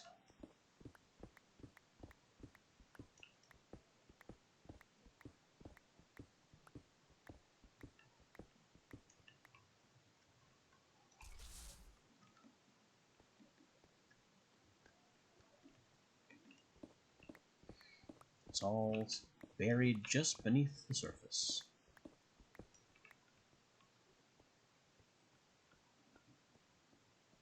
Or right on top of the surface.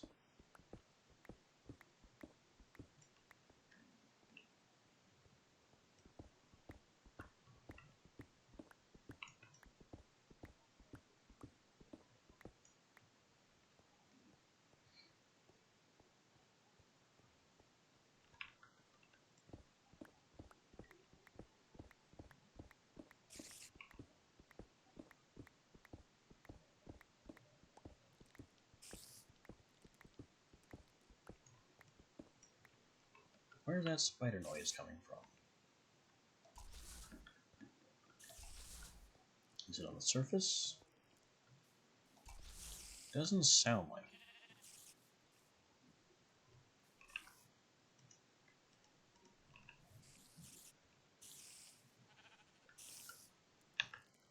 Is there a spider spawner? Because there sounds like there's a lot of them.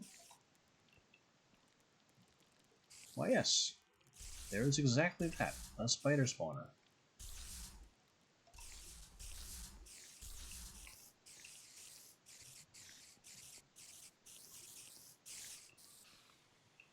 Just a little bit under the surface.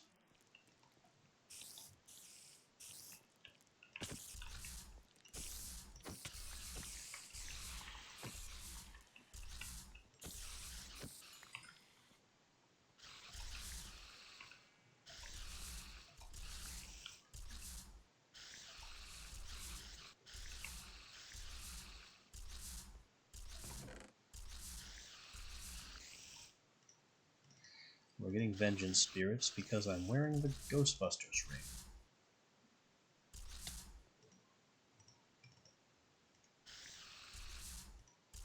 I have that. I have... Do I have this? I must have this.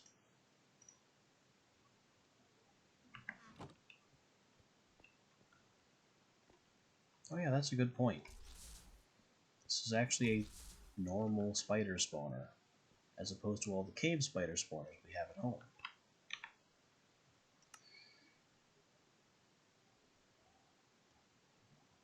Although it's not the first spider spawner we've seen. There's another one much closer to home.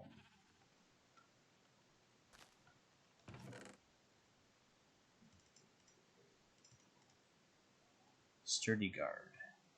I think we have this one too, but I don't remember.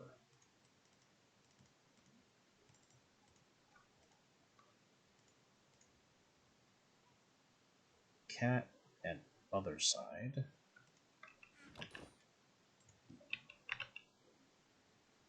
Other side, cat. So we have those.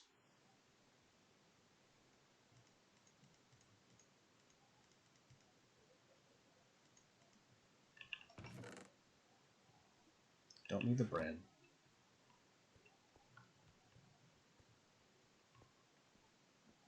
Yeah, we'll mark this too.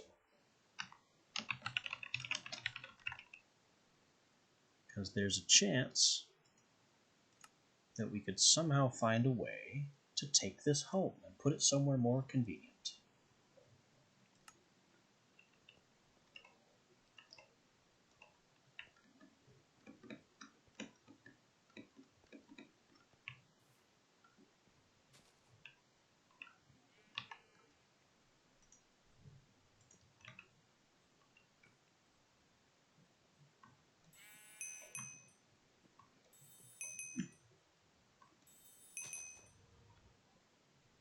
This is a buff.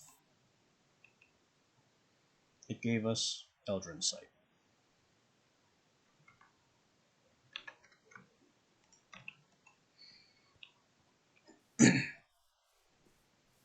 And apparently we now radiate creatures are glowing.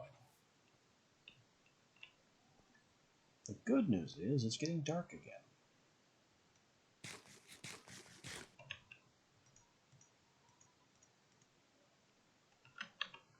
So I can get my ghost busting kit ready.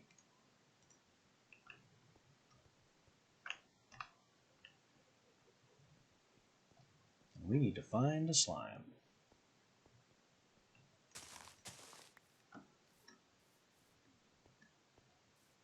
Which we can now see for miles.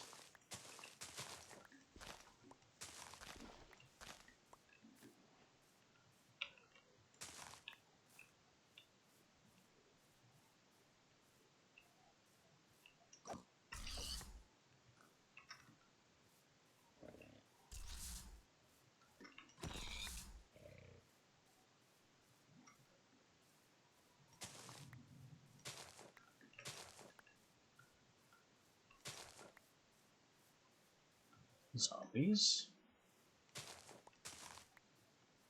No need of zombies. They are not required. Bunnies. We are leaving the swamp.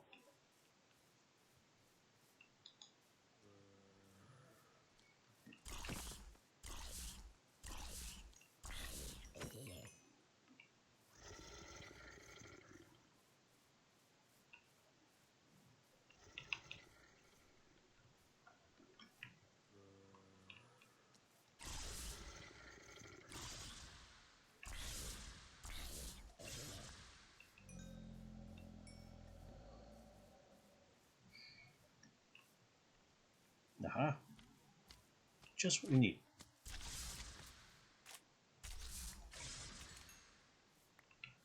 One slime ghost. Get in the box. Did it go in the box? Contents slime. Perfect.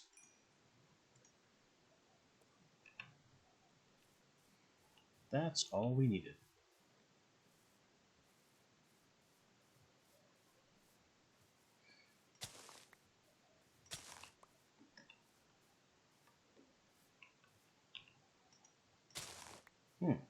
Tarma root is still pointy.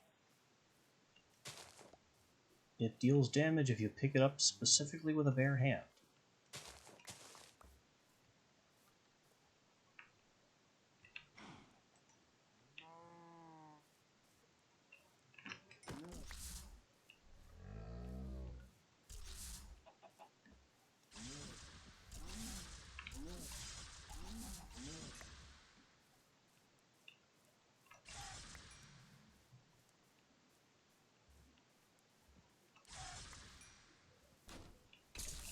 Uh-oh.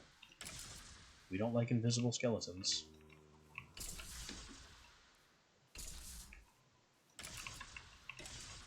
Yep, Black Assassin.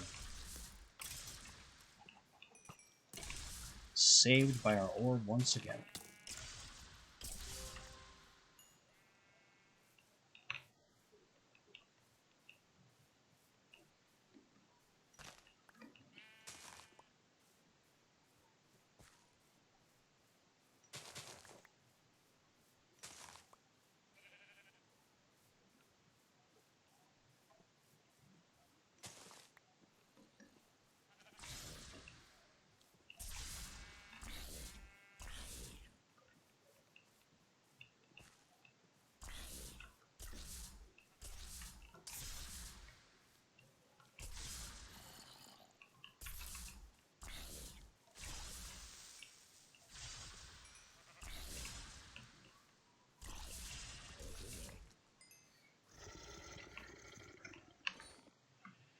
You know, for a spell that's supposed to bounce and chain off multiple targets, it sure doesn't.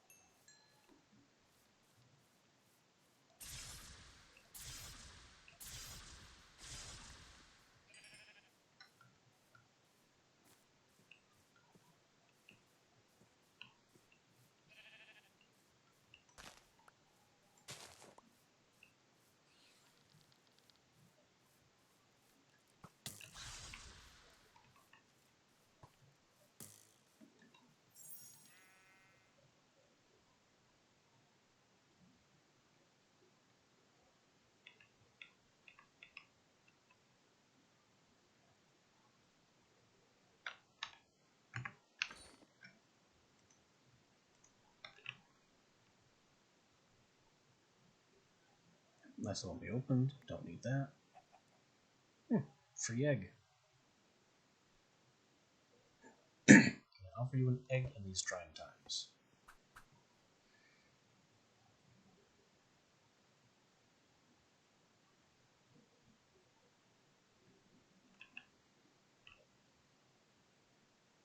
Also, my personal blood supply is up to 30 buckets from all the fighting we've been doing.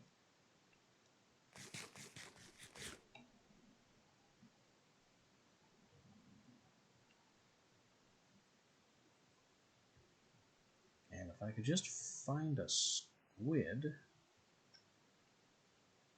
that might be a bit much to ask in the middle of the night. Nope, we have some.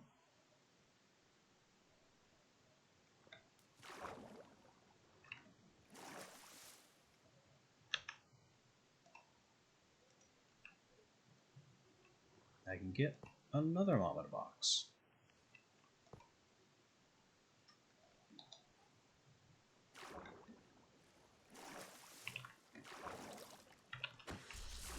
You just need to get it to run close to the box, and then get in the box. Bingo.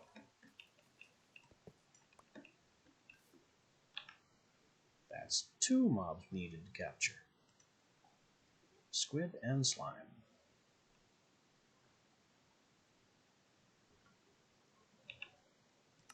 I think I can take off the vengeance ring now.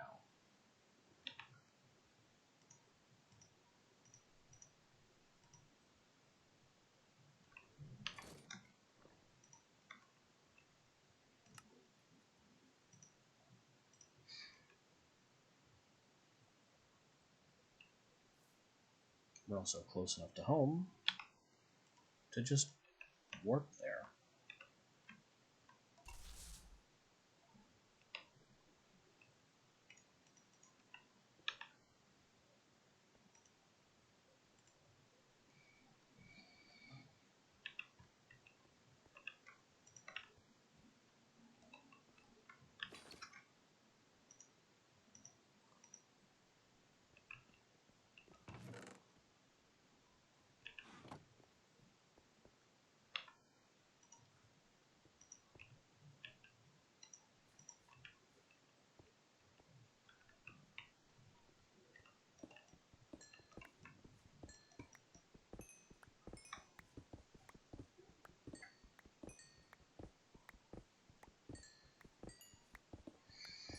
grind out our coal for chimerite.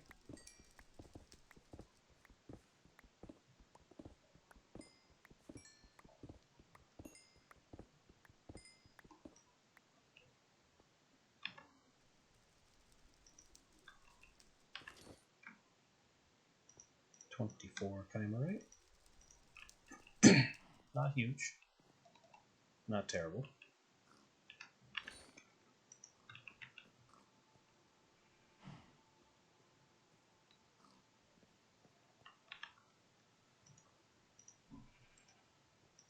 These boxes need to be put away. Squid can go in there. Slime can go in the mob oven. And we'll put all of our blood in the mob oven.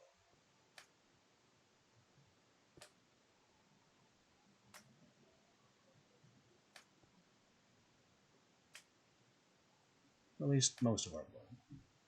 I still need some.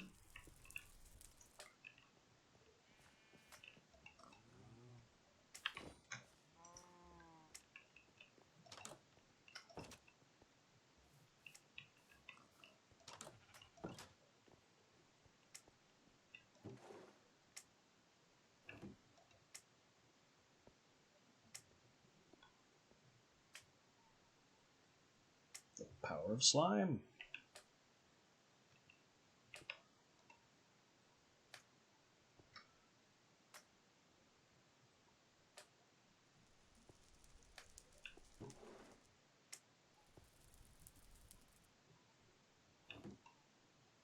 And we're out of blood.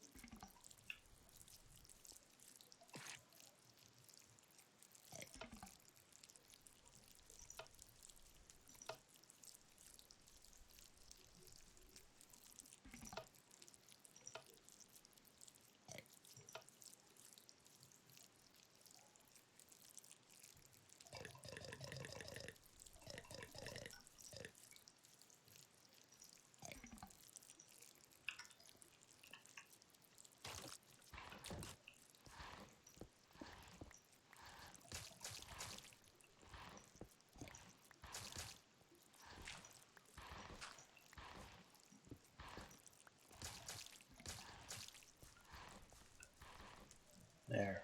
Now we have a beefy entrance that I won't be able to miss.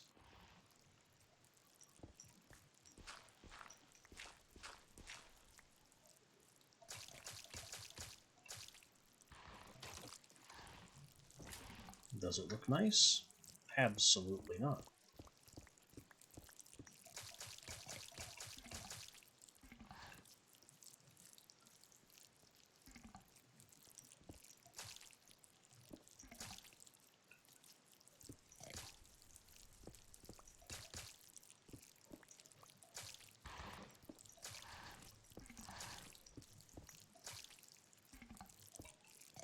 not every aesthetic is necessarily a good one.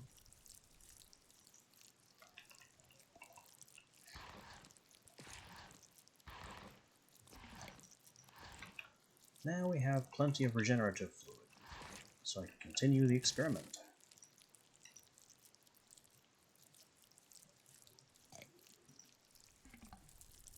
We need to get healing additive, which is regenerative fluid and bile. 20 of both.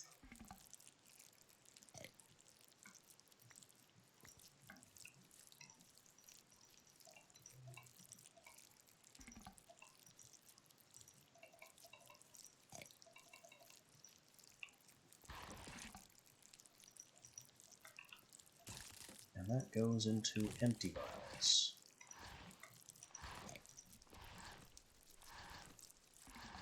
Or does it? What have I forgotten? It goes into organic compound, so I need more organic compound first.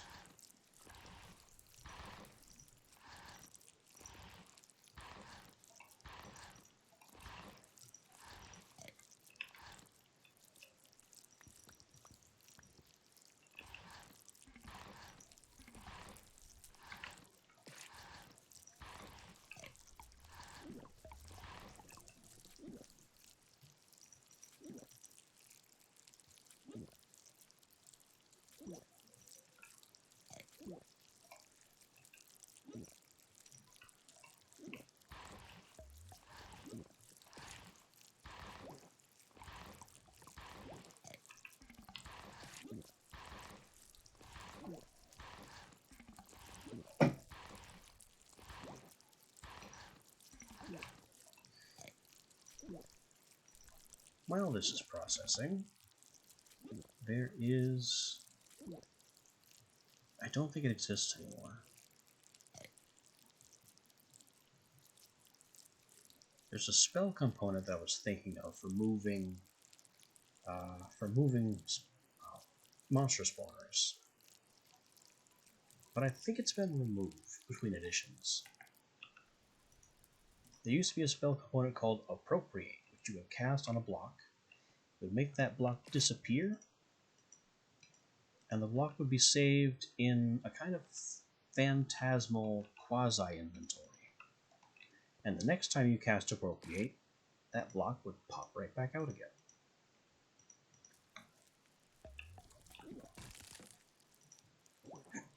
And the important thing was that you could use it on spawners.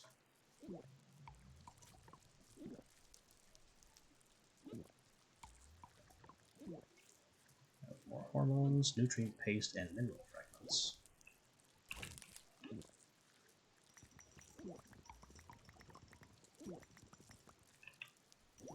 $20 of that. 20 of that.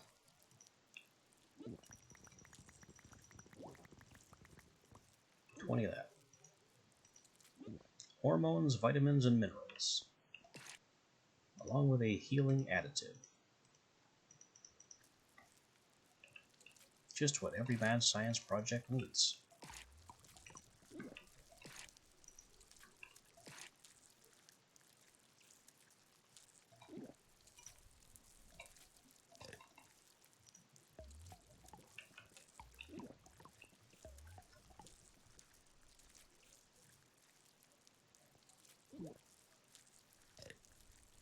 And this thing is still just sitting here ominously.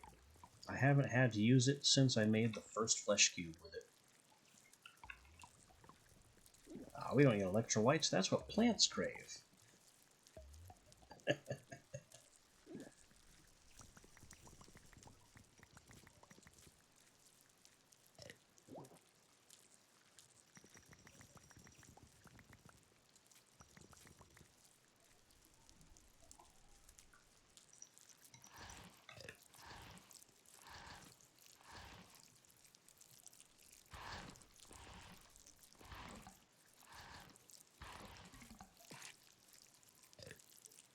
Alright, science serums only stack up to 8.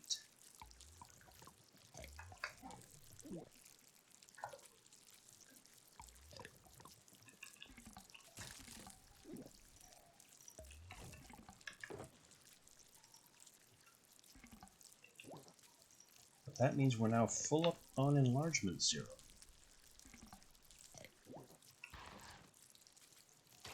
Which means it's time to go do some bad science.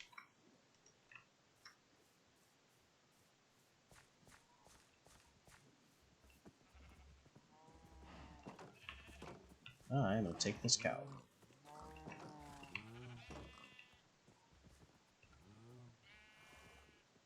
And I think... No, we don't... I was thinking of taking it up to the air place, but I've seen growing mobs phase through fences before. Fences and wall blocks. So what we really need is just some random flat expanse where nothing can go wrong.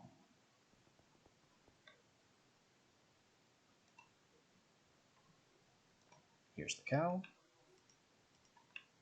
Here's our injector full of growth serum. Cow get bigger. Cow get bigger. Bigger. Bigger! I think it's maxed out.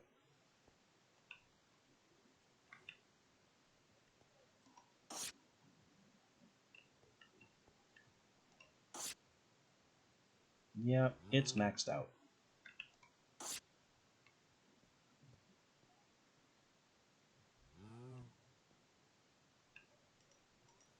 We have made Super Cow. Does Super Cow drop more meat than usual? No. It's just tall.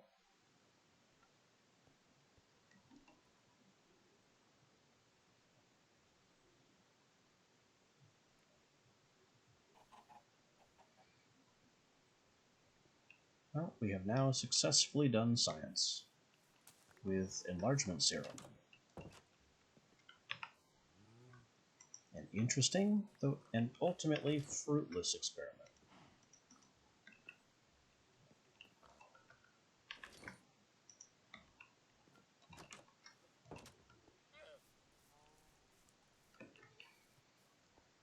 The enlargement and shrinking serums also work on the player. But the last thing I need is to be too tall to fit through my own doors.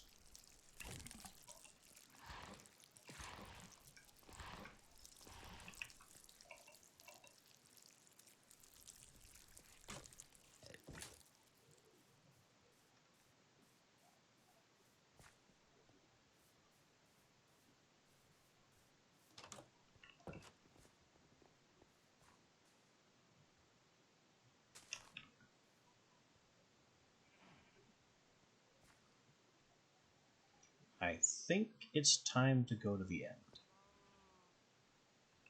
I don't think we can put that off any longer.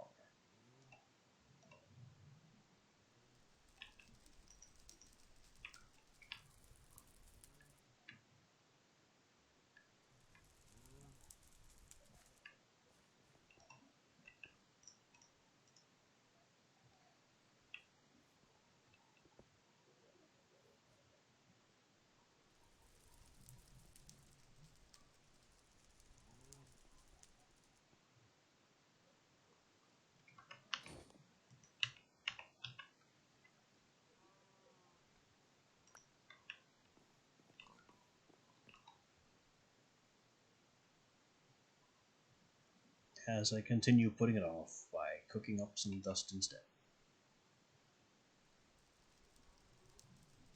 The king of distraction and procrastination. Or at least a lesser noble of it.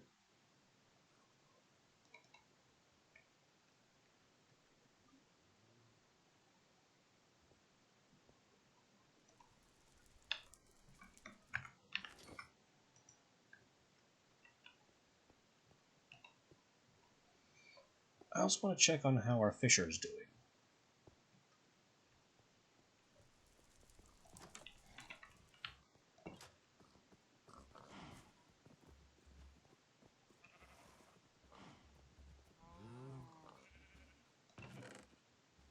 That's really nice. Lots of fish, including and especially pufferfish. Lily pads, bowls, leather, trip hooks, sticks, and of course the required junk. But on the whole, he's making excellent progress.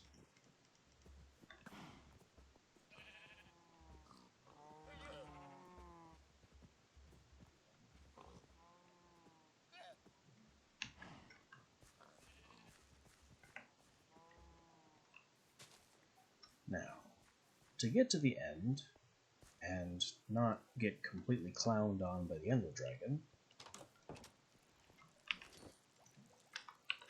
I'm going to want some bottles. Probably more bottles than that.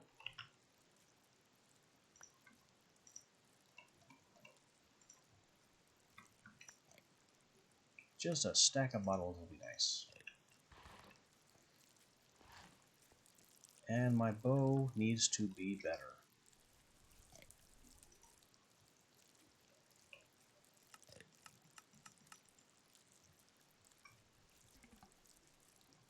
I don't actually know if this will break it because of the weird way that Tetra stuff works. I probably should not do it this way.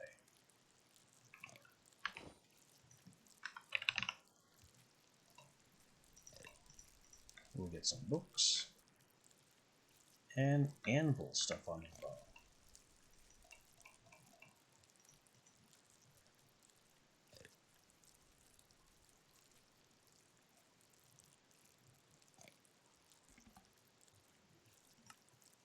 So let's talk infinity.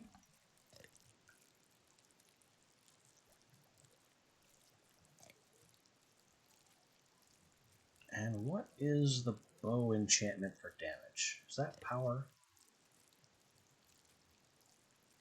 It's not punch. Punch is knockback for bows.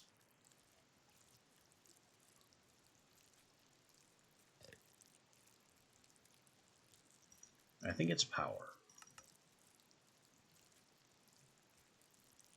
We'll just give it power 2 because Tetra's enchantment system is weird, and I'm not confident that a higher level of power will fit.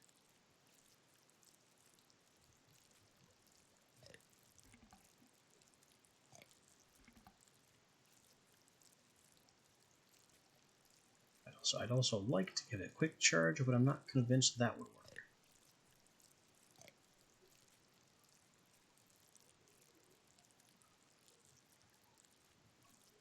Multi-shot is crossbows only.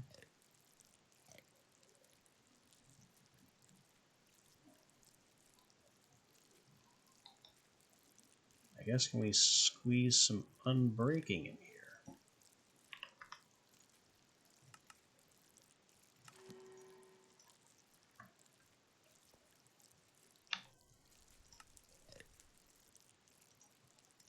Again, it's not the anvil. I have to remember that this is a different system. It's this thing.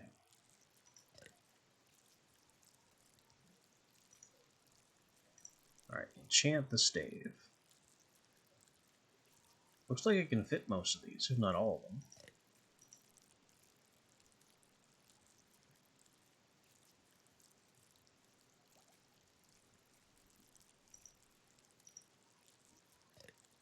So I'll put infinity on the bowstring.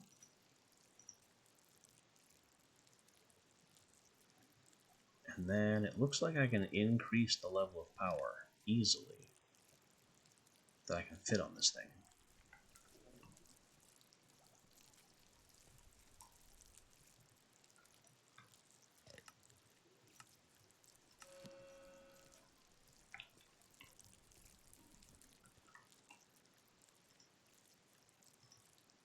And the bowstring can still fit maybe another level of unbreaking too.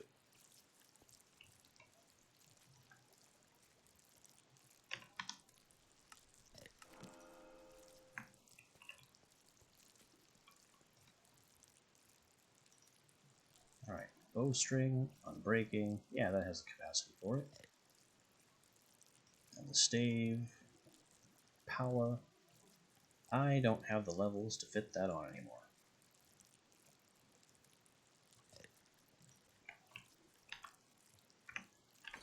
Need more XP for me.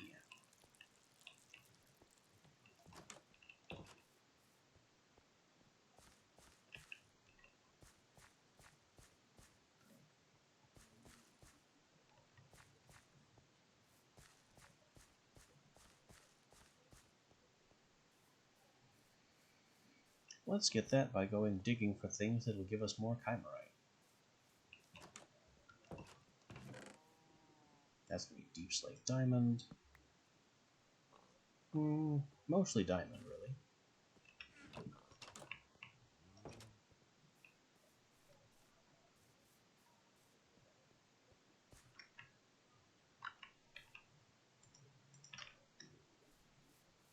So I'll get Ore Seeker at the ready, and we'll go way down into the mines.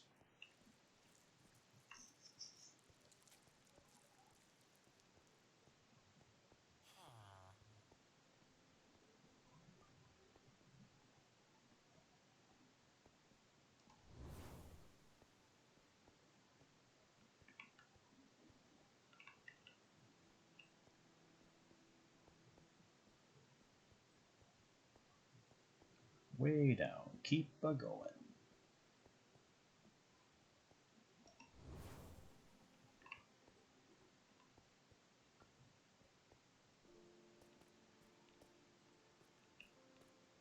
There's some. We couldn't see that before, because our Ore Seeker spell didn't have the range to show us ores that far away.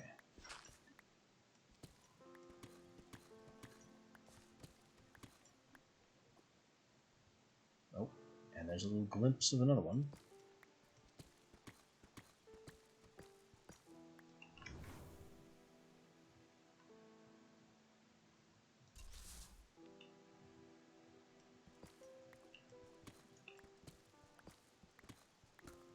Gold isn't a bad find either. Not a great find, but we do need it for things.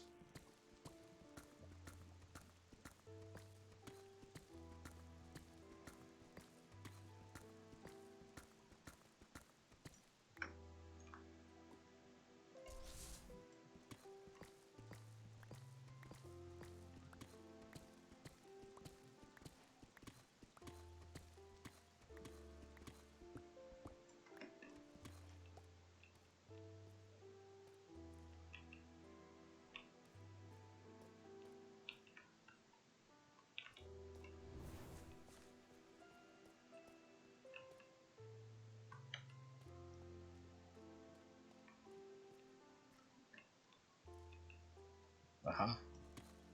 More diamonds.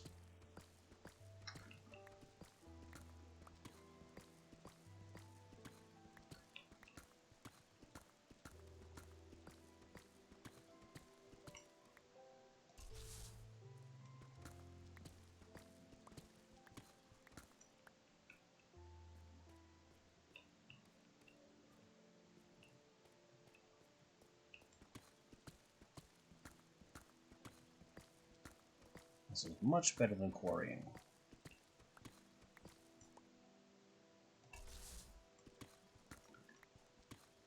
You just cast Ore Seeker and target sighted, off you go. Now, if only I could do this for Eisnium. But I don't think Eisnium works that way.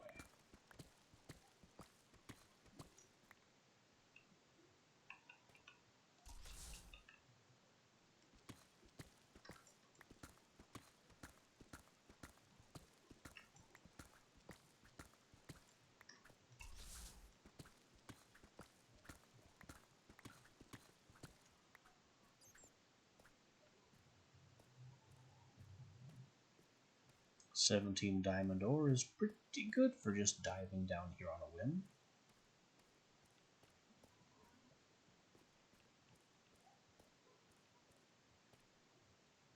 Now, where's the way back? Here it is.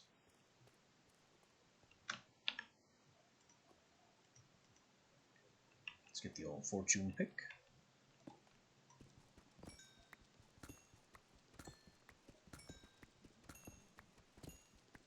And see what we won.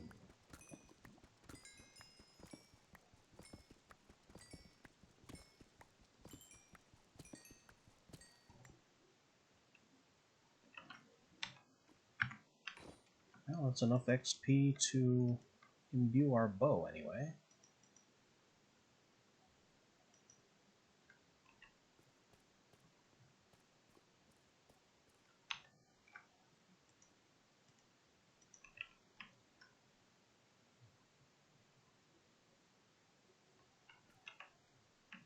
So if we go back up to the ender, right, then that puts us right here, with our bow right around the corner.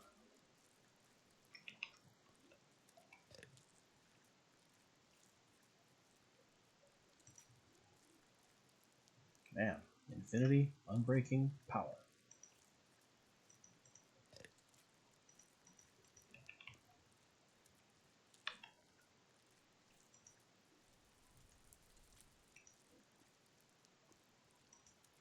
We'll need a bucket, or these bottles. We won't need a shovel. Surprising little dirt or sand in the end, or on the moon, or wherever it's supposed to be.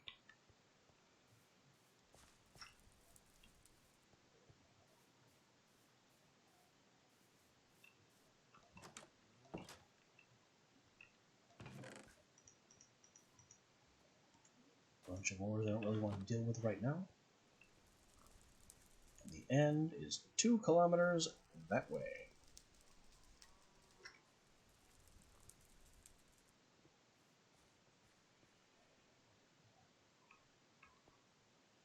I didn't make a marker for it, did I? I should have.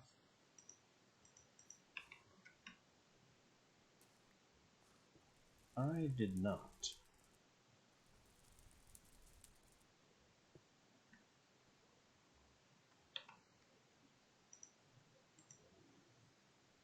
Oh, and I also have these 2 schematics to figure out whether I need them or not.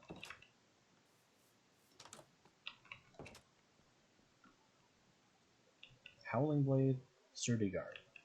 Exactly those 2 schematics.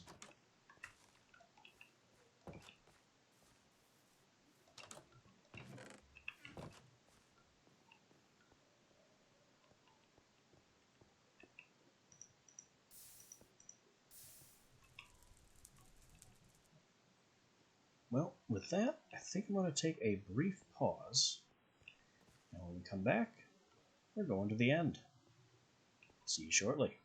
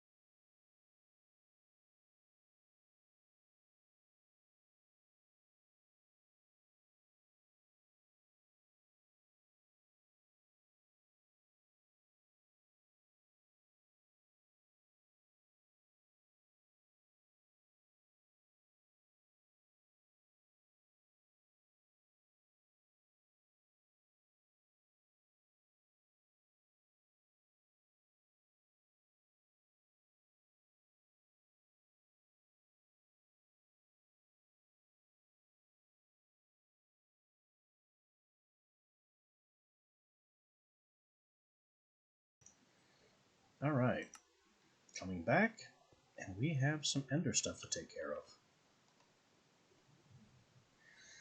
We need to kill the dragon, find an Elytra in an end city, collect Dragon's Breath, and just go there.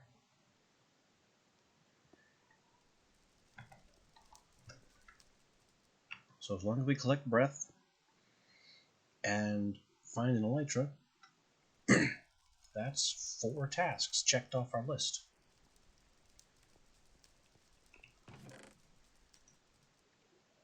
I'm going to need this. And some more of these.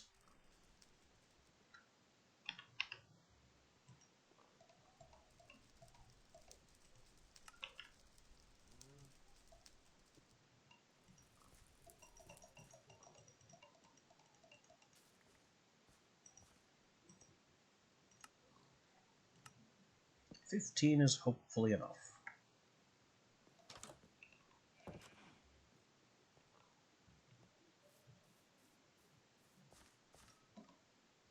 Away we go. On second thought, 15 had better be far more than enough.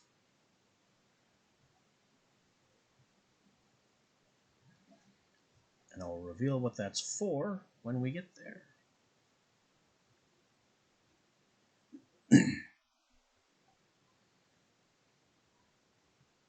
I'm also going to make a marker here so we can just teleport to the end once we get close enough.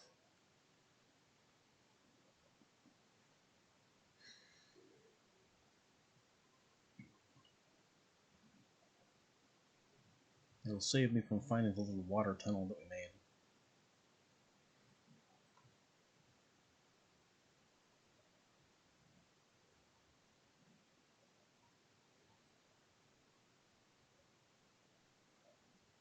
Cows, cows, cows. And sheep. And why is there a light here? This place must have been looted. It was. It's the same place that we looked at last time. Or, no, it couldn't have been. That was in a different direction.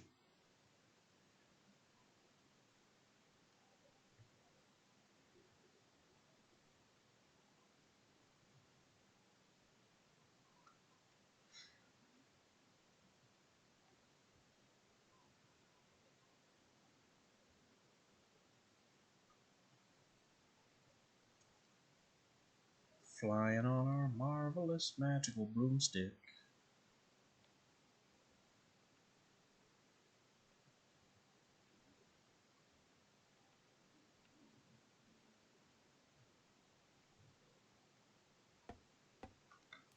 And down we go.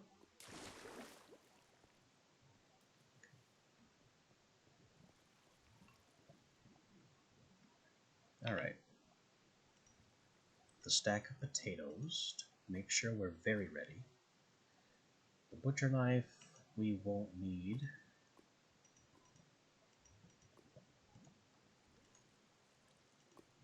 Flint and steel. TNT. Won't need the codex.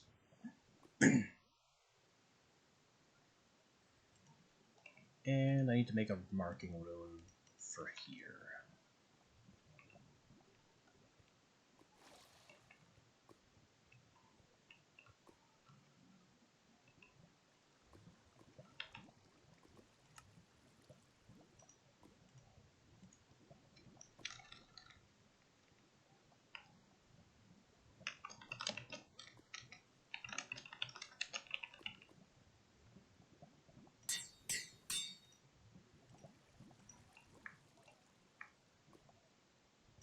And that bookmark can go right there.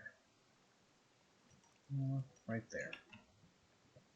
Yeah, I like it there.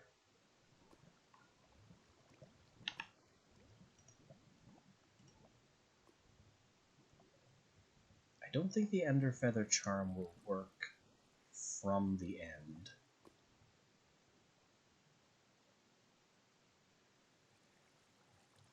But we are otherwise as ready as we're going to be.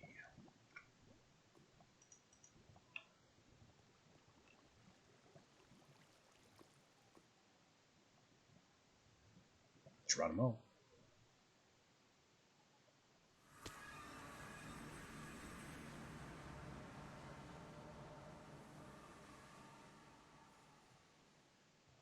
And we're briefly frozen. There are undead here.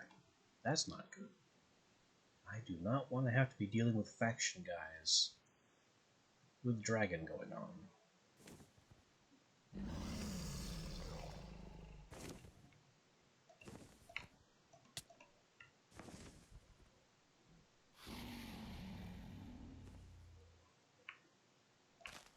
Alright, TMT on the bars.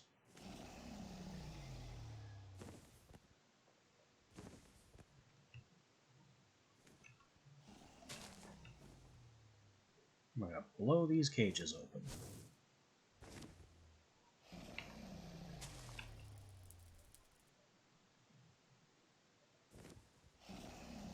That TMT is already on fire.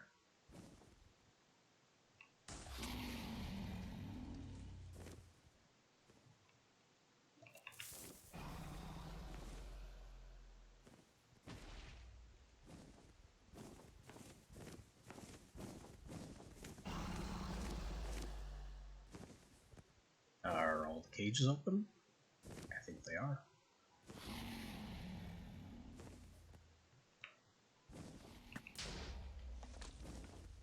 Now we just need to crack the crystals.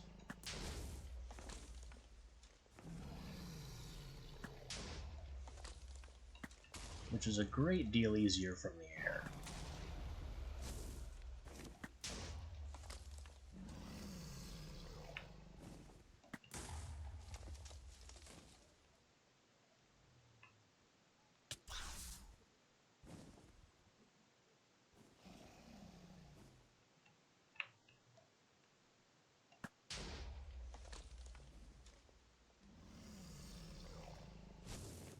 Not sure if that's all of them, but I think it might well be.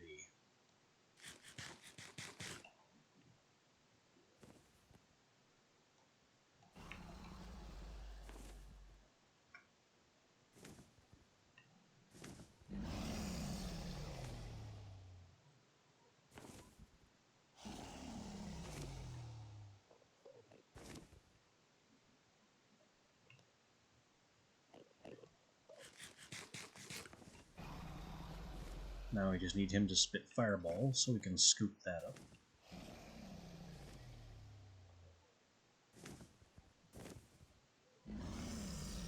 He's more interested in perching at the moment.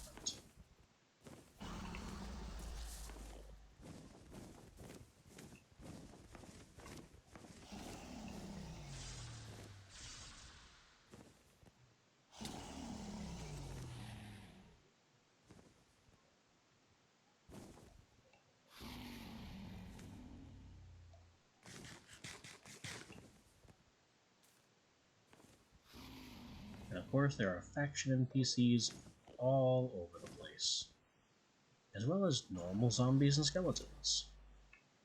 How did that happen?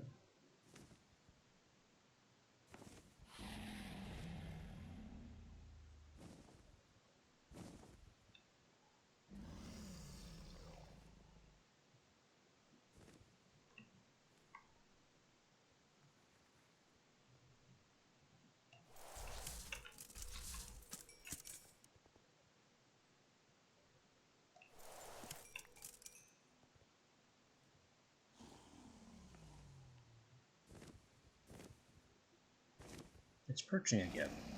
Hasn't spat a single fireball.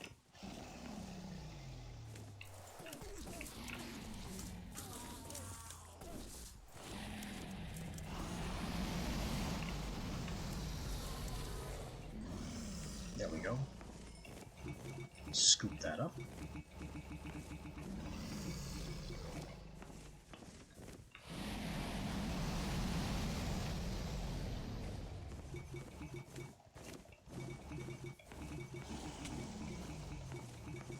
Scoop it all up.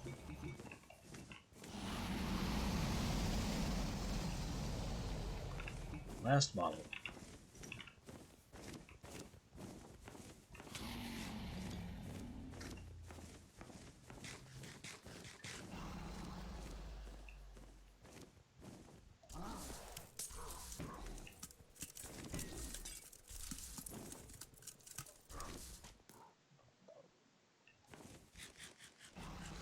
Mostly, though, we need to stay on the move and heal and clean the ground of all these pesky faction things. Mostly for this reason. Ow! Poison. Poison. Undead hulks. Definitely not the kind of thing you want to deal with, and the dragon.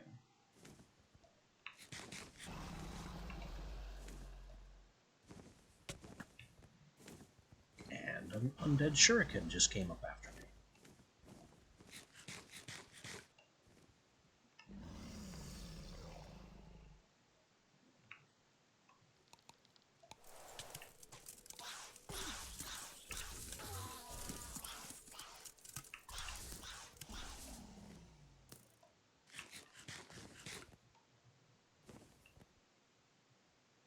It's going to be tough to get the ground clear of all the chaff. Since more keeps spawning in all the bloody time.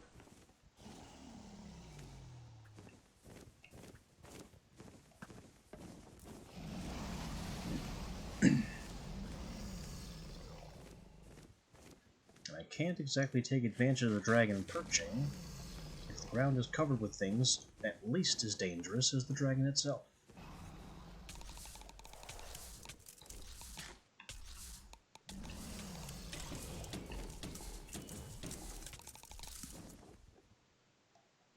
Now I'm completely blind.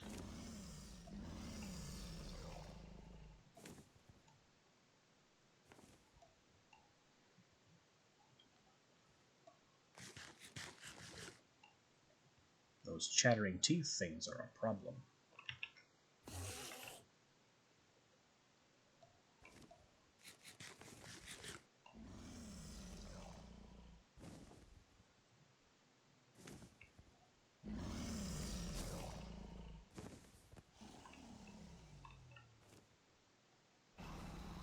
We did hit the dragon with the Eye of Winter a few times, which frankly surprises me. I thought it was immune to most damage.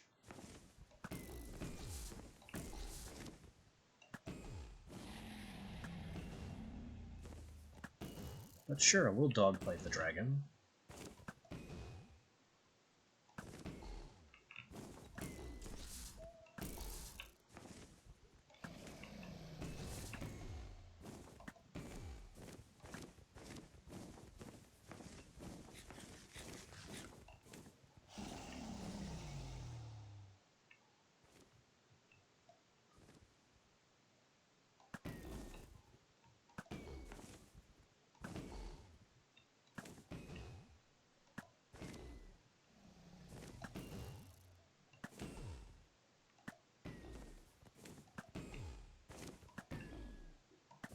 Returning to perch. And I don't know what just hit me there. Probably an undead shuriken again. Ow. I was holding shift when I came out of inventory.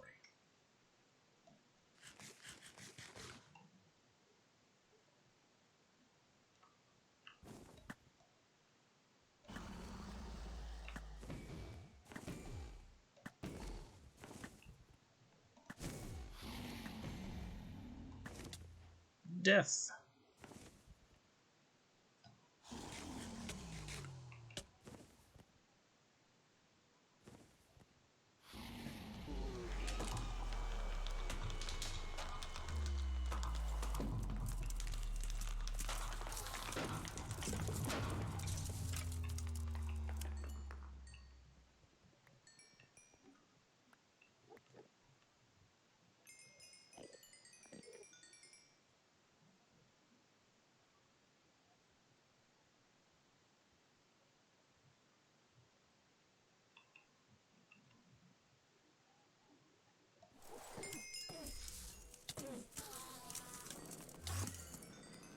Yikes!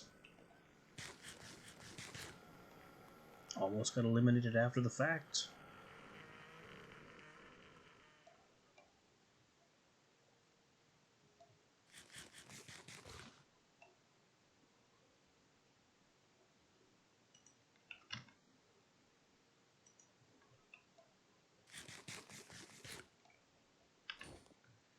Good news is we no longer need the TNT,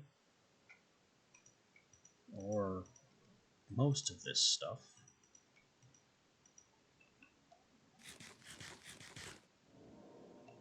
We just saw a whole bunch of faction crap spawn in.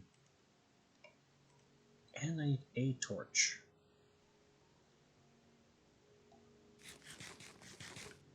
And the reason for this torch is because it's the easiest and fastest way to claim the dragon egg.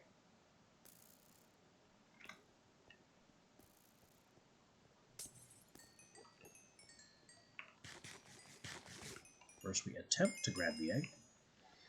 It teleports, falls. We drill out underneath it and gravel trick it. Bam. Egg. No problem.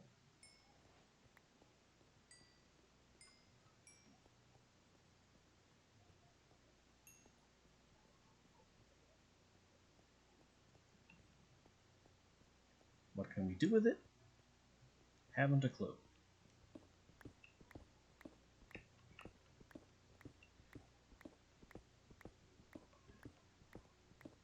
I'm certainly not about to open inventory windows and recipe windows when there's the possibility of faction NPCs spawning up my backside.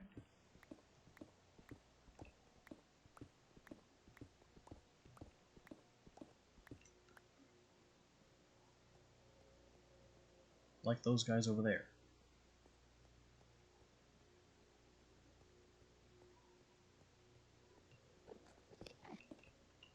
What I am going to do is make a little shielded anti-Enderman area for future Ender farming.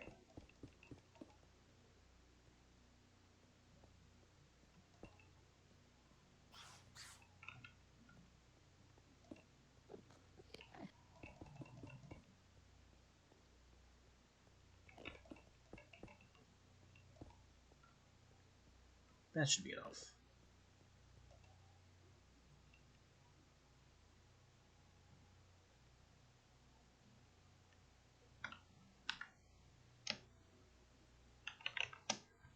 We mark the way home.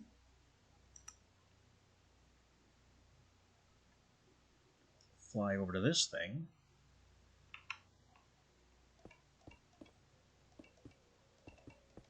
Build just a little place to stand. And pass through it. I said pass through it.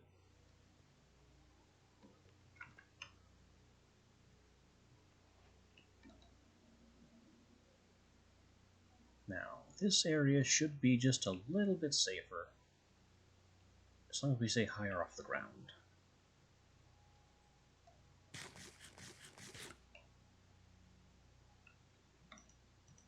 So, first question, what does dragon egg do? You can decompose it for a whole lot of stuff. Other than that, not much.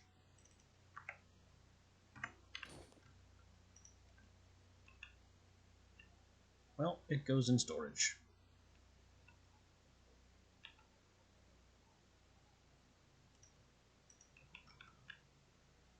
And I'm gonna need my axe to collect some chorus.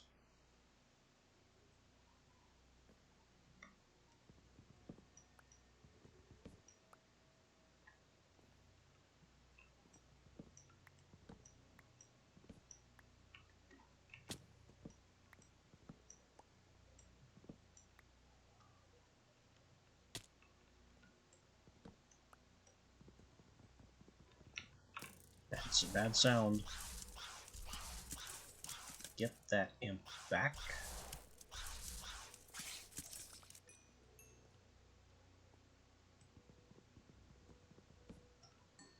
Oh. Uh-oh. That's suddenly not funny anymore.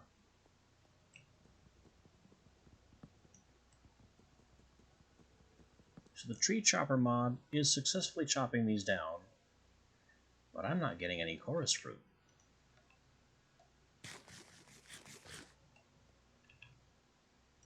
It drops the flowers, but I'm not getting any of the fruit that should be dropped from the stalks.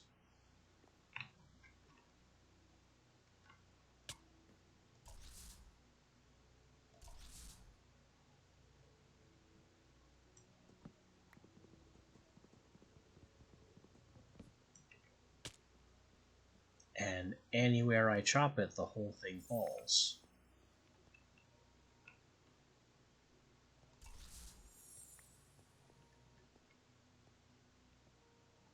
This is bad. How am I supposed to get chorus fruit?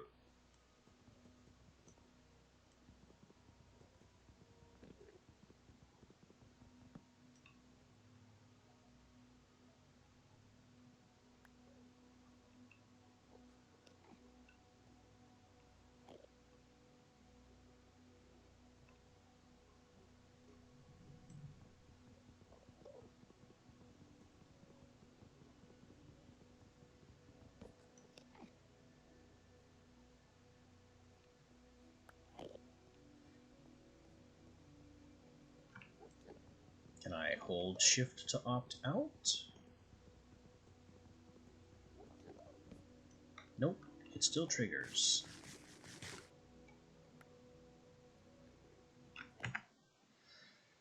Okay, is there a config for this mod? Tool leveling, easy villagers, falling trees. Nope.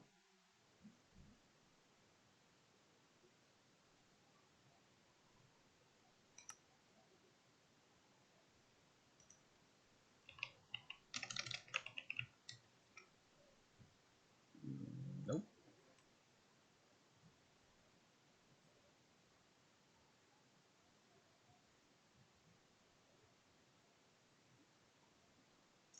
Nope. Well, I don't get chorus fruit.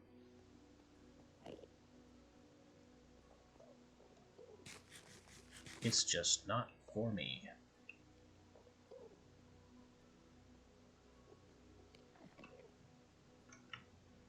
Unless...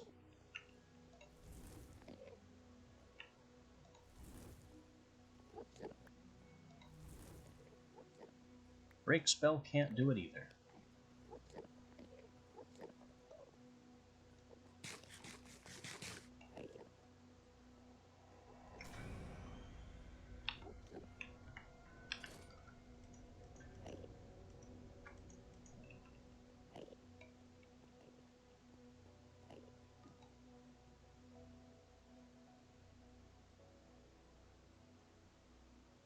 Well, it looks like I'm going to have to remove the tree falling mod and find another solution for that. Maybe only temporarily?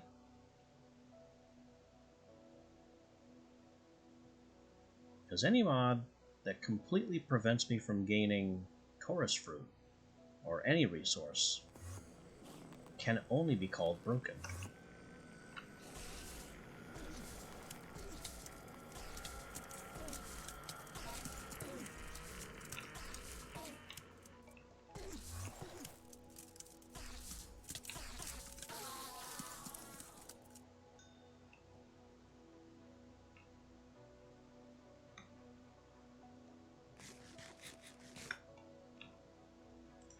Didn't expect to find any of these here.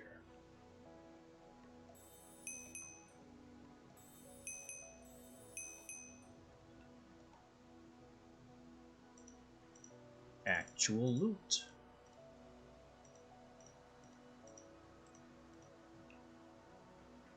And we break it.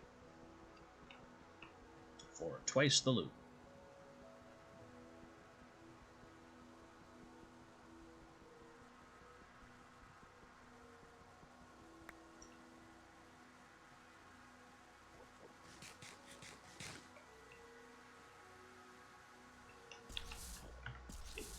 Oh, geez. Stuff is happening.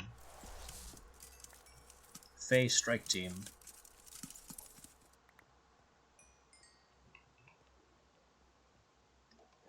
off the ground.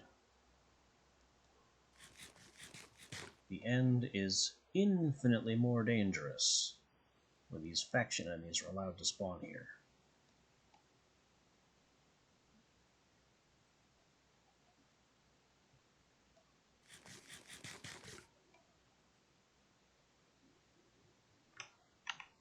Now, how am I supposed to find an end city?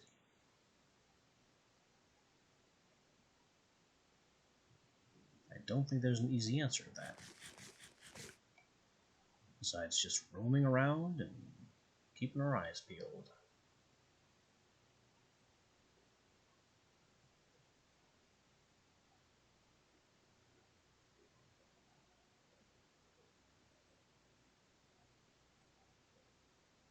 Actually, I just had another idea for possibly collecting. What if I break the block? Oh boy. No, leave me alone.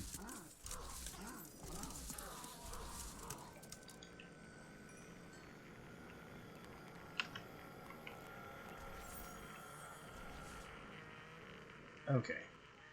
How about breaking the block under the stalk? We did it. We solved the problem.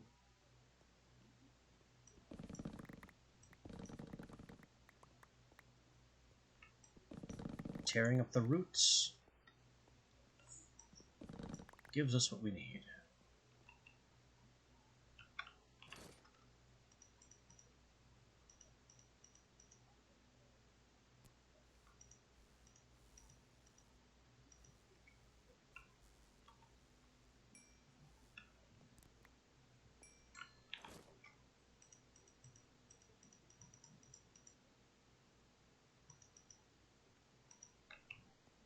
Just stow all the loot and sort through it at a later date.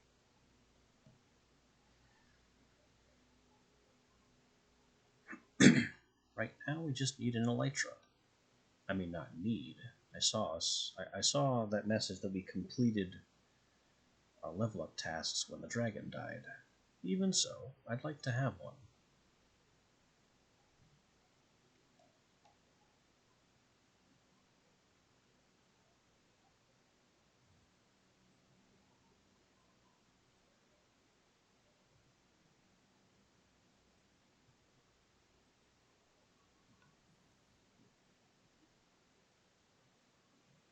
But it's just going to be a lot of floating around aimlessly in the void until we spot a end city. I guess broken up by these little caches. Ow. And those problems.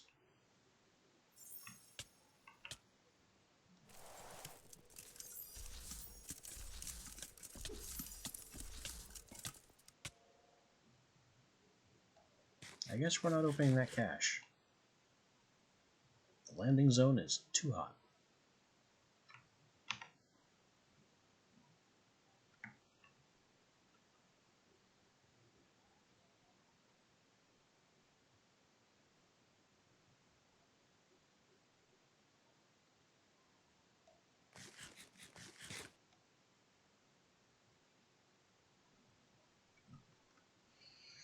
I really question how strike teams from all four factions beat us here. Of all the places they could show up, this makes the least sense. But we get an end ship.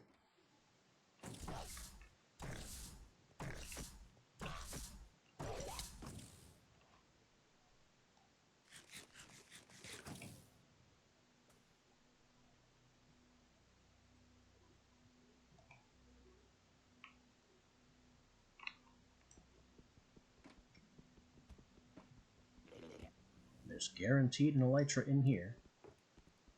And we need dragon heads as well for other reasons. 4 of them. At least 4 of them.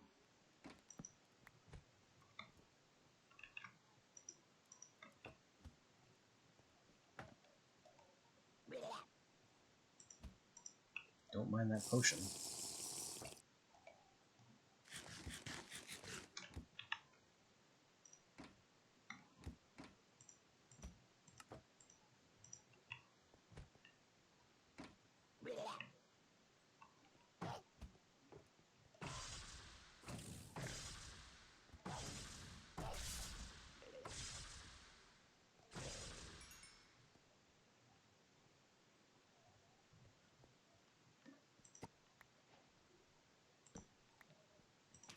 Successful elytra. Gold, iron, boots of fire protection. Helmet of unbreaking and fire protection. Helmet of projectile protection. And unbreaking. Don't need the beetroot seeds.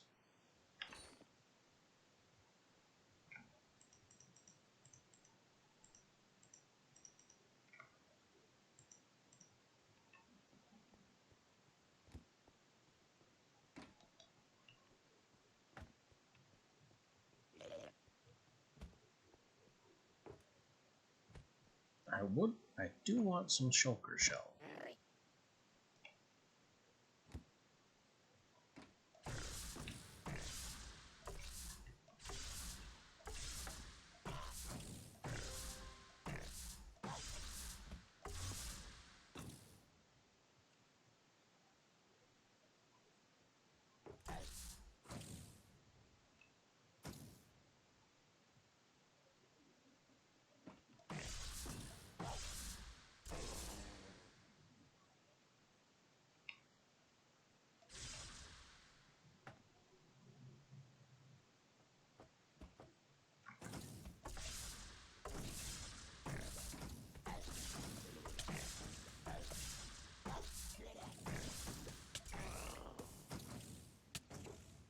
One shell.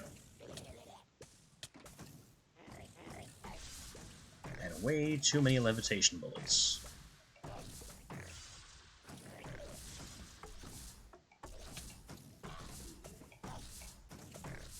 Also, I'm out of mana. So that's a whole other issue.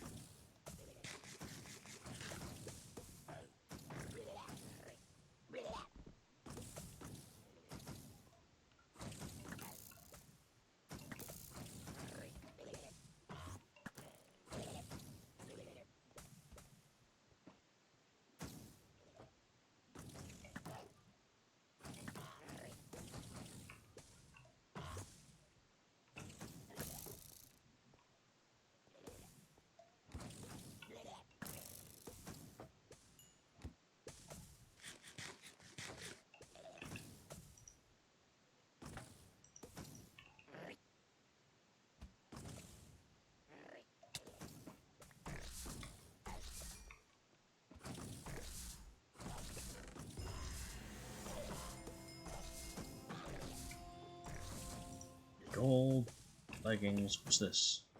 Centennial trophy. What? Oh. Must have been my 100th chest.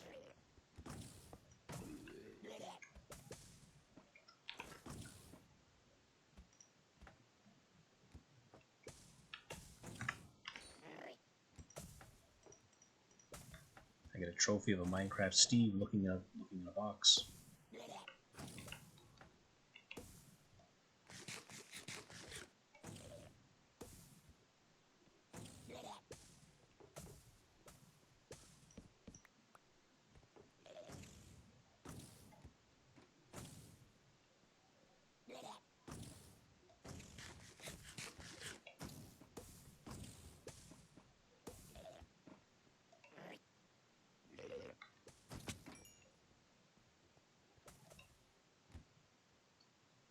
Let me get the heck out of here.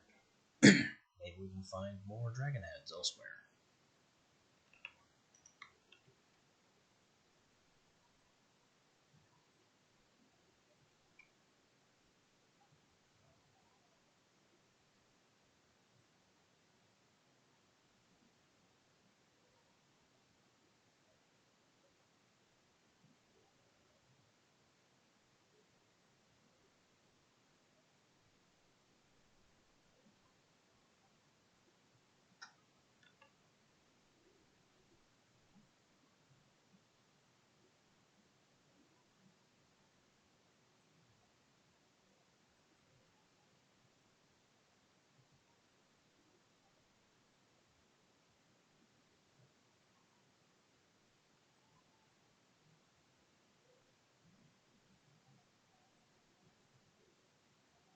Lots of demons in the area.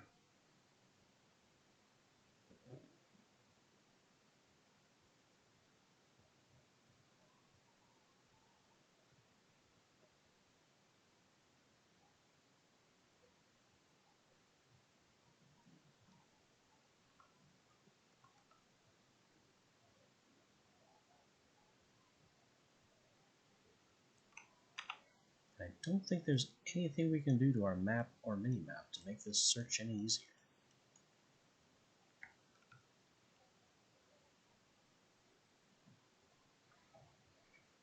It's just a whole lot of nothing in the barren expanse of the end.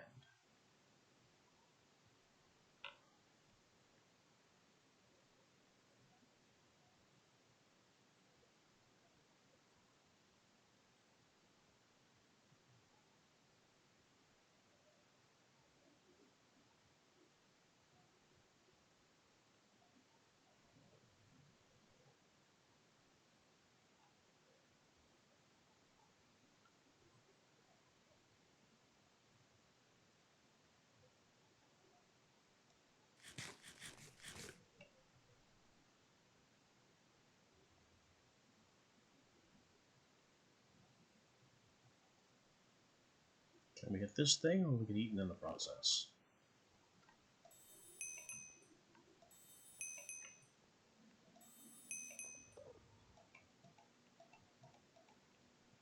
No, it's a buff pylon, and gave me water breathing of all things. Don't see myself making much use of that here in the end.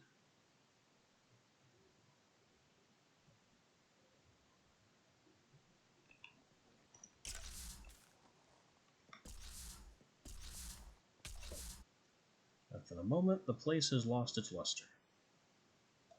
It's time to go, before we run into some real problems.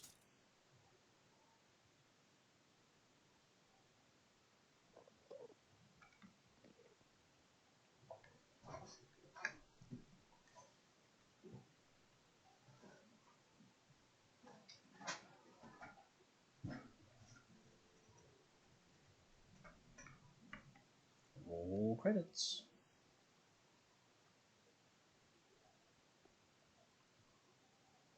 Or, don't.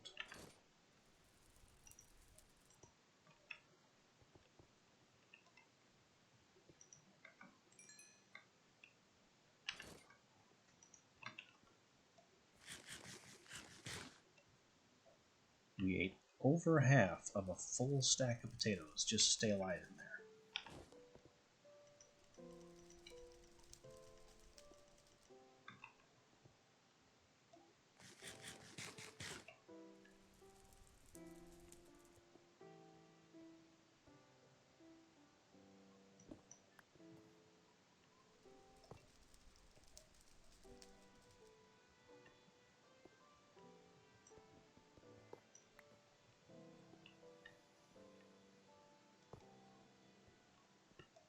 Oh, we got a cool trophy.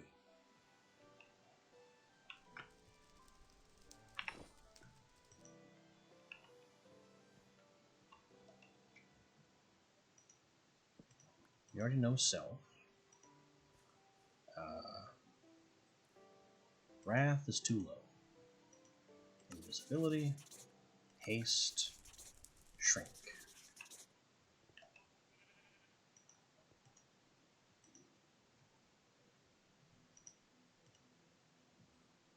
A bunch of unknown spells.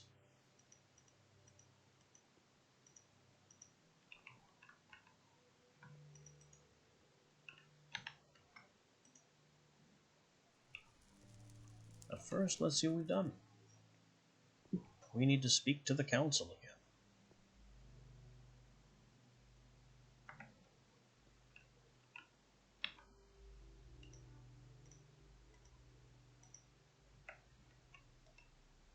So, as a refresher, what did that involve again?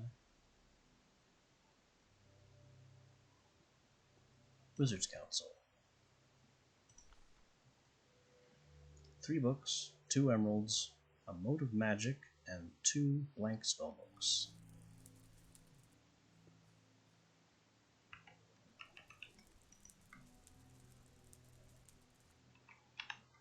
Do we have the mote? Yes.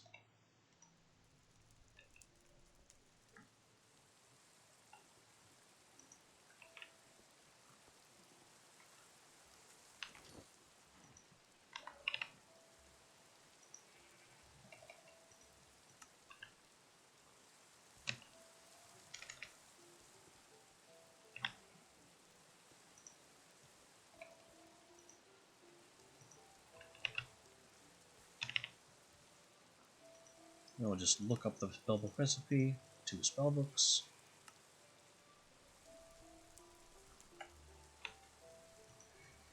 All that's missing is the chalk. And that.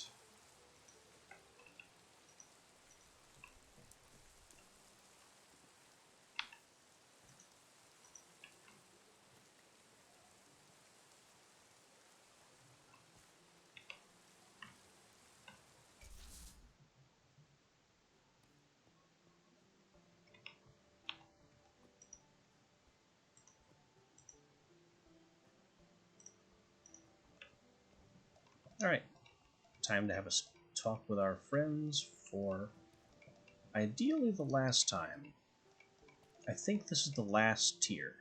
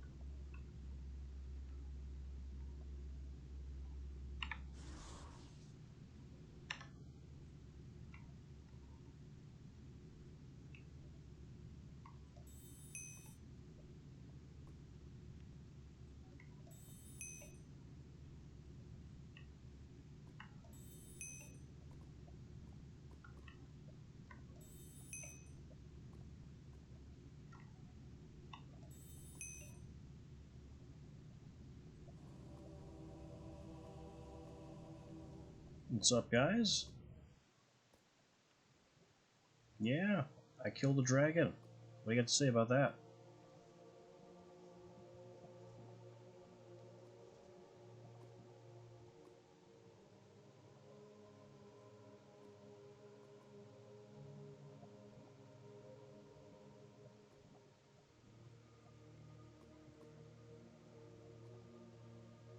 Too shiny. Can't handle the shiny?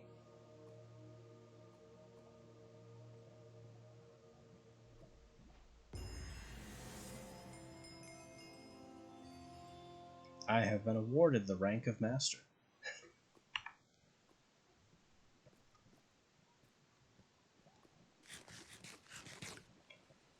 That's a big health jump. Didn't I have like half of the second health bar previously?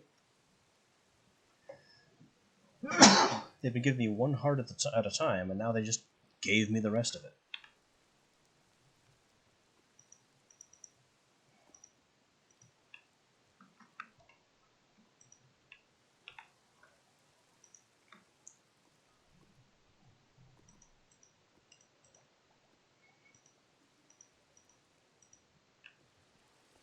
Well, let's see what the rank of Master is good for.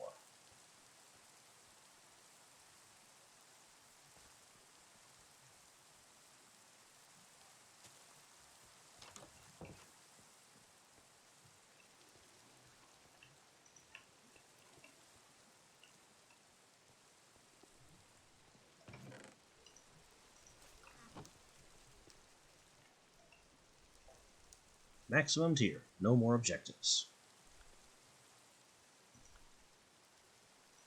We're all the way up to tier 5 sorcery. Oh, and all tier 2 spell parts are automatically mastered.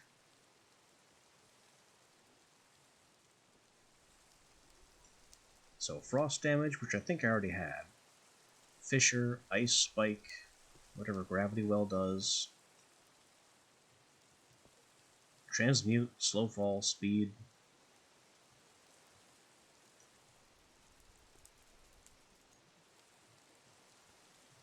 There's no way to automatically master the tier 3 stuff up, so I'm doing that by hand.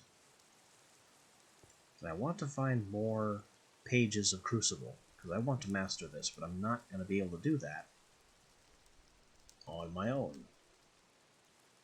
Because I can't make this spell. Or cast... I think it's just that I can't make it. Because I'm the wrong faction. But I could if it was wrote. I think.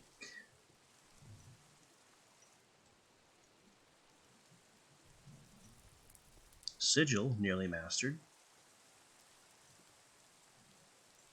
Tier 4 stuff we've already seen. Here we are, Tier 5.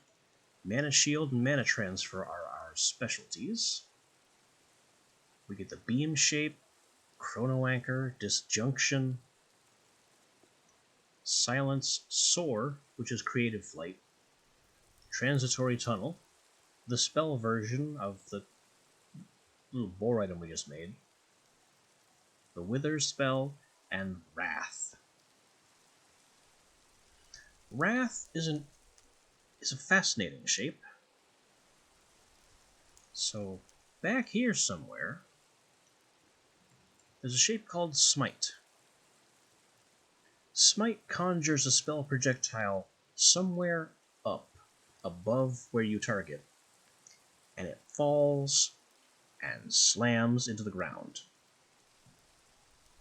Because of this weird delay from the projectile having to fall, Smite does extra damage. What Wrath does is Wrath randomly spawns Smite projectiles in the sky around the caster.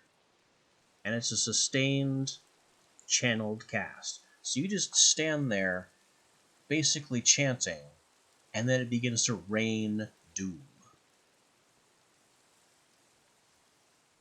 An appropriately named shape.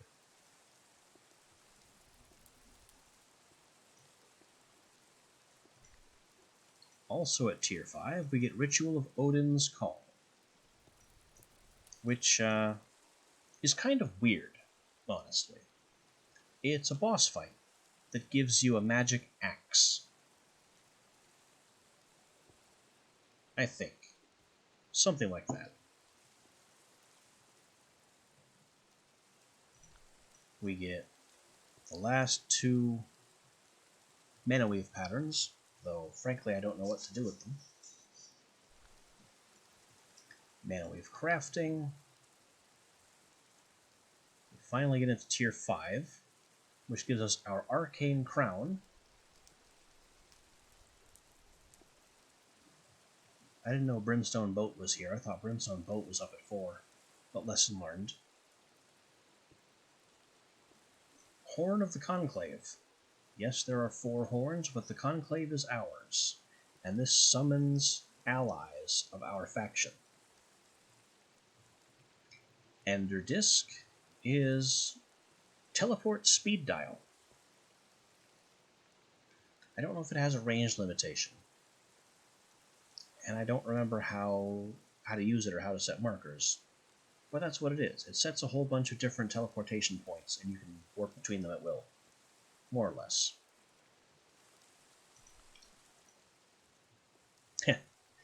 Eldrin Altar.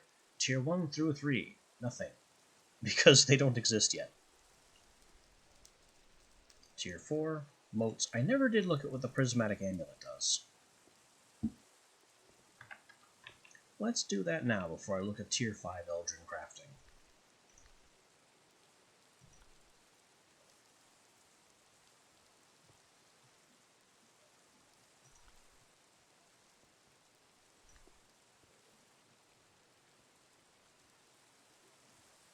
Prismatic Amulet.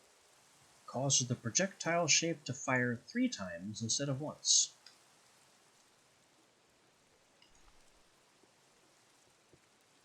And it has a very small mana capacity of 250.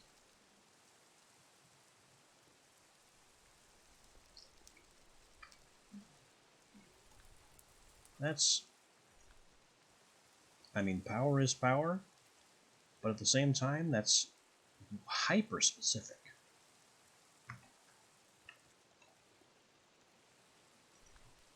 Anyway, now that we're at Tier 5,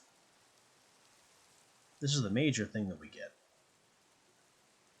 Our Faction Armor. The Spellweaver set. And also the Master's Dais.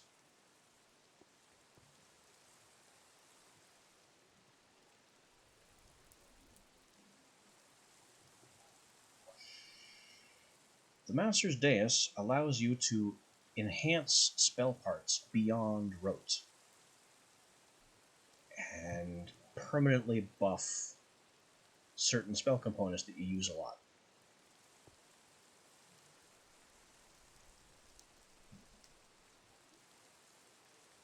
It's a very powerful structure, costs XP to use, relies on Eldrin energy as well.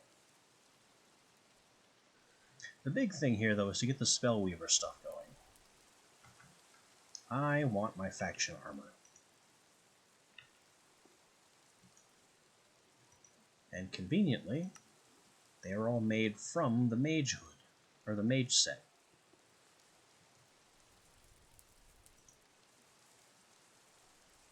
They also give me flight. Just cause, you know, free flight. That's the set bonus. Magic resistance, 750 max mana, bonus mana regen, and 3 charges of projectile reflection. Powerful stuff. Those are nether stars. Plural.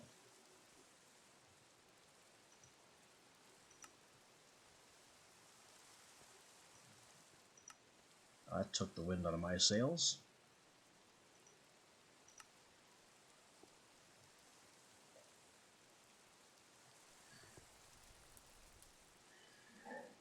Pretty much.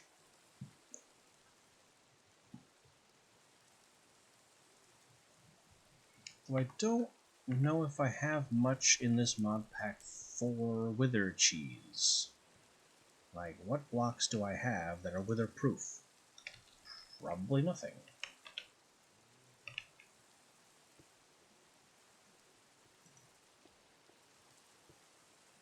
There's a Wither Guard amulet, which probably makes you immune to the wither effect.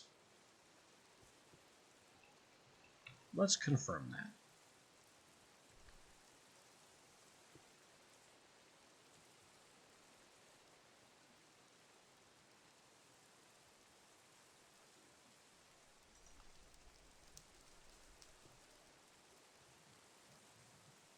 Yep, protected from the wither.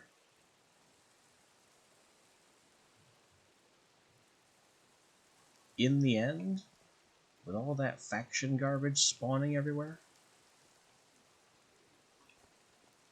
I don't know. That sounds like a tall order.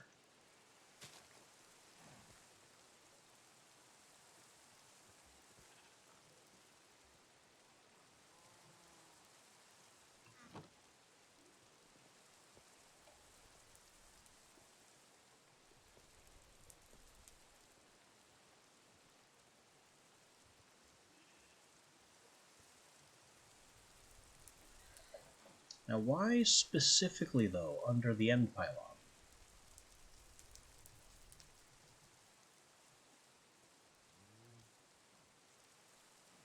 Also, what end pylon? The teleporter home?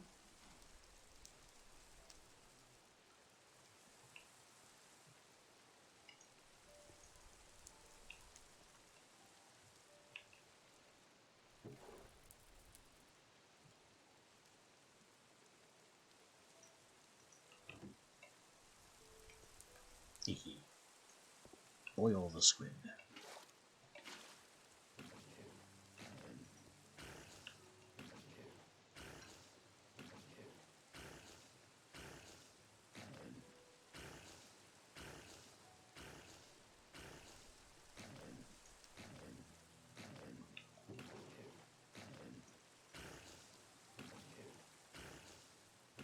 I don't think I understand what you're saying. Summon the withers sideways?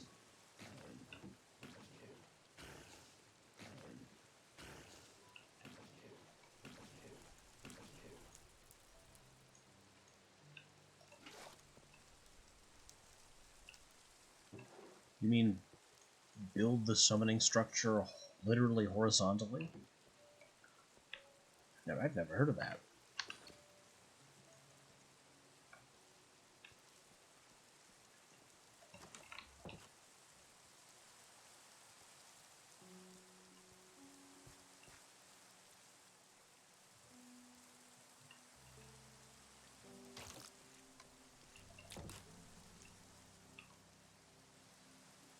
No, I'm not in a huge rush exactly to do that today.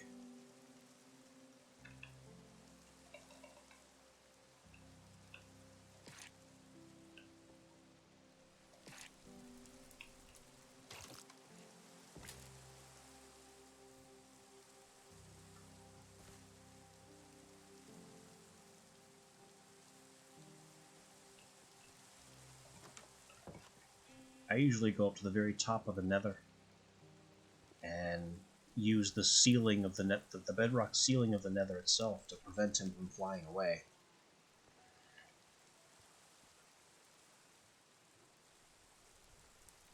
But in mage robes, that's a really risky proposition.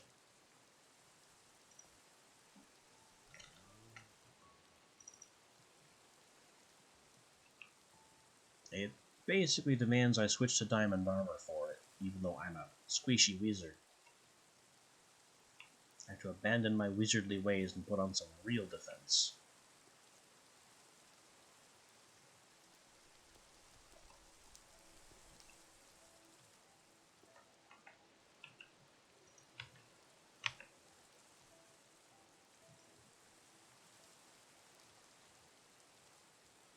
Master's Dais. To upgrade a minor mana gem. And need 2 of these.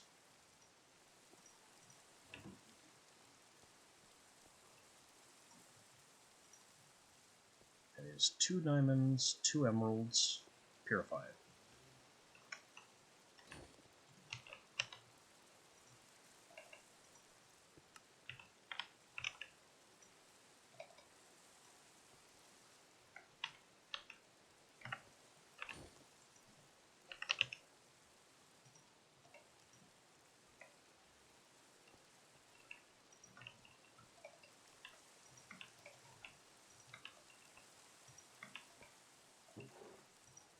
And you know what? Let's just do that again.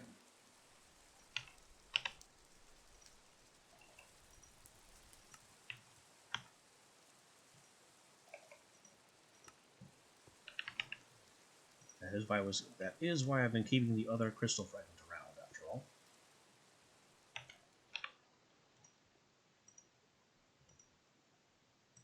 And it is split down, split.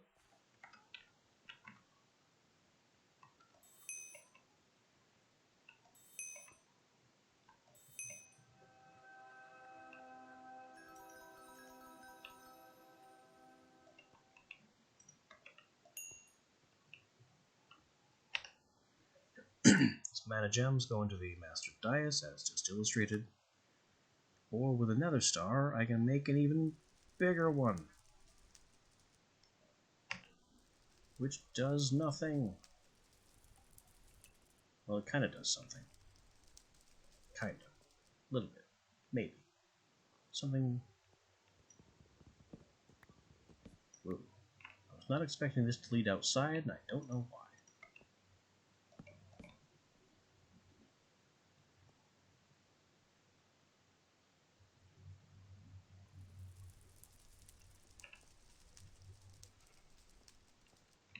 Do I have more pedestals?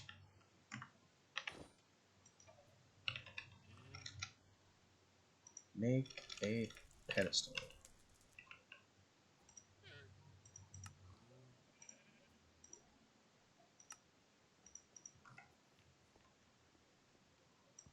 I'm moving the composter.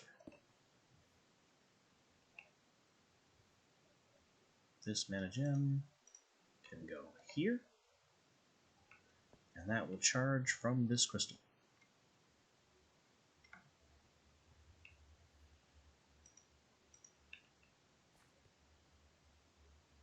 Just put this here.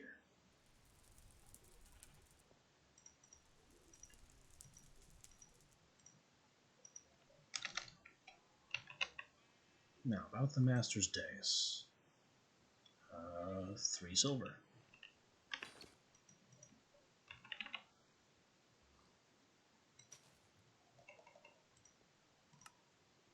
Oh, and 2 more to make the central table.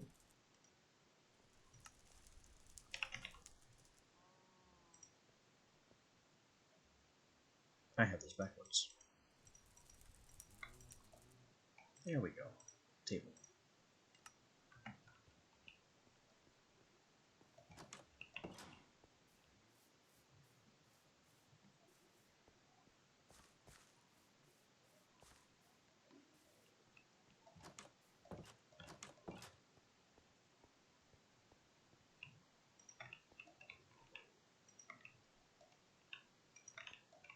2 of these, 1 of those, and 1, 2, 3 of these. The Master's Dais is the difference between being a wizard and being an archmage.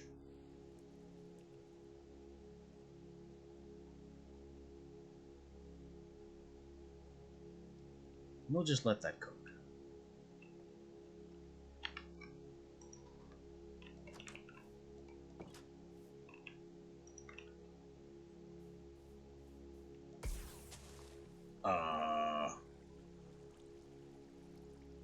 That's certainly a spell.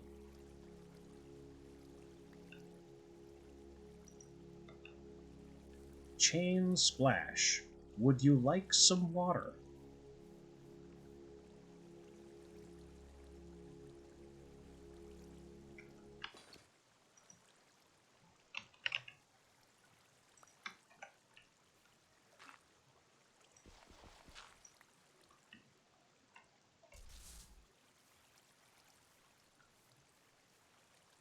Can I get rid of some of this water?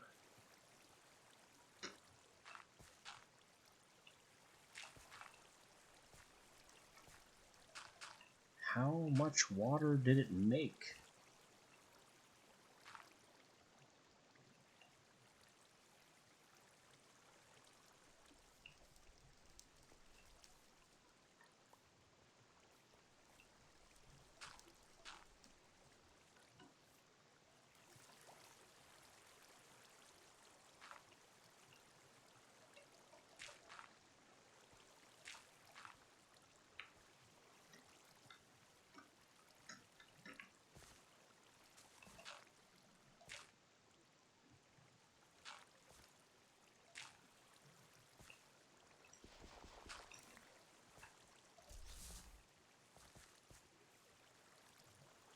It's all under the tree.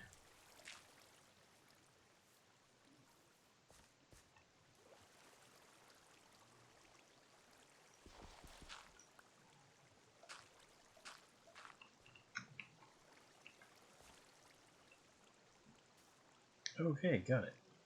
What a disaster that was.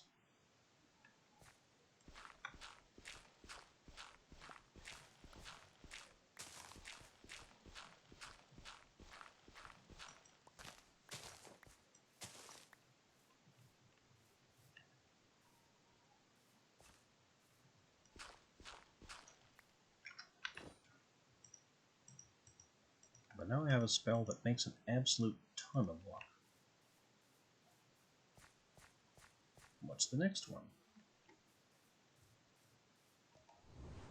Sigil Gust.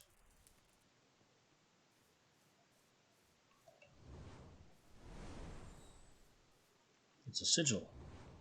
It makes you go poof, very short distance up into the air.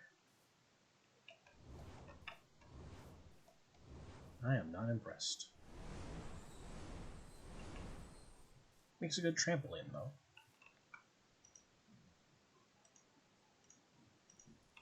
Next candidate. Projectile Impale. We've seen Impale at work. And the last one, Touch Ice Spike.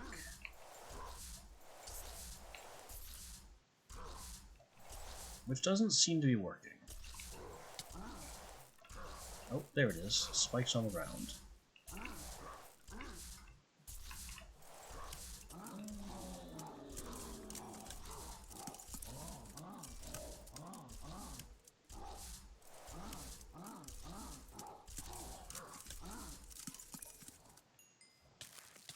Ooh, the ice spikes hurt to walk into.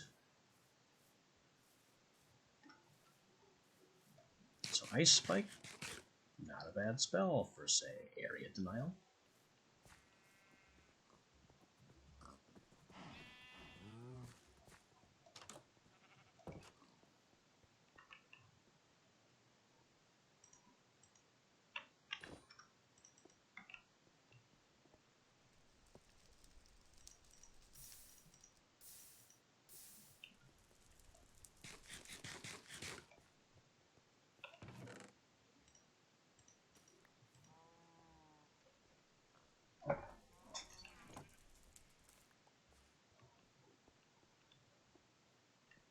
Ah, the Master's Dais. Let's go back and get that. It's definitely done.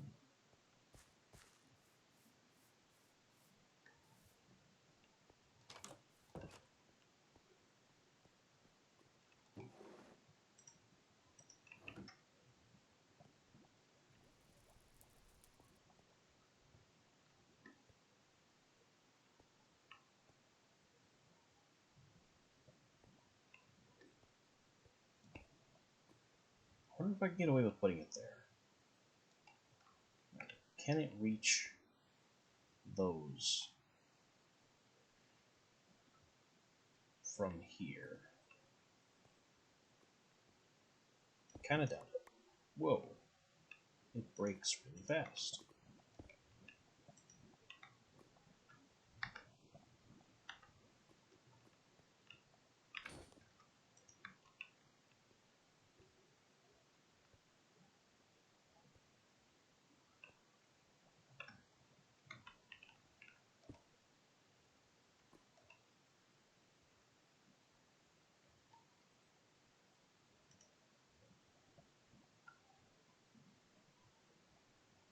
So what this does is we take a component such as arcane damage, the core of my mage bullet spell, invest some levels in it.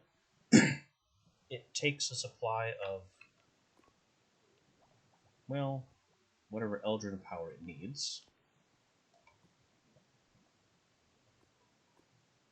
and it just writes out this weird page, and I'll be able to come in and collect a permanent buff to the arcane power component when it finishes.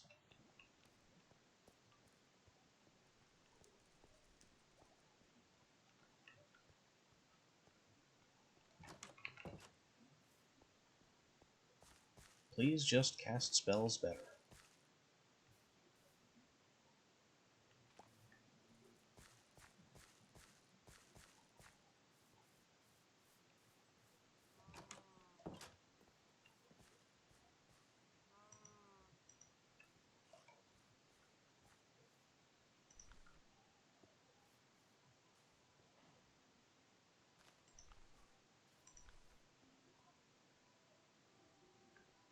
Alright, I'm forgetting another very important part of being tier 5 now.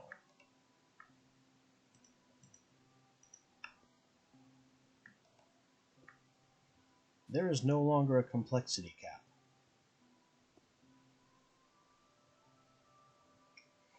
So I can crank the range of my recall spell as high as I want until I can no longer afford to...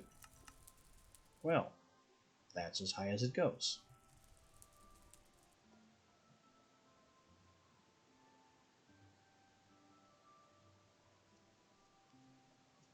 $2,500 blocks is maximum recall range.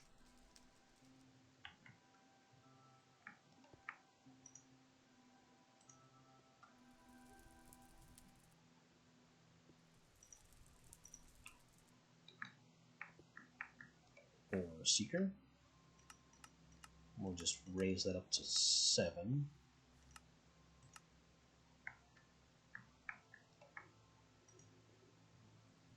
So now we can see everything, everywhere, all at once.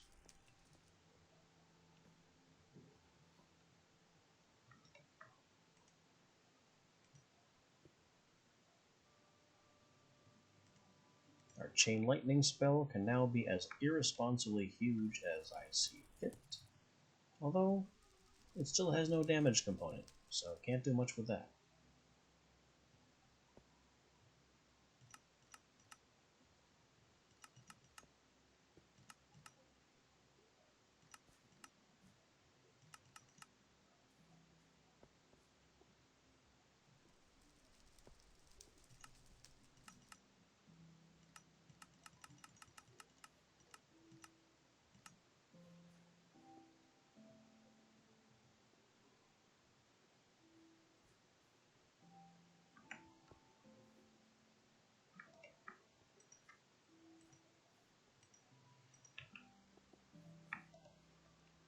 winter can now get even more damaging.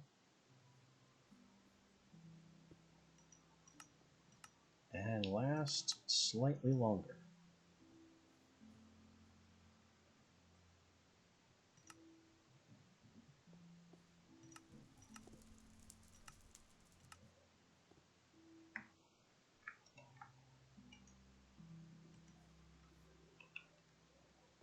Oh, I know what I need to make.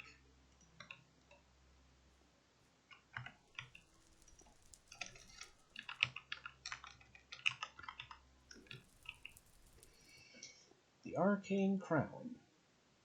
Ah, also another star.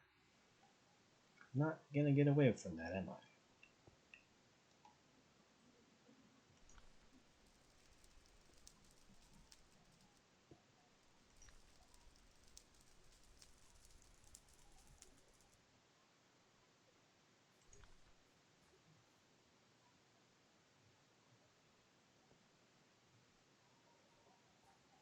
Where is the Arcane Crown? There it is.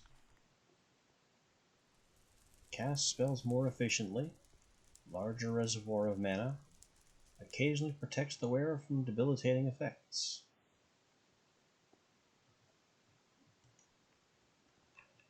So we may need to fight a wither.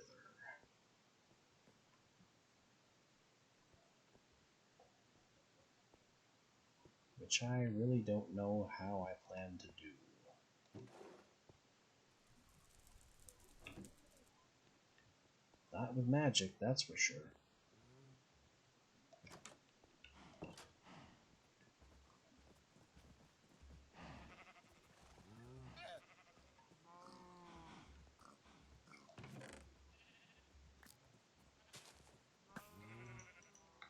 Our fishing buddy's pulling in all kinds of neat stuff.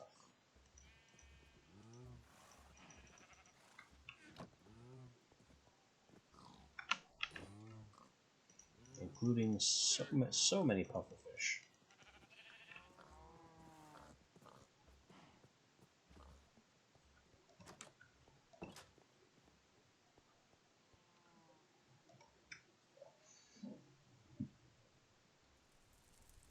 And I could maybe use some new spells.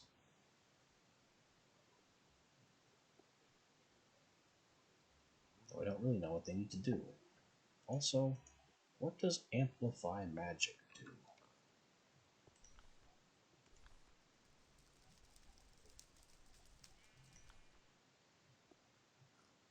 Increases mana regeneration and incoming magical damage.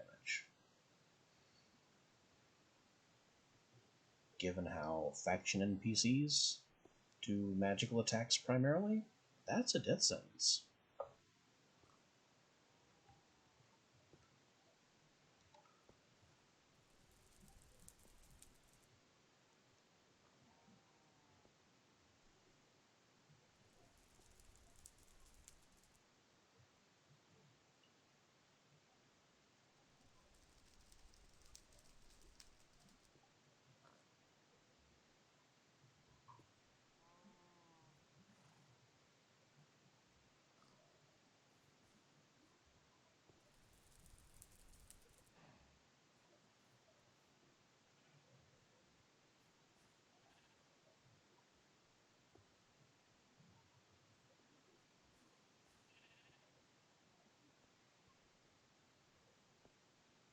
Oh, Shatter was when something is frozen solid.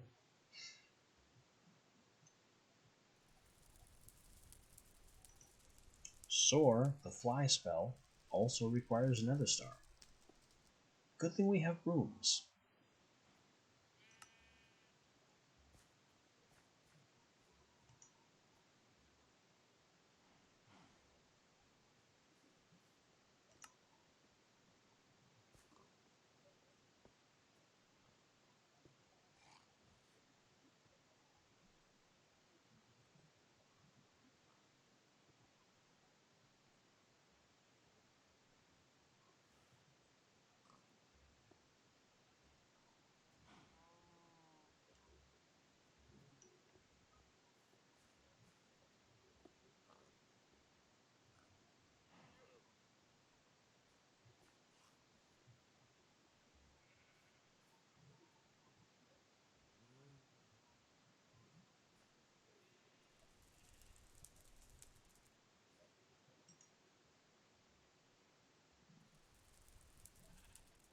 Wave spell needs coral. I knew I needed coral for something.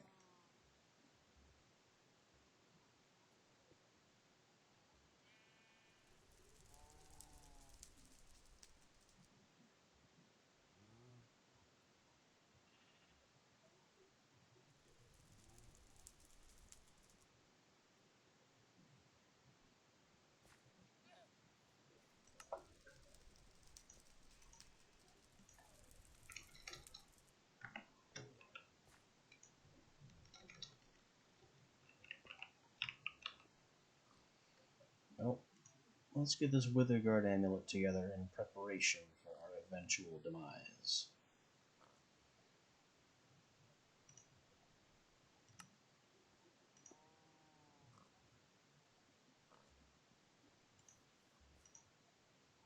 We're going to need the amulet, which is made from Ventium, and is a pattern that I have never drawn before.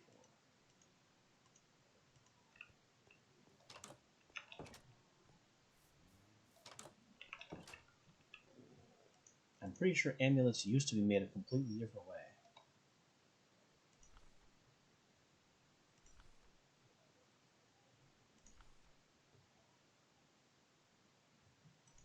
Like leather and silver or something.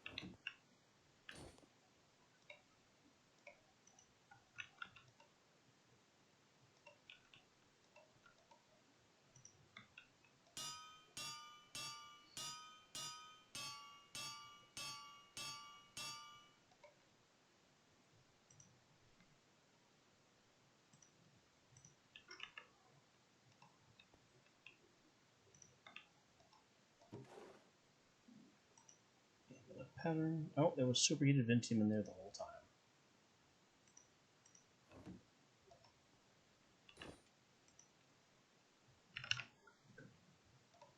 Paper. Charcoal.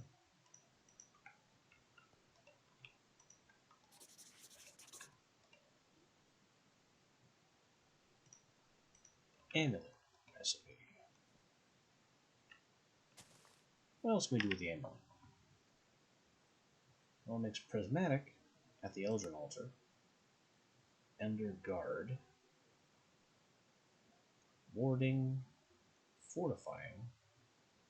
And of the battle mage, as well as Witherguard. What are all these amulets?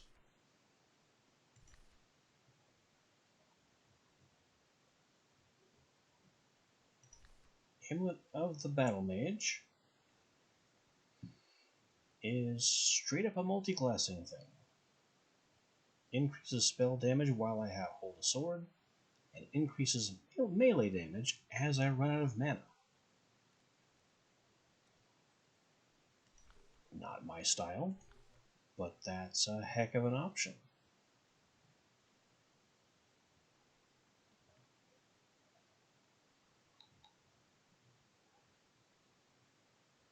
Underguard teleports creepers that are about to explode away from me.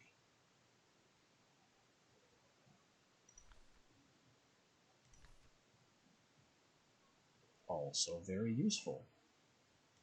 Fortifying, immune to crits, and protects from death one time. Surprisingly, doesn't require a totem upon dying as a component.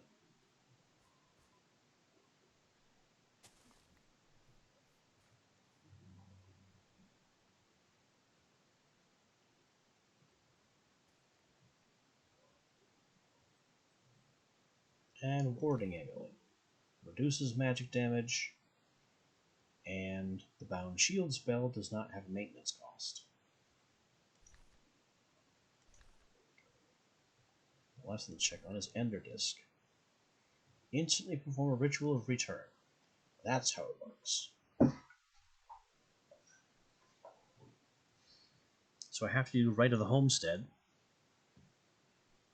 And yeah, you can copy homestead points and teleport between them. And apart from the creator mode of Ender, this thing is cheap.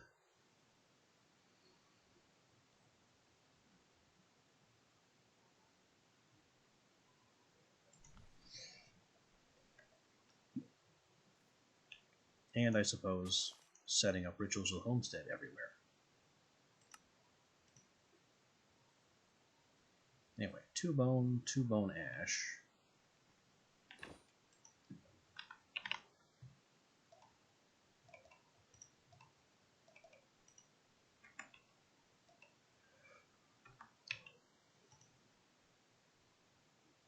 Bucket of milk, defense rune, ender rune.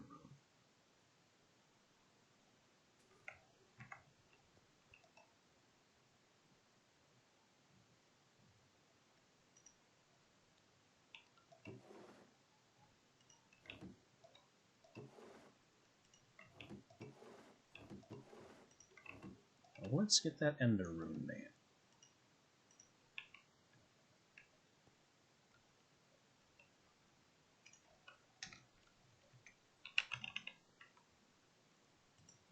And also bear in mind that I will need 1, 2, 3. Nope. Nope. Okay, so 3 additional defense runes.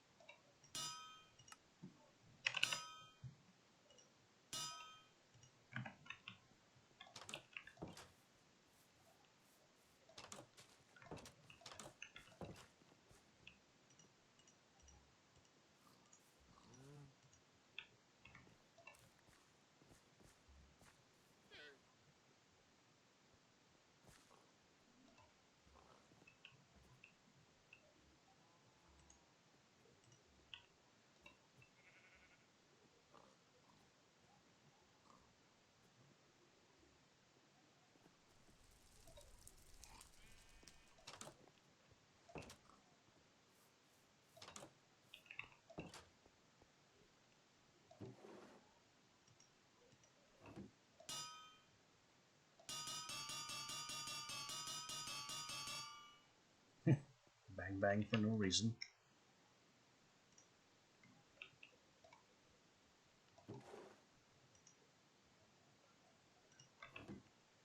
Defense. 4 of them.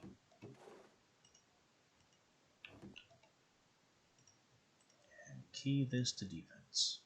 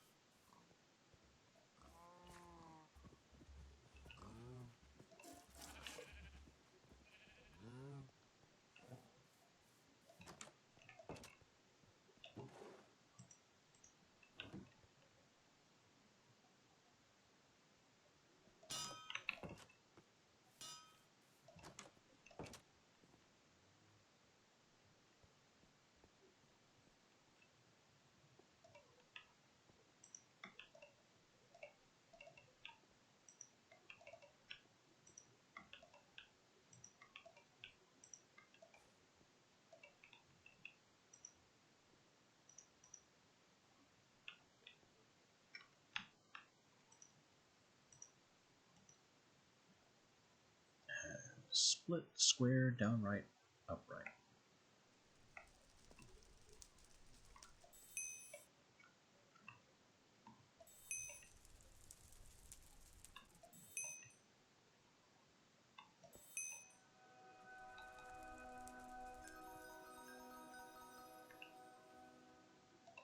Wither Guard Amulet.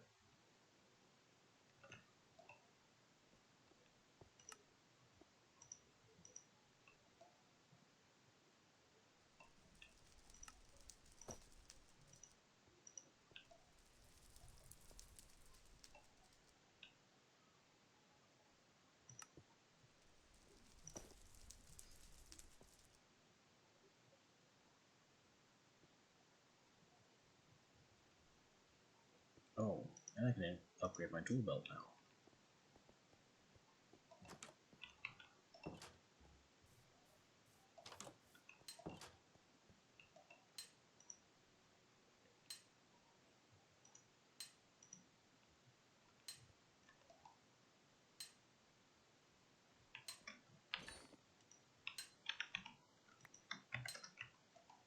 Give my tool belt a shulker. I need one more. I didn't know it required 3 of them.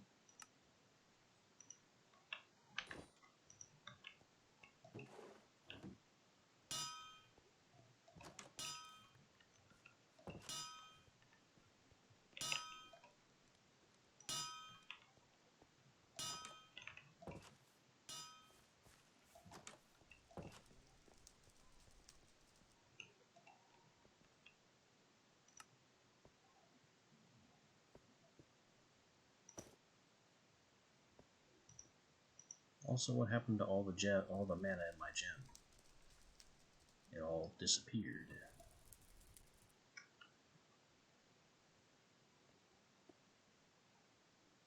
Well, recharge the gem.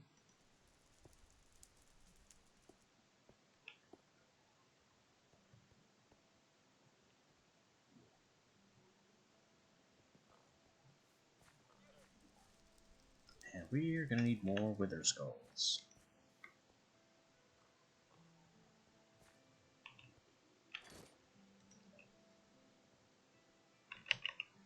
Fortunately, we have a solution for that.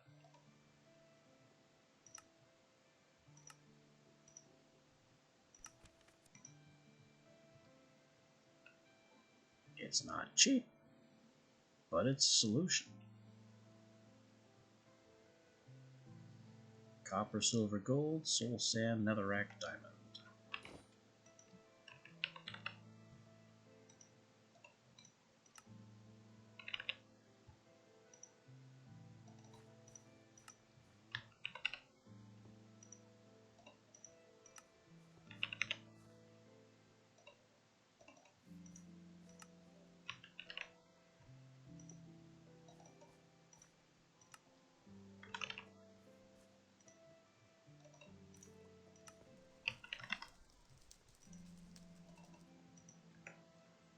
And the central item is a skeleton skull,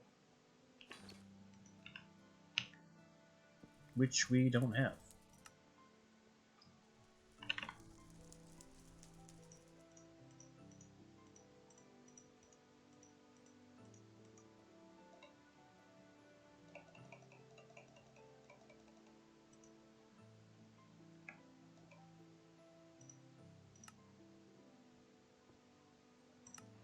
So to make that happen, we need to summon possessed skeletons and sacrifice some chickens.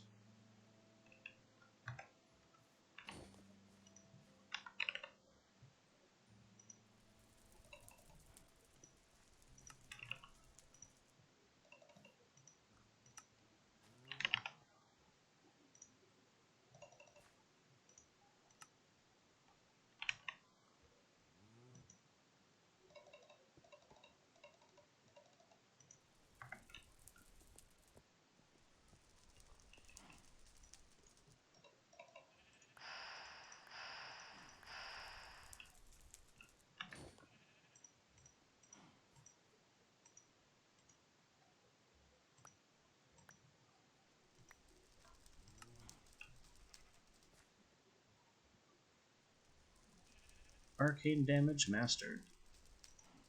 Spell cooldowns involving arcane damage are now reduced.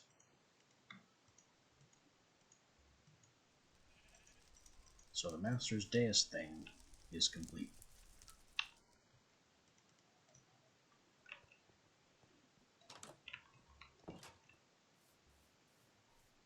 Now I just need to grab some chickens.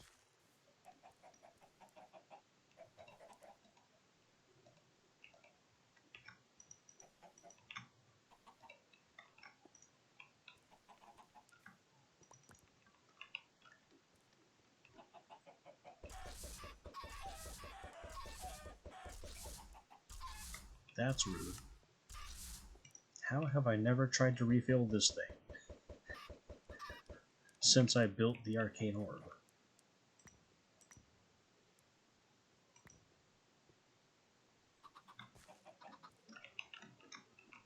Throw an egg, hit a chicken, the arcane orb assumes I'm trying to murder all the chickens.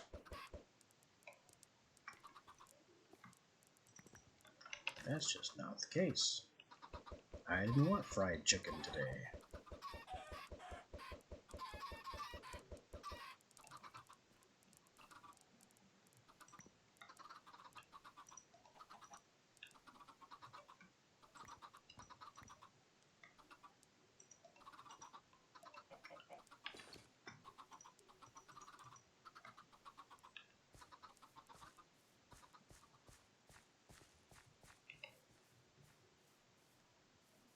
But we're ready to get some skulls.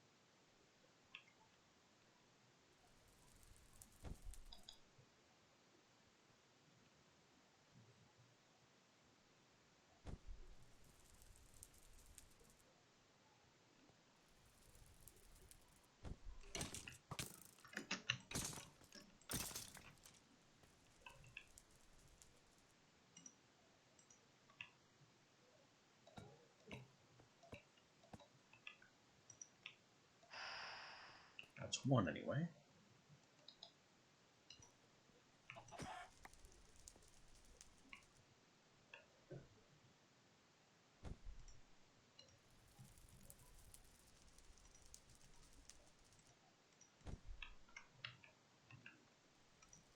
Need at least one more.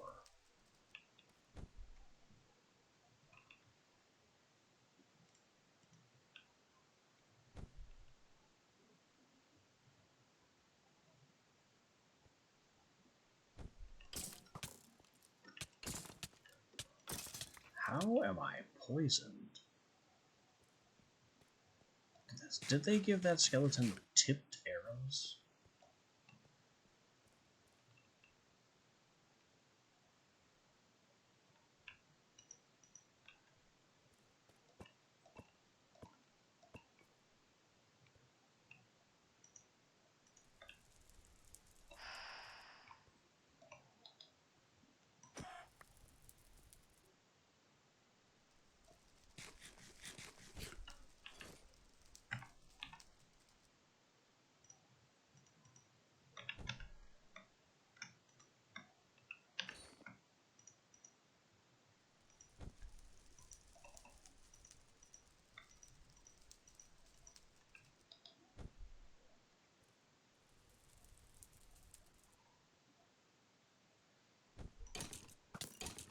This one has armor.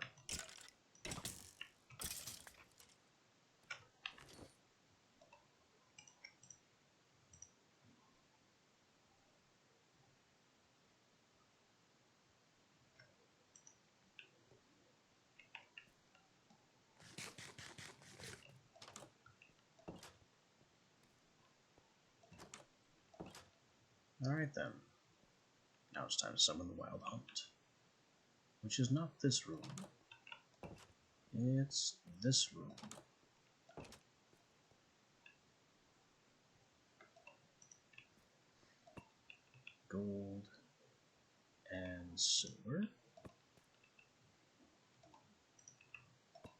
copper and diamond. Netherrack.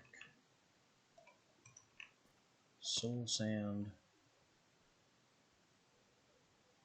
Wait a minute. I need villager sacrifices.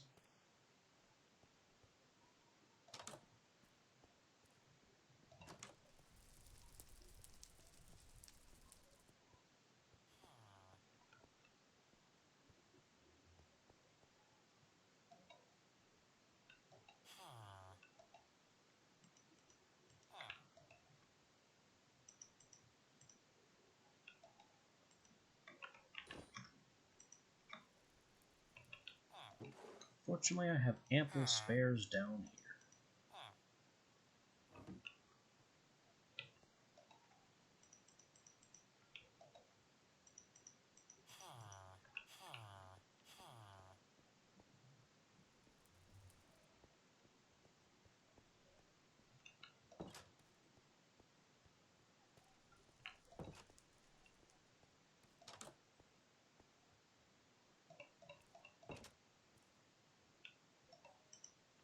Alright.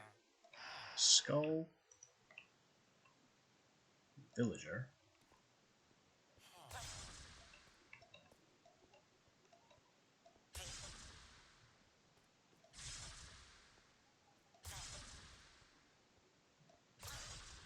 Take him out.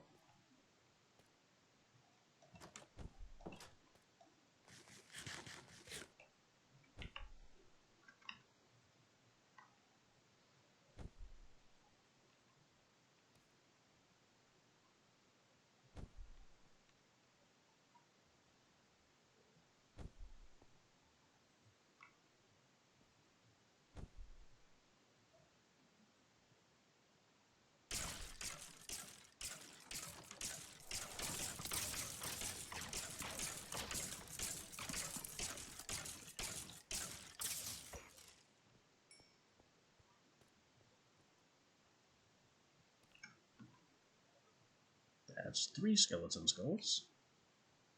Or 3 wither skulls. 2 smithing templates.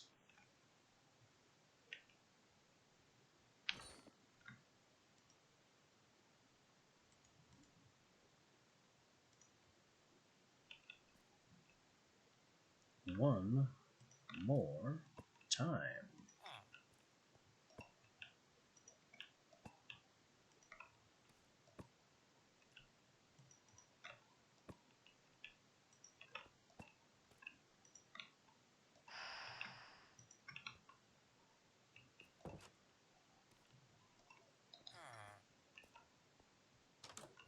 No, you are not allowed to leave that way.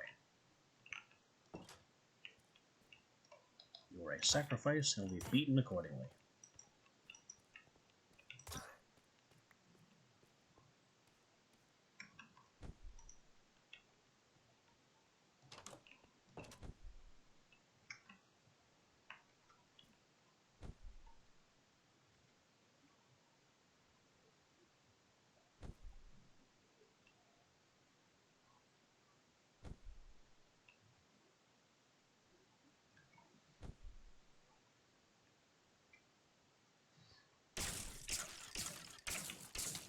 No, there's some behind me, with enchanted swords.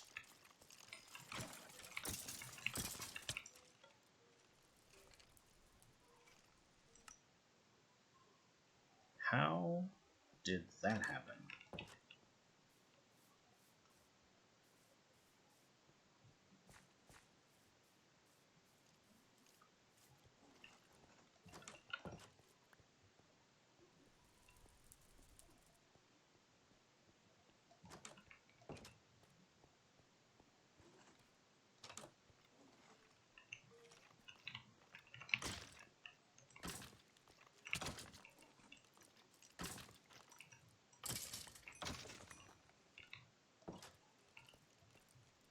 Enchanted swords that hit really hard.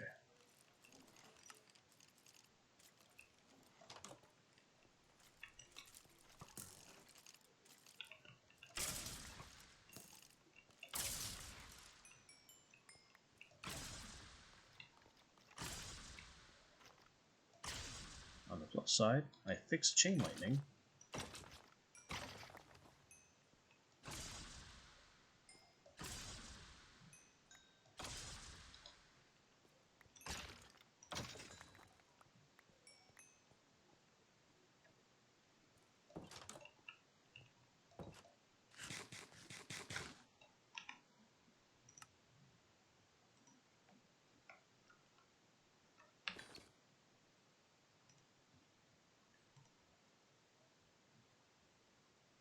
A little bit of humanoid flesh.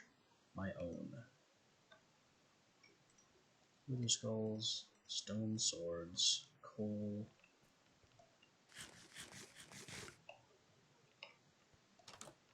Which reminds me, there is another item I want to make.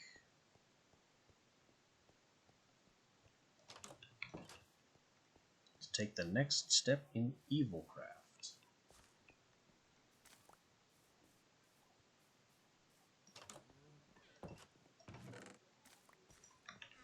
There's supposed to be a way to destroy those vengeance specters, but I've never actually done it.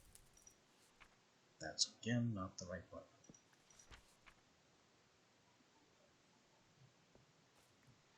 There we are, spirit killing.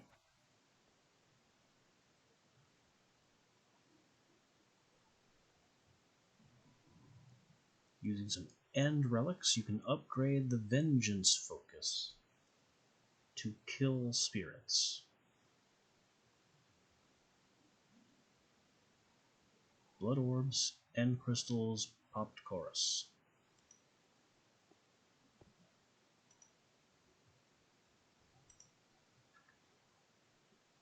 Alright, I think I can do that.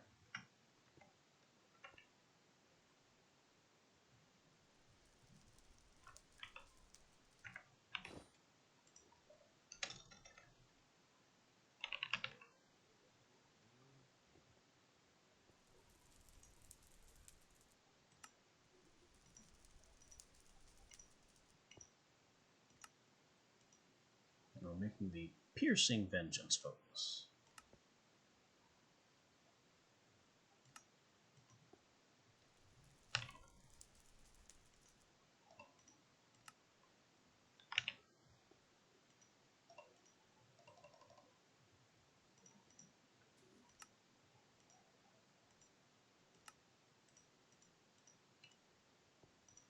Out of glass.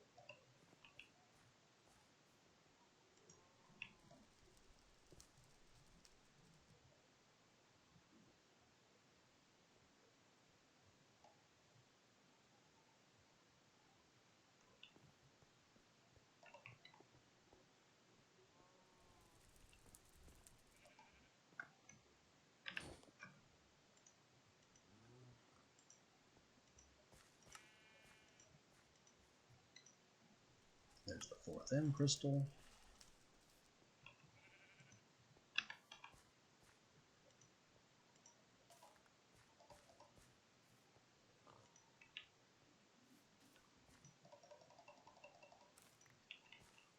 Gotta pop some fruit.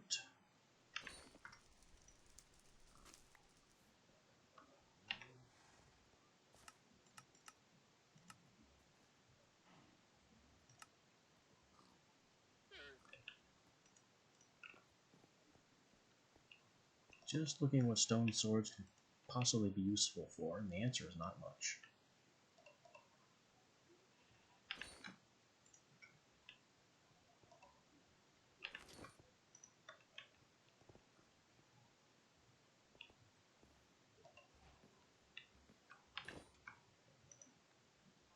The last mystery component is blood orbs, which are made from anti-emeralds. So 2 empty orbs.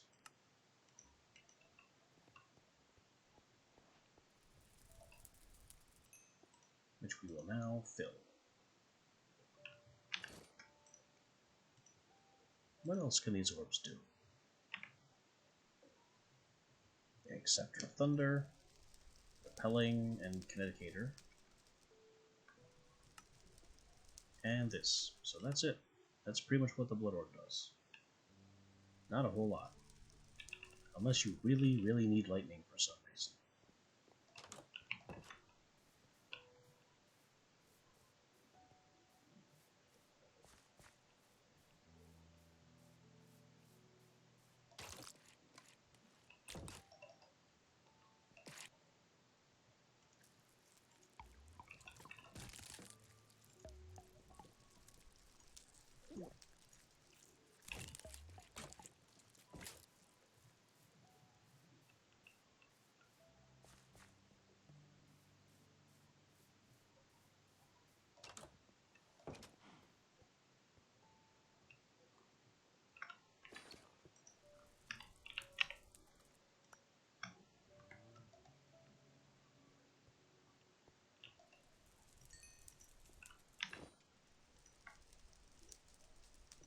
Now we can make the piercing focus.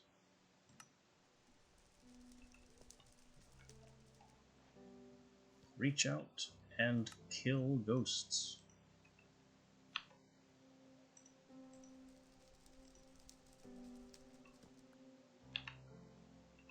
Which means we first need the ring that allows us to see ghosts.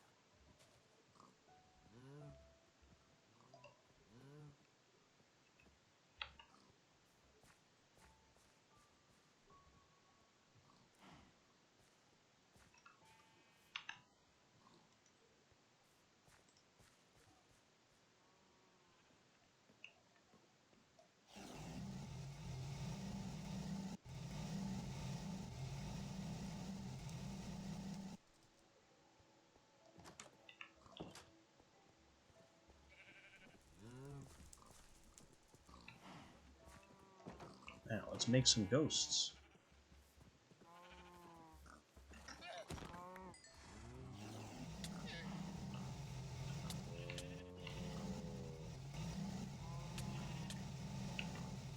How did we manage to push that over the wall?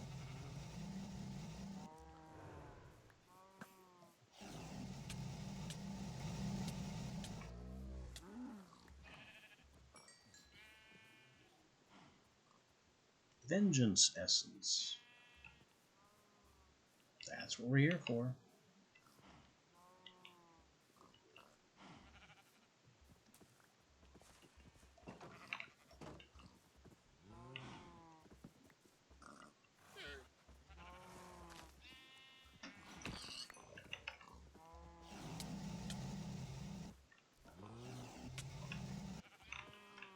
The knockback on this thing is way too much.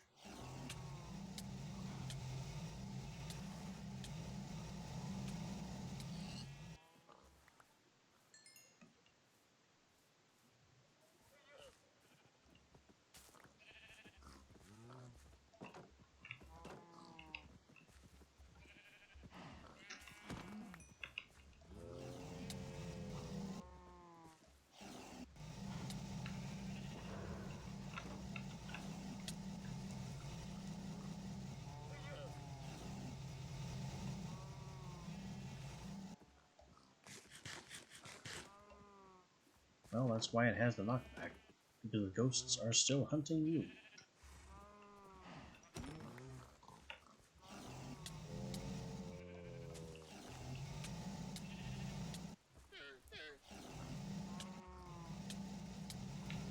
Stay back, ghost cow.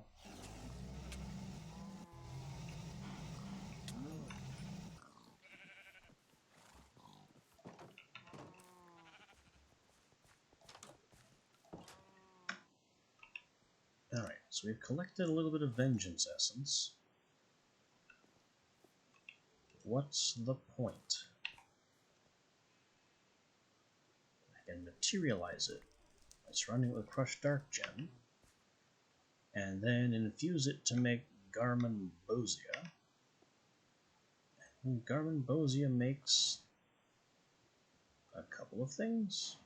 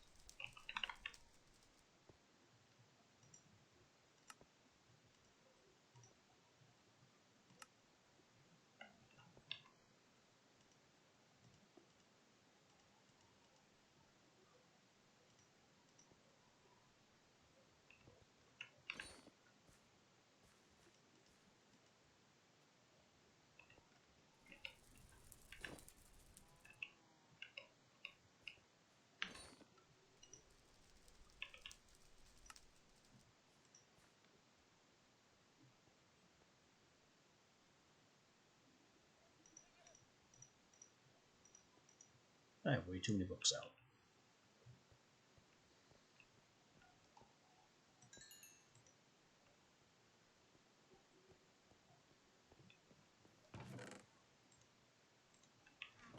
Alright, so this Garmonbosia stuff can glue two vengeance rings together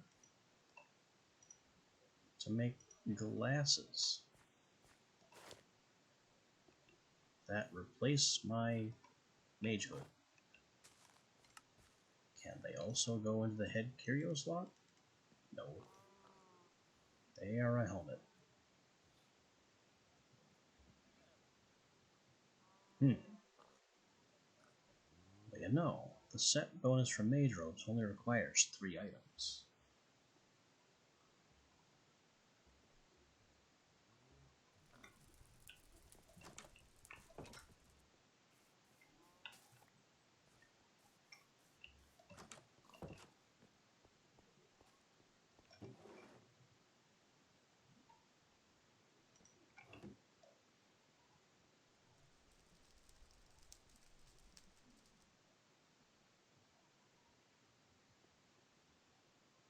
So I can completely afford... Wow, this crystal has a lot of capacity. Nice.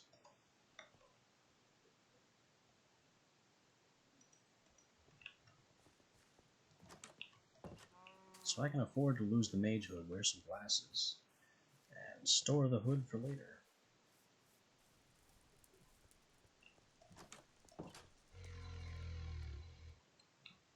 What? That is not a noise I should be hearing right now.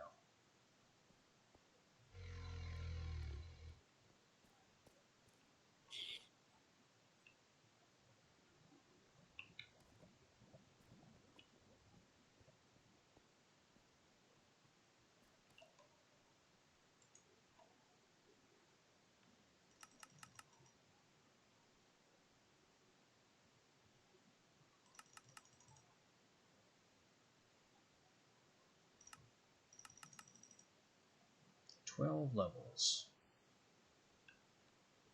Will do.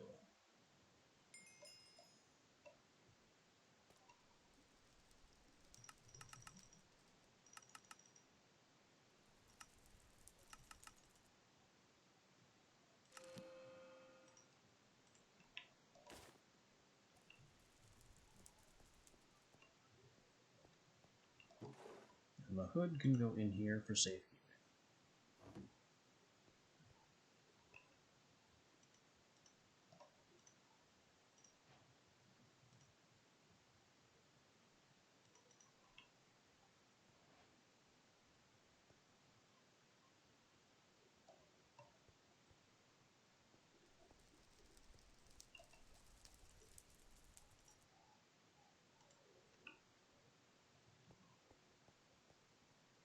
We also now, I believe, have infinite food as long as I have a blood supply.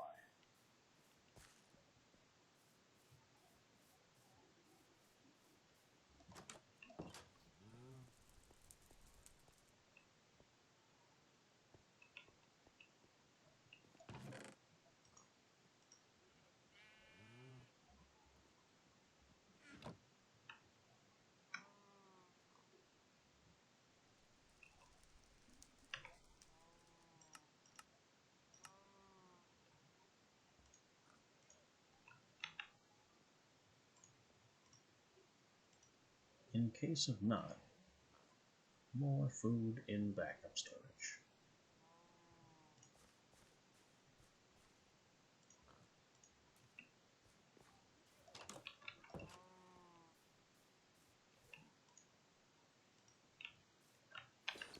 Also, can we put all these books away? That fish.